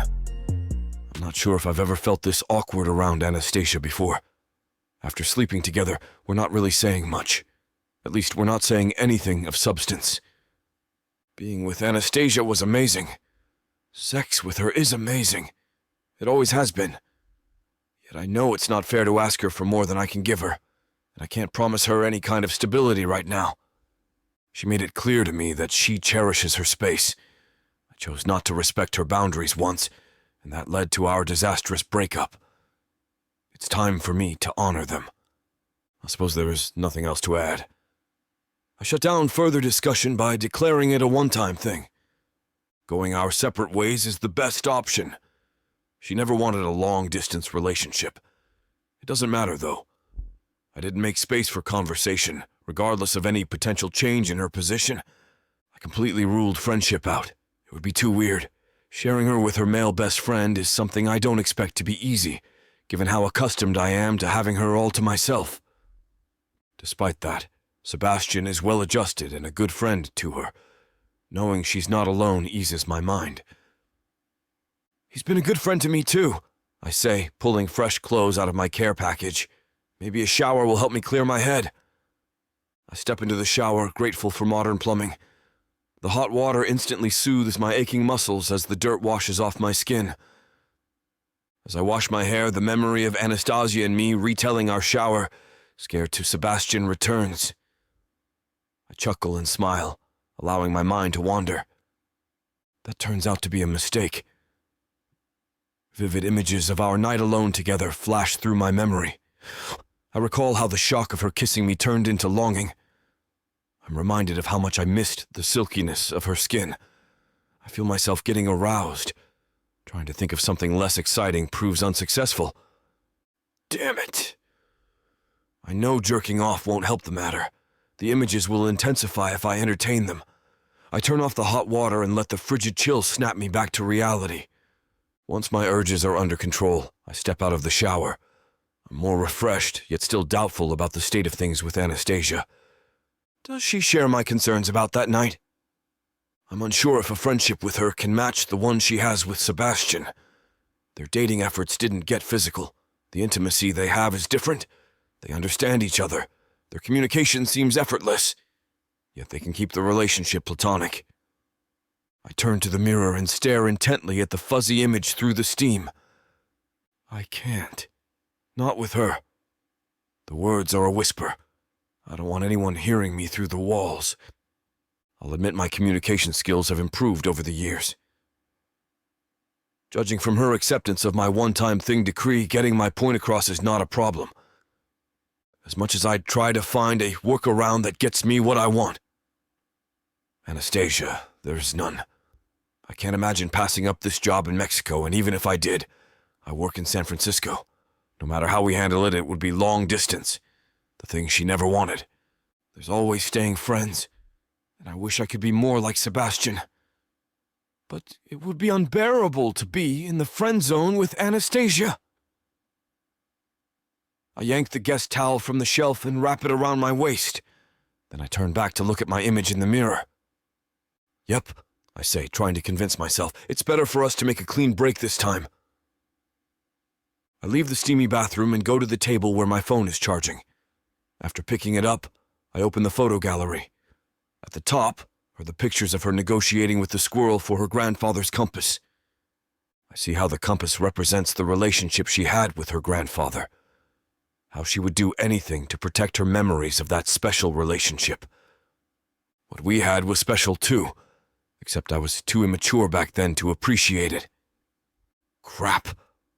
I shut off the phone and lay it face down on the bed. Then I rip the towel off with such force I nearly hit myself in the face. Once I dry off, I quickly get dressed. I think I may have made a terrible mistake not telling her how I feel. It will be better to bare my heart, give her a chance to respond, and know for certain where I stand. This not knowing is agonizing. Of course, it's not the first mistake I've made with Anastasia. I'll just add it to the list. Right behind being obnoxious, disrespectful, arrogant, boorish, and inconsiderate. I hurry to the room door and realize I don't have my key.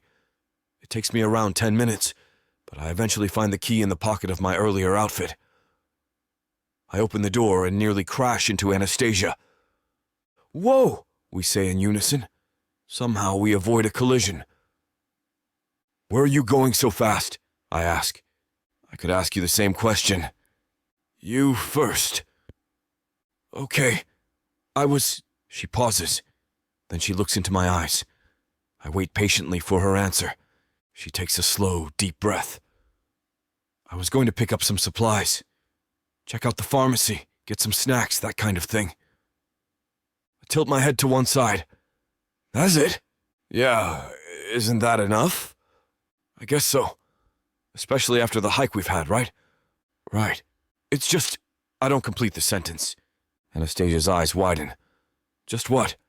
I don't know. It seemed like you had more to say. No, she says. That's it. Okay then. Okay. She nods, acknowledging the end of the conversation. Then she turns around and walks toward the entrance.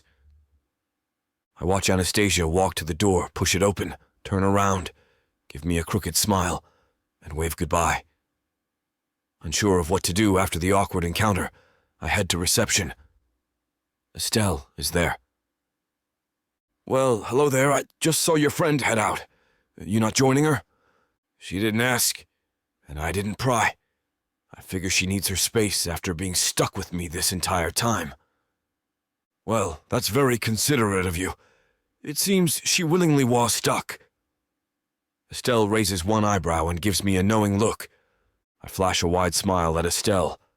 It looks like Sebastian has caught you up in current affairs. She smiles back at me. Actually, while I'm here, I begin.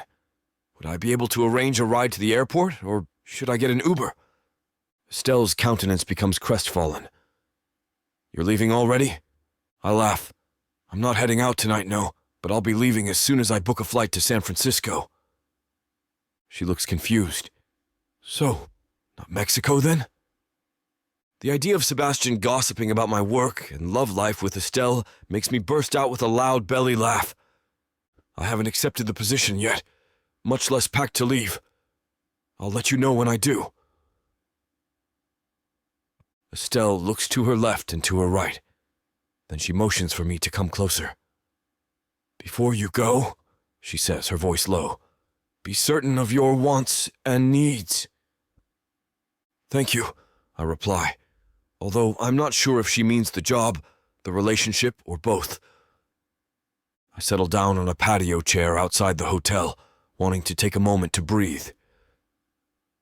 The purpose of this hike was to get clear about life's choices. Instead, my past is muddying my future.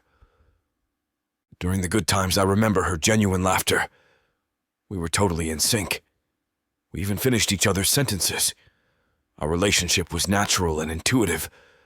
The negative memories are just as authentic as the positive ones. I can't recall one moment of deception. She had no issue expressing aggravation or appreciation, even if that aggravation was misplaced or unfairly misinterpreted.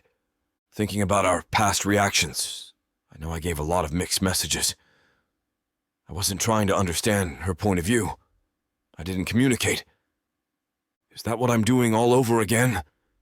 Not asking her point of view? Maybe she'd be willing to keep a future for us open. We could be casual if she doesn't want to be serious until we live closer together. Even if I take the job with Trent Livingstone, I'll end up in San Diego eventually, which isn't that far from LA. Maybe she'd be open to more. The pleasant thought brings a smile to my face. I take the phone from my pocket and scroll through the photos of Anastasia again. Despite everything that stands in our way, I have to admit there's a connection with her that I've not been able to find anywhere with anyone else. A part of me thinks I need to lay it on the line, share my heart with the person who has held it for a while. But a bigger part of me can only think I'd be ignoring her one request all over again. She's made her feelings clear, and she seems happy with leaving this alone, letting it be a one-time fling. Is it fair to put her on the spot if she's comfortable right where we are? Chapter 24. Anastasia. Sebastian is probably asleep. He's a firm believer in Ben Franklin's philosophy that early to bed and early to rise makes a man healthy, wealthy, and wise. But I need his advice, so I'm standing outside his door. Raising my hand, I hesitate before knocking. Ever since we ran into Damien, he's had the patience of a saint. Do I really want to bother him with this? As if he'd been reading my mind the whole time, though. He opens the door, not looking the least bit surprised to see me. How long were you planning to wait out there? He asked. I smile sheepishly. Until I worked up the courage to knock. Were you about to go to bed? Nah, he says airily, swinging on his crutches to back up into the room again. You still need to tell me what happened. I was just about to drag you out of your room and make you talk. He takes a seat on the bed and pats the empty space for me to sit beside him. So, spill. What happened? Do I have to kill him? Help you bury the body or start planning a wedding? I shut the door to his room as I walk in. We slept together, I blurt out. He blinks, his eyebrows shooting almost to his hairline. Really? Yeah, I say, plopping down beside him and burying my face in my hands with a groan. Like, consensually, right? He asks, and I can hear the concern in his voice. Yeah, 100%, I say quickly, not wanting to give him the wrong idea. Damien is a perfect gentleman. Okay, good, he replies, the concern in his gaze shifting to mischief. Geez, Anastasia, when people said to go to nature to get in touch with your wild side, I'm not sure that this is what they meant. I punch him in the arm. Be serious. I'm in the middle of a crisis here. Sorry, he says, maybe you should start at the beginning. Fill me in. Estelle and I are dying to know. You seriously told a random old lady about us? I ask, rolling my eyes. He shrugs. I can't walk very far and had to find some way to entertain myself. Estelle knows all the town gossip and says I'm such a nice young man for listening to an old woman ramble. As if I'm not completely invested in the mystery and intrigue of who destroyed Judith Miller's prized begonias. That story has more twists and turns in it than a spy thriller. Well, who was it? I ask, more to delay talking about the elephant in the room than actual interest. Claire Barth from down the cul-de-sac because Judith had been having an affair with her grown son and broke up his marriage. I choke on the air in my lungs. Okay, I'm gonna need the full story on that later. Right, back to your crisis, Sebastian says. Tell me everything. I tell him all that happened. Our truce, Damien rescuing the baby birds, the squirrel that stole Grandpa's compass, our night together, him swearing that sleeping together was a one-time thing, and the pictures he sent me. When I'm done, Sebastian leans back and blows air through his lips so that they flap like a horse's. Wow, that's a lot to unpack. Should I just throw away the whole suitcase? I ask, and a part of me hopes he agrees that I should just let Damien go. But Sebastian shakes his head. Nope, we're taking everything out garment by garment. His smile grows mischievous. Just like you and Damien did last ow? I cut him off with a bony elbow to the gut. Finish that sentence. I dare you. He laughs, holding his hands up in surrender. Okay. But seriously, though, I'm glad you finally got some. It's been a bit of a dry spell. Hey, my vibrator is a better lover than half the men I've slept with, I say. His eyebrows shoot up. Better than Damien? The blood rushes to my face. No, not better than Damien. I sigh. And that's a part of the problem. We never had any issues with the physical side of things, but when it comes to the emotional side, you weren't compatible. Like you said, I'm basically a cat. I need my independence. I laugh softly to myself. And at this rate, a cat is all that I will end up with. Cats are social creatures too, though, Sebastian says. You just need to know how they communicate and when to give them space. And this time, Damien did, I say. Without meaning to, he gave me exactly what I wanted back then. But you're not sure if you still want it, Sebastian says. With a sigh, I look up at the ceiling. I just don't know, I finally reply. We were so young back then. Neither of us were ready for anything serious. And before this trip, I was happily single. I mean, why bother with the crapshoot that is dating when I can focus on the things that I know will make me much happier? With a groan, I bury my face in my hands.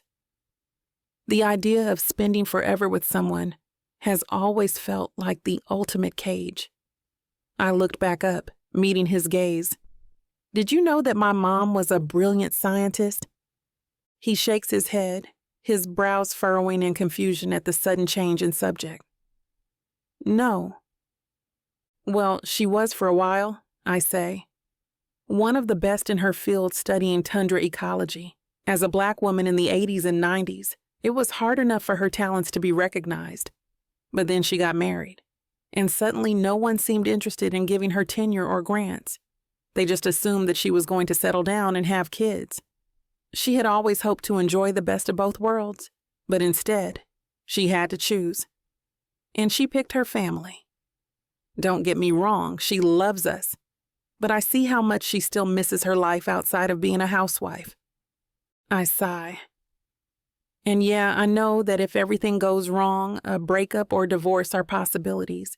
But whenever I think about marriage, I imagine it like a prison cell that people willingly walk into. Sebastian nods in understanding. But I wrap my arms around my knees and hug them to my chest. But being with Damien, it just doesn't feel like that. Not anymore, anyway. When I imagine a life with him, I don't see a prison cell. I see a future with infinite possibilities. And I'm not sure if I see it because it's really there, or if I'm just imagining what might have been. Sebastian hums thoughtfully, extending his bad leg out in front of him to alleviate some discomfort. Does he know what happened to your mom? I nod. I told him about it just before we first broke up. He just said that I was using the past as an excuse. I can't help the eye roll that comes with the memory of that particular argument. Do you think he would say that now? No, I say quickly, but with conviction. He's matured past stuff like that. So what is keeping you from being honest with him about your feelings? Sebastian asks. And isn't that the question of the hour? What is keeping me from going to Damien and telling him exactly what I want? I think. I begin and then hesitate. You think? Sebastian prompts, coaxing me to finish the thought. I think I'm scared, I whisper. What if I'm wrong? What if he doesn't like me, or hasn't really changed, or I haven't changed, and we fall back into the same patterns as before? What if we just keep hurting each other over and over again? That's the risk we all take when dating, right? Sebastian asks, patting my knee. But let's think about the flip side. What if you're right about him? What if you both get to grow together and bring out the best in each other? What if he makes you truly happy for the rest of your life? Do you think the possibility of a happy future with Damien is worth the risk of getting hurt again? I swallow, my throat tight. I think so. Trusting someone else with your heart is a terrifying leap of faith, he says, throwing his arm around me in a sidelong hug. But I think that if you don't talk to him, you will always be haunted by what might have been. I sigh. I hate it when you're right. He grins. You must be hating all the time because I'm always right. And you ruined it, I say, rolling my eyes. If you're not careful, I'm going to assume that every intelligent thing out of your mouth is a fluke. I'm brilliant and you know it, he retorts. Yeah, I get to my feet. You are. Little help before you go? Sebastian asks, waving a hand. Can you hand me the remote? That sounds like, quite literally, the least I can do. I pass the television remote his way before moving to the door. Sebastian flicks on the TV but pauses before finding a program to watch. He turns to face me from his spot on his bed, just as I reach the door and prepare to let myself out. Anastasia? He calls, suddenly serious. Yeah? Don't wait too long to tell him, okay? He might not stick around. I nod. I won't, I promise. As I walk back to my room, I decide to swing past Damien's first. It's pretty late, but maybe he'll be up. And if he is, I'll tell him. Even if he doesn't have the same feelings anymore, I need to at least try.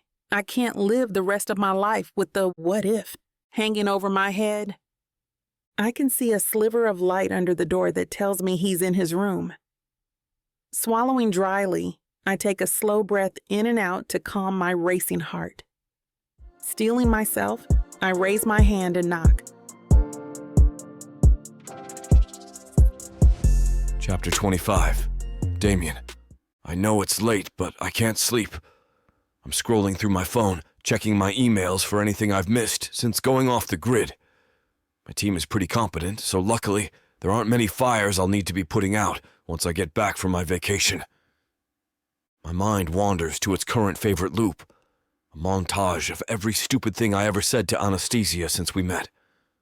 I want to tell her that I didn't mean it when I said I wanted our night together to be a one-off thing, that I would fight for her if she let me, but that wouldn't be what she wanted. She's made it abundantly clear over the years that she doesn't want to be tied to one person, and my mistake before was that I refused to listen. But not anymore. I'll give her the space and freedom she needs, and in return, hopefully, she's still willing to be my friend. Footsteps nearby tell me someone is in the hall. They stop just outside my door. Whoever it is, they linger right in front of my door for so long that I feel the need to get to my feet and examine the situation. I check the peephole for the door and see her waiting with her fist raised, as though hesitating to knock. Though I want to rip the door open, I let her knock first. Her eyes widen when I open it a few seconds after knocking. Oh, wait, were you waiting at the door for me? She laughs nervously, shaking her head. Sorry, not important. Let me try this again. Can I come in? Smiling, I step aside and she enters, flashing me an anxious smile. Thanks, she says. I shut it behind me. What's up? She's worrying her lip the way she always does when she's about to begin a nerve-wracking conversation. You're up late. It's an old distraction tactic she used to use when she needed a minute to collect her thoughts. Start a conversation about something related to the topic in order to delay blurting out the reason that you're really here. So are you. I take a seat on the bed and pat beside me as an invitation. She stays standing, but I don't take it personally. I know why I'm up. Why are you awake at this hour? I need to talk to you about something, and I don't know if it's too late or if I've already blown it. But if I don't tell you, I know I'll regret it for the rest of my life, so... Whoa, slow down. I get to my feet and take her by the shoulders, leading her to the bed. Sitting her down, I take my seat beside her. One thing at a time, okay? What do you need to tell me? She lets out a puff of breath. When we were together the first time, we weren't good for each other. You and I can agree on that, right? Right, I say. Any hope I could convince her otherwise deflating as my heart sinks. We had only just become adults and had a lot of growing up to do, but now, I prompt. Now we've matured. Obviously, we're not perfect, but we're also not the same kids who hiked that trail all those years ago. I see the man you've become, and I'm so proud of you because you seem to be living as the best possible version of yourself. Thank you. I feel strangely warm and cold. The warmth comes from her kind words, but it's dampened by the cold anxiety about what this might mean. You seem to be living as the best version of yourself, too. She snorts, shaking her head. Now see, that's where you're wrong. I'm not living as the best version of myself because I have this one massive hang-up. You've seen it before. I'm scared of falling in love. I take her hand. What about it scares you? That I'm wrong. That it's just lust, or a chemical imbalance in the brain, or that the other person might not feel the same way. Or worse, they do at first, but then, sometime in the future, they will stop feeling that way, and will become a toxic disaster of a relationship. I stroke her knuckles with my thumb. Everyone who falls in love has those fears. Getting your heart broken is survivable, though. Trust me. I would know. She winces at that. Closing her eyes, she seems to collect herself. Do you still... No, that's not fair. The question shouldn't be on you just yet. I don't know if you feel the same way, but I need you to hear me out. I nod. I'm listening. Taking my hands, she meets my green eyes with her dark brown. I have feelings for you. I think I might even love you. No, I know I love you. You are brilliant, funny, and kind. And if you'll have me, I want to try this. Try us! Again. It's okay if you don't feel the same way anymore, or if you've decided I'm not worth it. But I wanted you to know that I cut her off with a kiss. Surprised, she stiffens at first, but then she melts into it. Her arms wrap around me and her tongue teases my lips. Dutifully, I open my mouth and I taste the remnants of her dinner on her tongue. When we finally surface for air, she giggles, pressing her forehead against mine. So should I take that as a yes?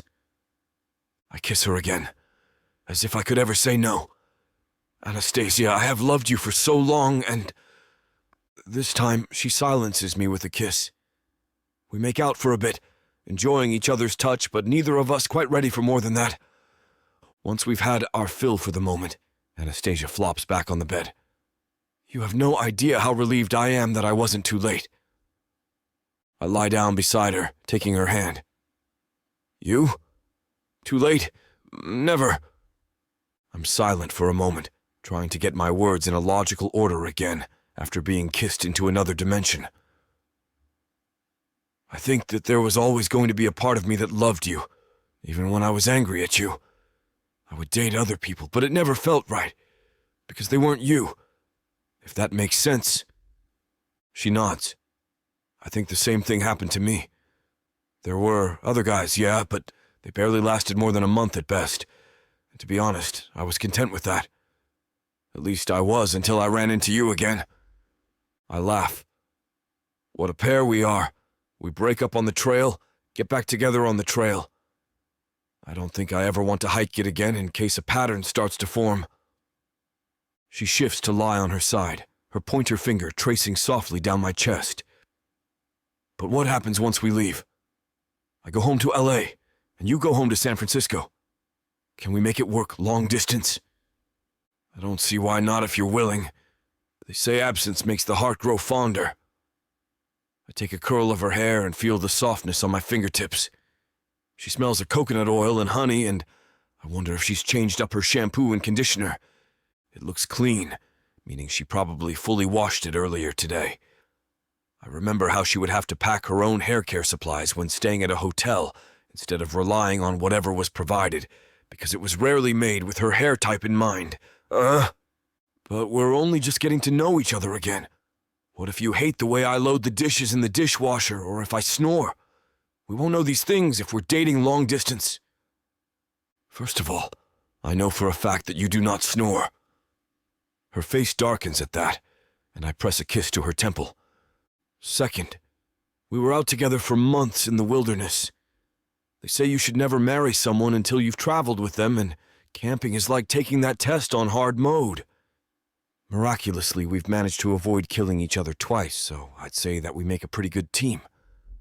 I guess.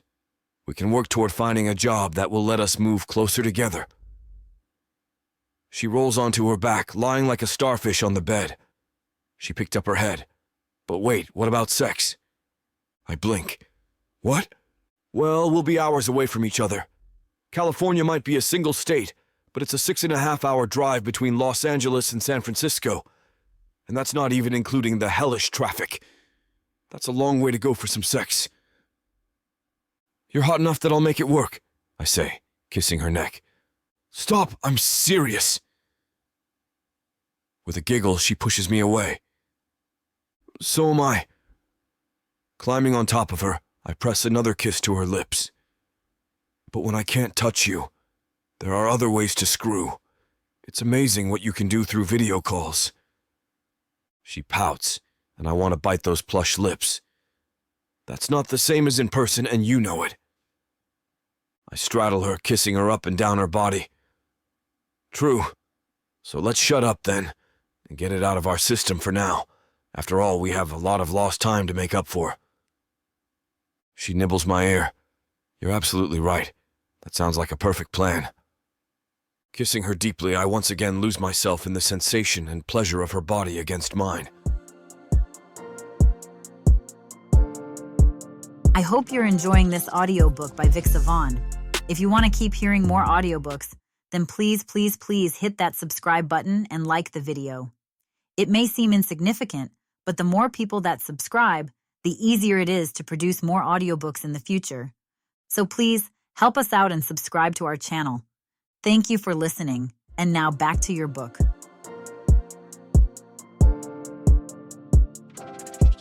Chapter 26. Damien. She's so incredibly beautiful and she's mine. This time I won't let her go. I'll chase her to the ends of the earth if I have to. My arms move around her to touch, to feel. I'm going to taste every inch of her tonight. I want to remind her that she's mine, that what happened before is in the past, and that she's never going anywhere ever again. My hands slide up her sides and I hear her breath quicken. I can feel her heart pounding against my chest. I can almost smell her arousal. I'm sure I've never wanted anyone or anything as much as I want her. I'm so hard it hurts. My mouth finds her neck, and I start to kiss, nibble, and suck. I can feel her body quivering against mine, and it only makes me hungrier for her. My hands roam her body, my lips never leaving her skin. I trace her curves, her softness, her warmth. I feel like I'm under some kind of spell, and I don't ever want it to end. Finally, I reach her lips and I kiss her with all the hunger and love I possess. I try to show her how much I've missed her, how much I need her, how much it hurt while we were apart. I crave her like I crave nothing else. I want her more than I've ever wanted anything. It's a fierce passion that cannot be denied, a craving that needs to be fed. These two are really heating things up. Unfortunately, we'll have to steer you over to VixavonRomance.com for the exciting chapter conclusion that you really want. Use code VIXA40 for super savings on a steamy story. Back to our lovers. Chapter 27. Anastasia. When I walk into the modern sandstone and glass lobby of Trent Livingston's firm, Jess at the reception desk looks up with a polite smile. She's wearing a casual summer dress, her blonde corkscrew curls held back from her face with a colorful scarf. Her face breaks out in a grin when recognition hits her. Anastasia, you made it. She rounds the desk and gives me a tight hug. We've gotten close over the past 6 months since I make the trip to visit Damien here in San Diego, as often as I can. Thank you so much for making all this happen. She laughs and practically skips back to her chair, making me smile. Trent and Jess have conspired with me for weeks to plan this surprise for Damien, keeping it all a secret from him, which hasn't been easy. We talk every day, even though we're long distance, and it's been so hard not to spill. Is he ready? I ask, leaning my elbows on the counter. She bites her lip and grins at me. Holding a finger up, she picks up the landline and presses the number 2. Damien, hi. Your 2 o'clock is here. Can I send him up? I hear confirmation on the other end and barely manage to hold in a small jig of excitement. With a last smile shared with Jess, I walk up the sweeping staircase. The Mexican sun of the Baja Peninsula streams through puffy clouds, and I take a moment to enjoy it.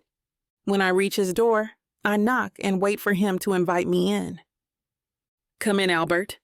His voice sends a jolt through me. I'll never understand the effect he has on me by just speaking, but I'll never take it for granted. Not anymore. He thinks it's an artist looking to build a sprawling compound in the desert. Confusion, excitement, surprise, and more confusion stream across his face, finally landing on excitement. Anna, how? When? He jumps up and barrels into me, enveloping me in a breath-stealing hug, spinning me around for good measure. I laugh again and put my hands on either side of his face, pulling him in for a kiss. I can feel the smile on his lips even as we kiss, and I melt into him. Surprise, I say breathlessly when we pull apart. His eyes are radiant, filled with awe and joy. I wasn't expecting you for another 3 days. His face turns serious. Wait, is everything okay? Everything is perfect. I kiss him again. I stare at him, taking a moment to appreciate how far we've come. The Damien of the past, pricked Damien, I grin to myself, would never have shown this concern. Or maybe he would have, if I would have allowed him to. I just wanted to surprise you, I say with a small smile when our faces part. A knock on the door breaks up our reunion, and we both turn to see Trent smiling in the doorway. I release Damien and walk over to give Trent a kiss on the cheek. Anastasia, it's lovely to see you. How was the drive? His eyes crinkle at the corners. It was great, thank you. A little boring without having his music to complain about. Damien gasps in mock outrage. All set for your impending departure? Trent asks. Wait, what? Damien looks between us, confused again. Another surprise? We're leaving earlier than expected. Really? When? As soon as you're ready. It's all packed. Everything's all set. A hint of panic flits through his eyes, and he looks at Trent. Trent laughs and pats Damien on the back. Hey, you need a little break, Trent says with a pat on the shoulder. But what about the Pierce house and the Tiernan Hotel? We're supposed to have those designs finished by next week. All taken care of. They'll all still be here when you get back. Damien looks at him with wide eyes, then turns to me. You did all this? He asks, his voice low. I beam at him. I had help.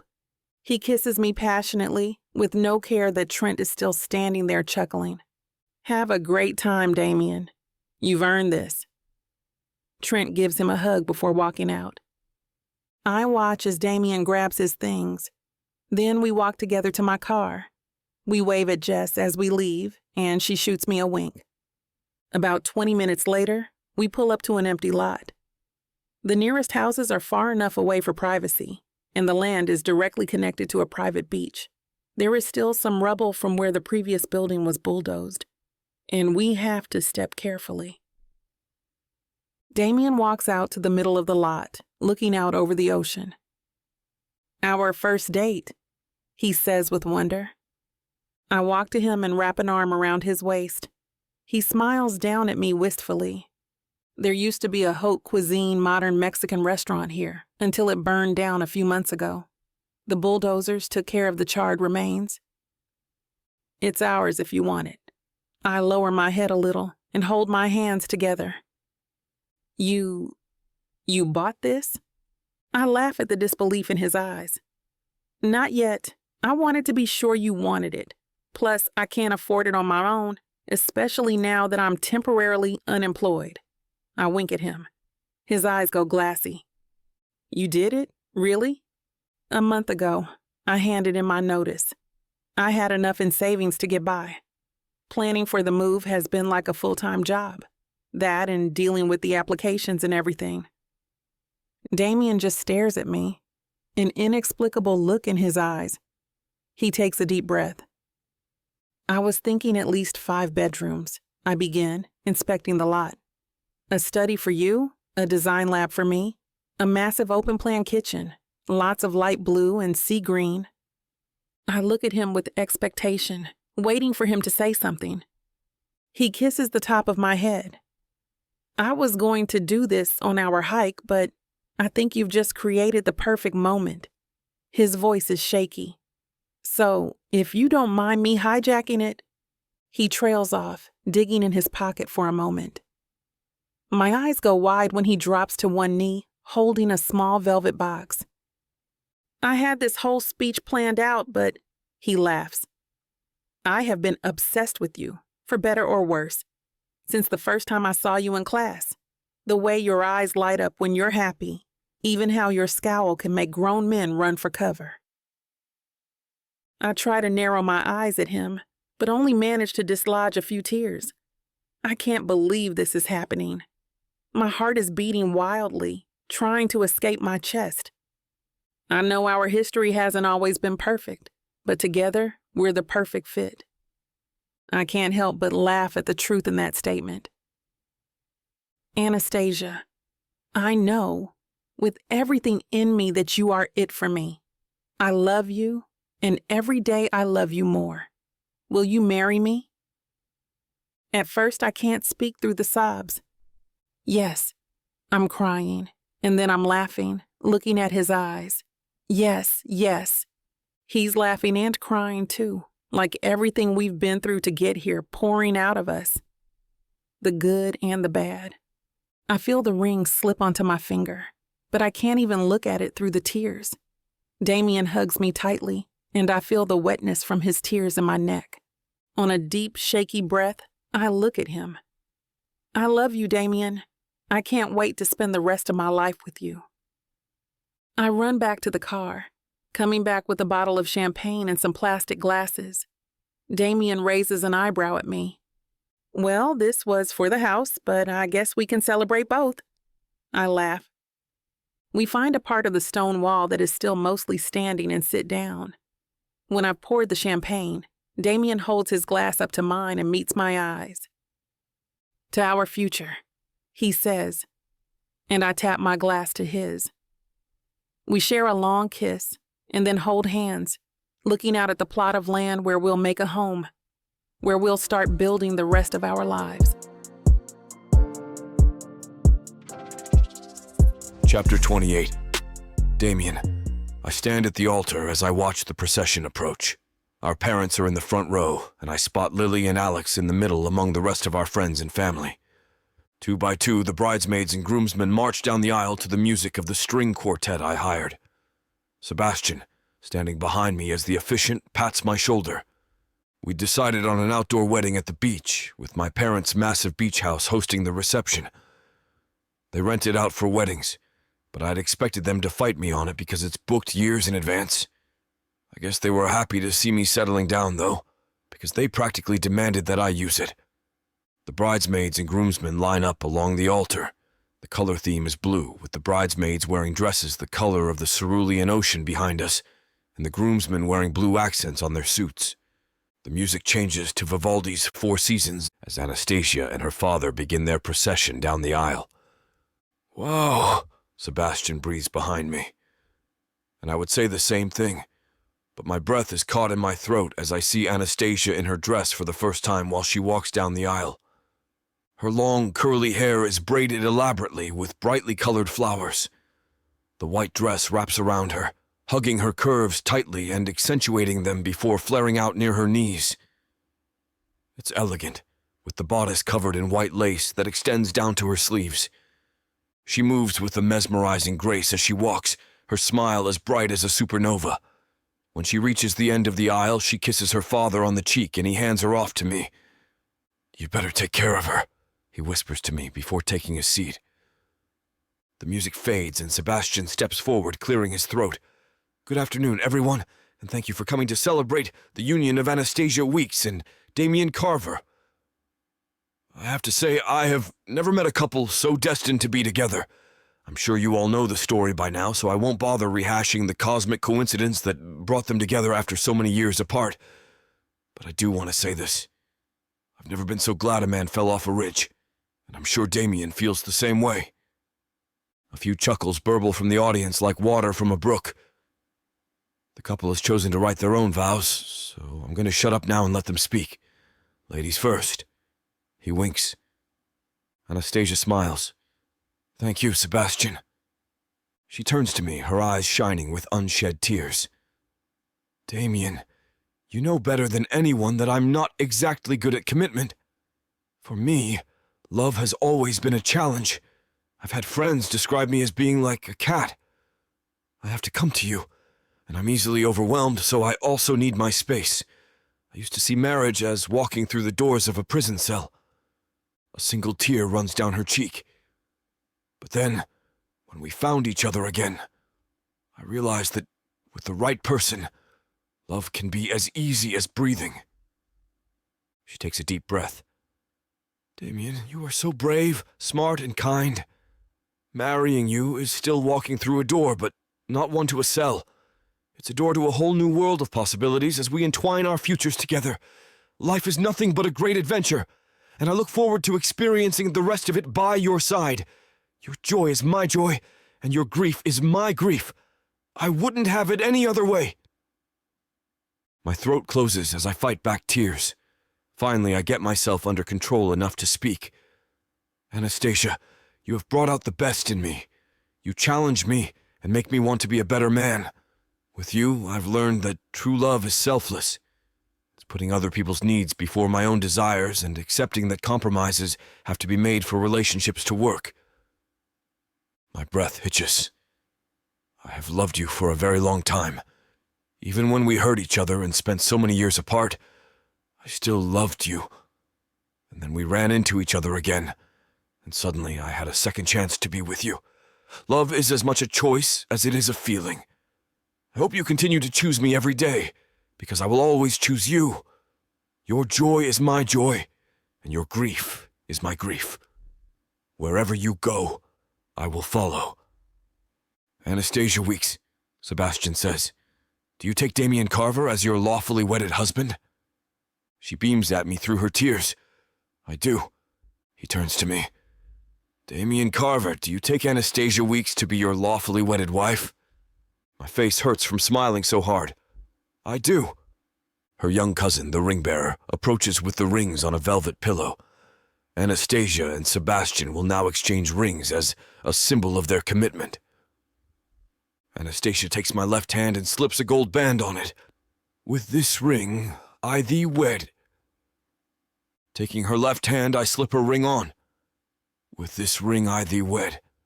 Instead of letting go, her hand lingers in mine. And now the moment we've all been waiting for, Sebastian says. You may now kiss the bride. The string quartet plays a triumphant tune as I pull my wife close, dipping her as I kiss her deeply. The crowd erupts in cheers and whoops, and she giggles against my lips as we separate slightly, still pressing our foreheads to one another.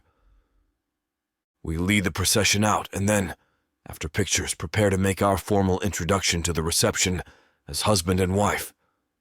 From outside the door to the main dining room, I hear my dad make his announcement. It is my pleasure to introduce you to Mr. and Mrs. Carver. Anastasia slips her hand into mine. Ready, Mr. Carver? I smile. Always, Mrs. Carver. The doors open and we walk into the room of cheering friends and family. We hug our parents when we get to the wedding party table and take our seats. Soon, there is a procession of people coming up to extend their congratulations. I'm so glad you two figured everything out, Alex says as he approaches hand in hand with Lily. Well, we couldn't have done it without your help, I reply, shaking their free hands. How's the ankle? Lily asks Sebastian. He's seated right next to Anastasia and has been telling her about all the drama between the groomsmen. He sighs when he looks up at Lily, a mournful expression on his face. I got an infection from that cut, and sadly, they had to amputate the foot. Her eyes widen in concern for a moment, but then Anastasia elbows him. Oh my God, shut up! Lily lets out a bark of laughter. You almost got me there. Sorry, I couldn't resist, Sebastian says, his eyes bright with mischief. Seriously, though, it's fine, thanks for asking. My career as an Olympic gymnast is probably on hold, but I've made a full recovery. I'm glad to hear it. She turns to Anastasia. And you look absolutely stunning. I'm so happy for you both. Anastasia smiles bashfully. Thank you, I'm so glad you both could make it. We wouldn't miss it for anything, Alex says. The next hour or so is a blur of people and conversations as I try to wrap my mind around the fact that we're actually married. The lights dim and Sebastian, who also took on the role of MC, stands up to make his announcement. Friends and family, it's now time for the couple's first dance. I get to my feet. Ready, Mrs. Carver? She grins. Always, Mr. Carver. We step onto the dance floor as the band begins to play a song by Elvis. This dance feels like something out of a dream. The dim lights, the music, and Anastasia swaying in my arms looking as radiant as the sun. I commit all this to memory, never wanting to forget the sensation of her silk and lace dress, the feeling of her body against mine, and the dizzying whirl of the dance. The room is full of people, but my world is narrowed down to just her in my arms and the sound of music in my ears. But all moments, even ones that feel suspended eternally in time and memory, must come to an end. As the song fades out, she looks up at me, and I see the tears in her eyes. Is something wrong? I ask. She shakes her head. It's the opposite, actually. I never knew I could be this happy. Sniffling, she pulls a handkerchief from a well-concealed pocket in her dress. I'm glad I listened to my bridesmaids and wore the waterproof makeup. With a laugh, I kiss the tears away just as Sebastian announces that it's time to trade partners for the father-daughter and mother-son dances. I'm so proud of you, Mom says as we dance. Something warm glows in my chest. Thank you. You and Anastasia are going to have a long, happy life together. I just know it. Just as the song ends, she stands on her toes and kisses my cheek.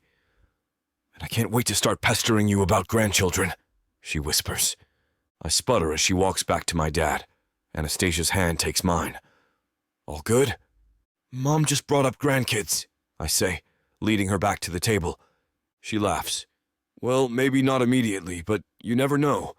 A mini Damien might be on the horizon. Or a little Anastasia, I reply. But not for a while, she says. I want to be a little more stable in my career and... I press a kiss to her lips to get her to shut up. I know. We'll go at your pace. She giggles. Keep kissing me like that and kids will be coming sooner rather than later. Chapter 29.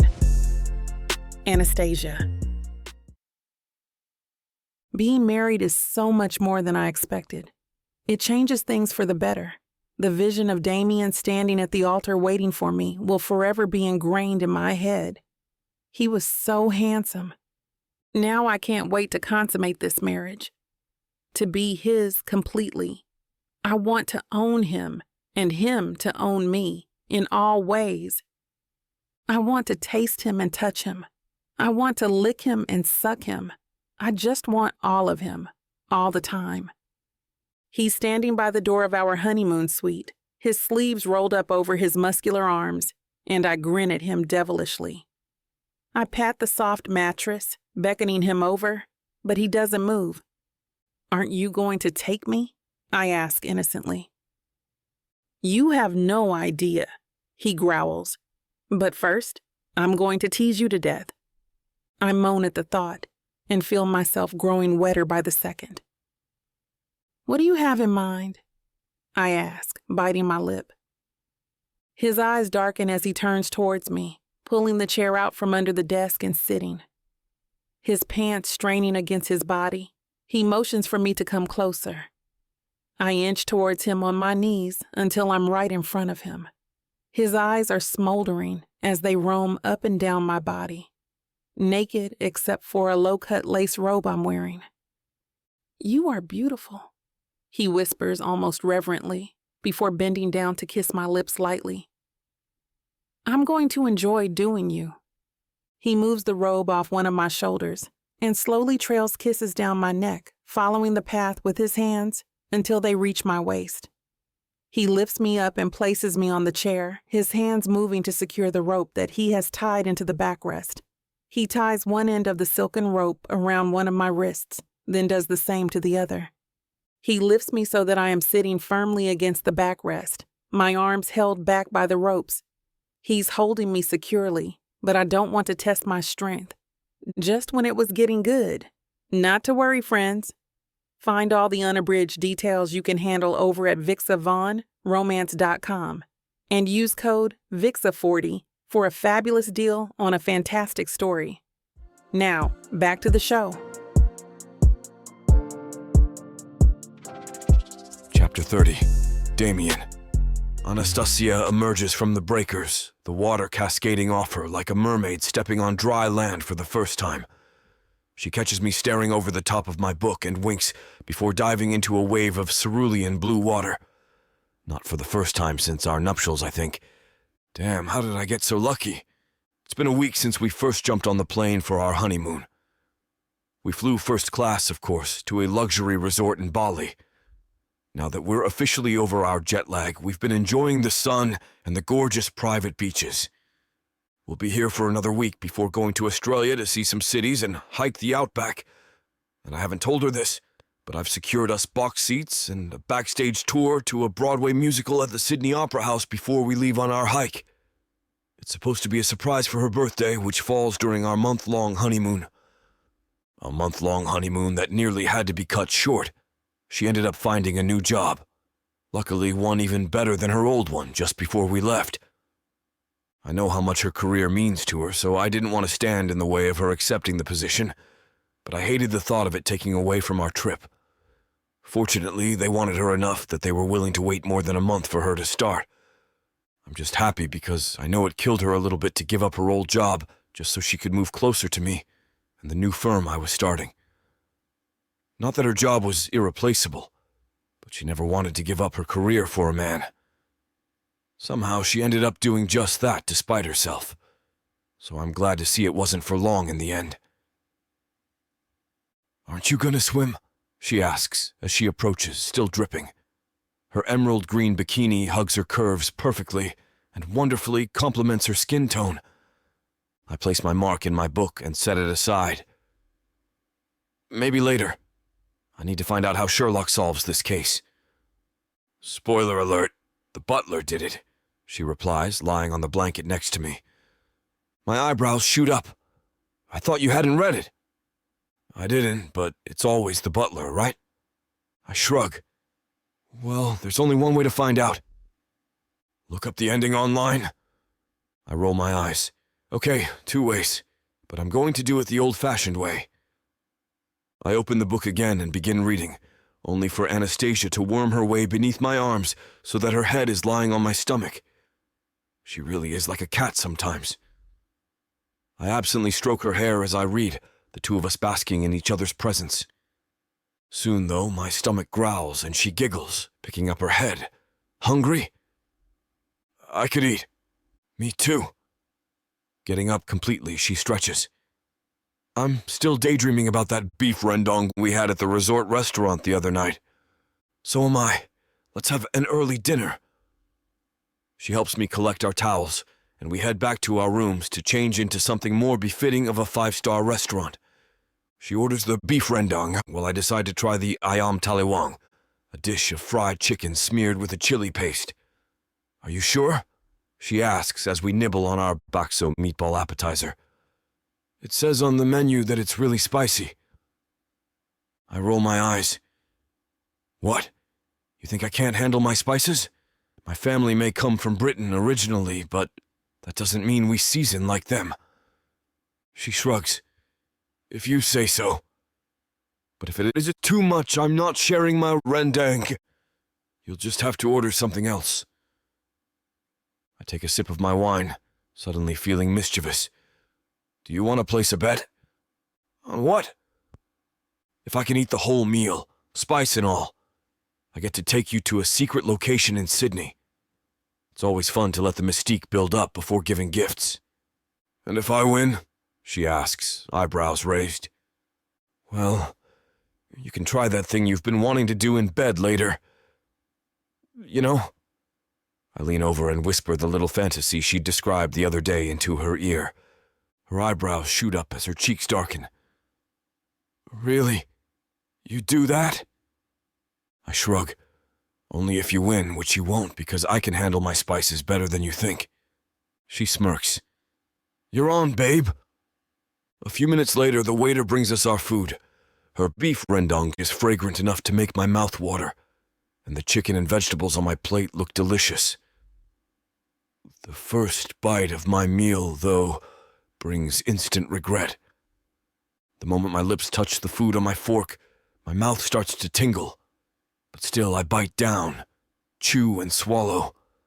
The tingling sensation becomes a burn that makes me cough. "Are you okay?" she asks, her brows furrowing in concern. I nod, giving her a thumbs up as I take another bite. Delicious. "Yeah, because I know I always look like I'm in pain when enjoying a meal." Determined, I take another bite before washing it down with a glass of wine. By now, I'm fully sweating, and my eyes are tearing up. Woo! I thought I could handle spice, but we can call off the bet, she says, taking a bite of her comparatively mild rendang. "I won't even make you fulfill your side of it." I shake my head. "This is now a matter of honor. I must finish it." With a fond sigh, she shakes her head and waves over a waiter. "Can we get a large glass of milk for the table?" He glances over at me, and I must look truly awful because his eyes widen, coming right up. I take another bite, and it feels like I'm breathing fire. The waiter places a glass of milk beside me, and I drink about half, letting it soothe my mouth before going in for more. Anastasia laughs, revealing the dimples on her cheeks. They only appear when she's smiling widely, and I love it every time. "You're a stubborn idiot." "Yeah, but I'm your stubborn idiot." "Yes, you are." She stretches across the table to kiss me on the lips. It takes a beat after she sits back down for her to notice, but when she does, her eyes widen. Woo, they were not kidding about it being spicy. I raise my eyebrows. "Would you like another taste?" "Not until you've chugged at least 3 glasses of milk." I do end up finishing the meal and winning the bet, perfectly setting me up for the birthday surprise. It's difficult to keep quiet in the week leading up to our flight to Sydney. The plan is to spend 3 days there, send the luggage ahead to our second hotel, hike the outback, and then finish the trip in Melbourne before heading home to start our new life together. The gown is waiting in the room when we arrive at the hotel in Sydney. "What's this?" Anastasia asks, picking it up. I grin. "Do you remember our bet over that super spicy chicken?" She nods. "You must have a stomach of steel." I would have died. "Well, I might have lied a little bit about the terms. I've had this set up for a while with or without the bet, but I won't tell you where we're going or what we're doing. Do I have to get dressed now or in a little bit?" "I made dinner reservations. For now, you can just relax, or we can go walk around the area." "I want to explore," she says without hesitation. I grin and offer her my arm. "Then let's go." We wander around Sydney for about an hour and a half. I'm careful to leave us plenty of time to shower and get ready before the limo arrives. When Anastasia steps out of the bedroom, my words get caught in my throat. The shimmering gold gown and matching headband make her look like a goddess on earth. My suit and tie look bland in comparison. Seeing the expression on my face, she smiles shyly. "How do I look?" "Okay," I tease. She smirks, arching an eyebrow. "Really? Just okay?" "Well, a bit more than okay." My body flushes as she gets in close. "You can do better than that." Grinning, she grabs me by the tie and pulls me into a kiss. We only surface for air when my phone buzzes. I sigh, disappointed. As much as that dress would look better on the floor, our chariot awaits. When she sees the limo, she gasps, looking up at me. "What is this?" "Your birthday gift," I say, letting her get in first. The driver shuts the door behind us. "So, where are we going?" I kiss her cheek. "That's for me to know and you to find out." When we're within sight of the opera house, she gasps. "You didn't!" I grin. "We have a reservation at Benelong, box seats for the performance, and a backstage tour. Happy birthday." "Damien, this is way too much." She shakes her head, dapping her eyelashes with tissues to keep the makeup from smearing. "No, I think it's just the right amount to be worthy of you." Wrapping my arms around her, I kiss her deeply as the limo driver pulls up to the restaurant. Perfect. There's no other way to describe this night. It's perfect. The interior of the restaurant is beautiful, and we enjoy a fine meal of Wagyu steak and caviar before heading to our box for the show. The performers all seem to be at their best, and I'm stunned by the enormity of their talent and the spectacle on stage. The behind-the-scenes tour teaches me so much about the technical side of things, and Anastasia is so fascinated that I wonder if she wants to switch careers from interior design to set design. But all perfect things must come to an end. In the limo ride to the hotel, Anastasia falls asleep on my arm, only stirring when it pulls to a stop. Exhausted, but overjoyed, we make our way upstairs to get ready for bed. I'm already lying beneath the covers as she slides underneath and wraps her arms around me. "Thank you for tonight," she says. It's the best birthday I've ever had. Of course. I kissed the top of her head. Only the best for you. I thought the Outback hike was going to be the highlight of the trip, she says sleepily. But I think that it's really going to be tonight. I guess it doesn't matter which is best, though. What do you mean?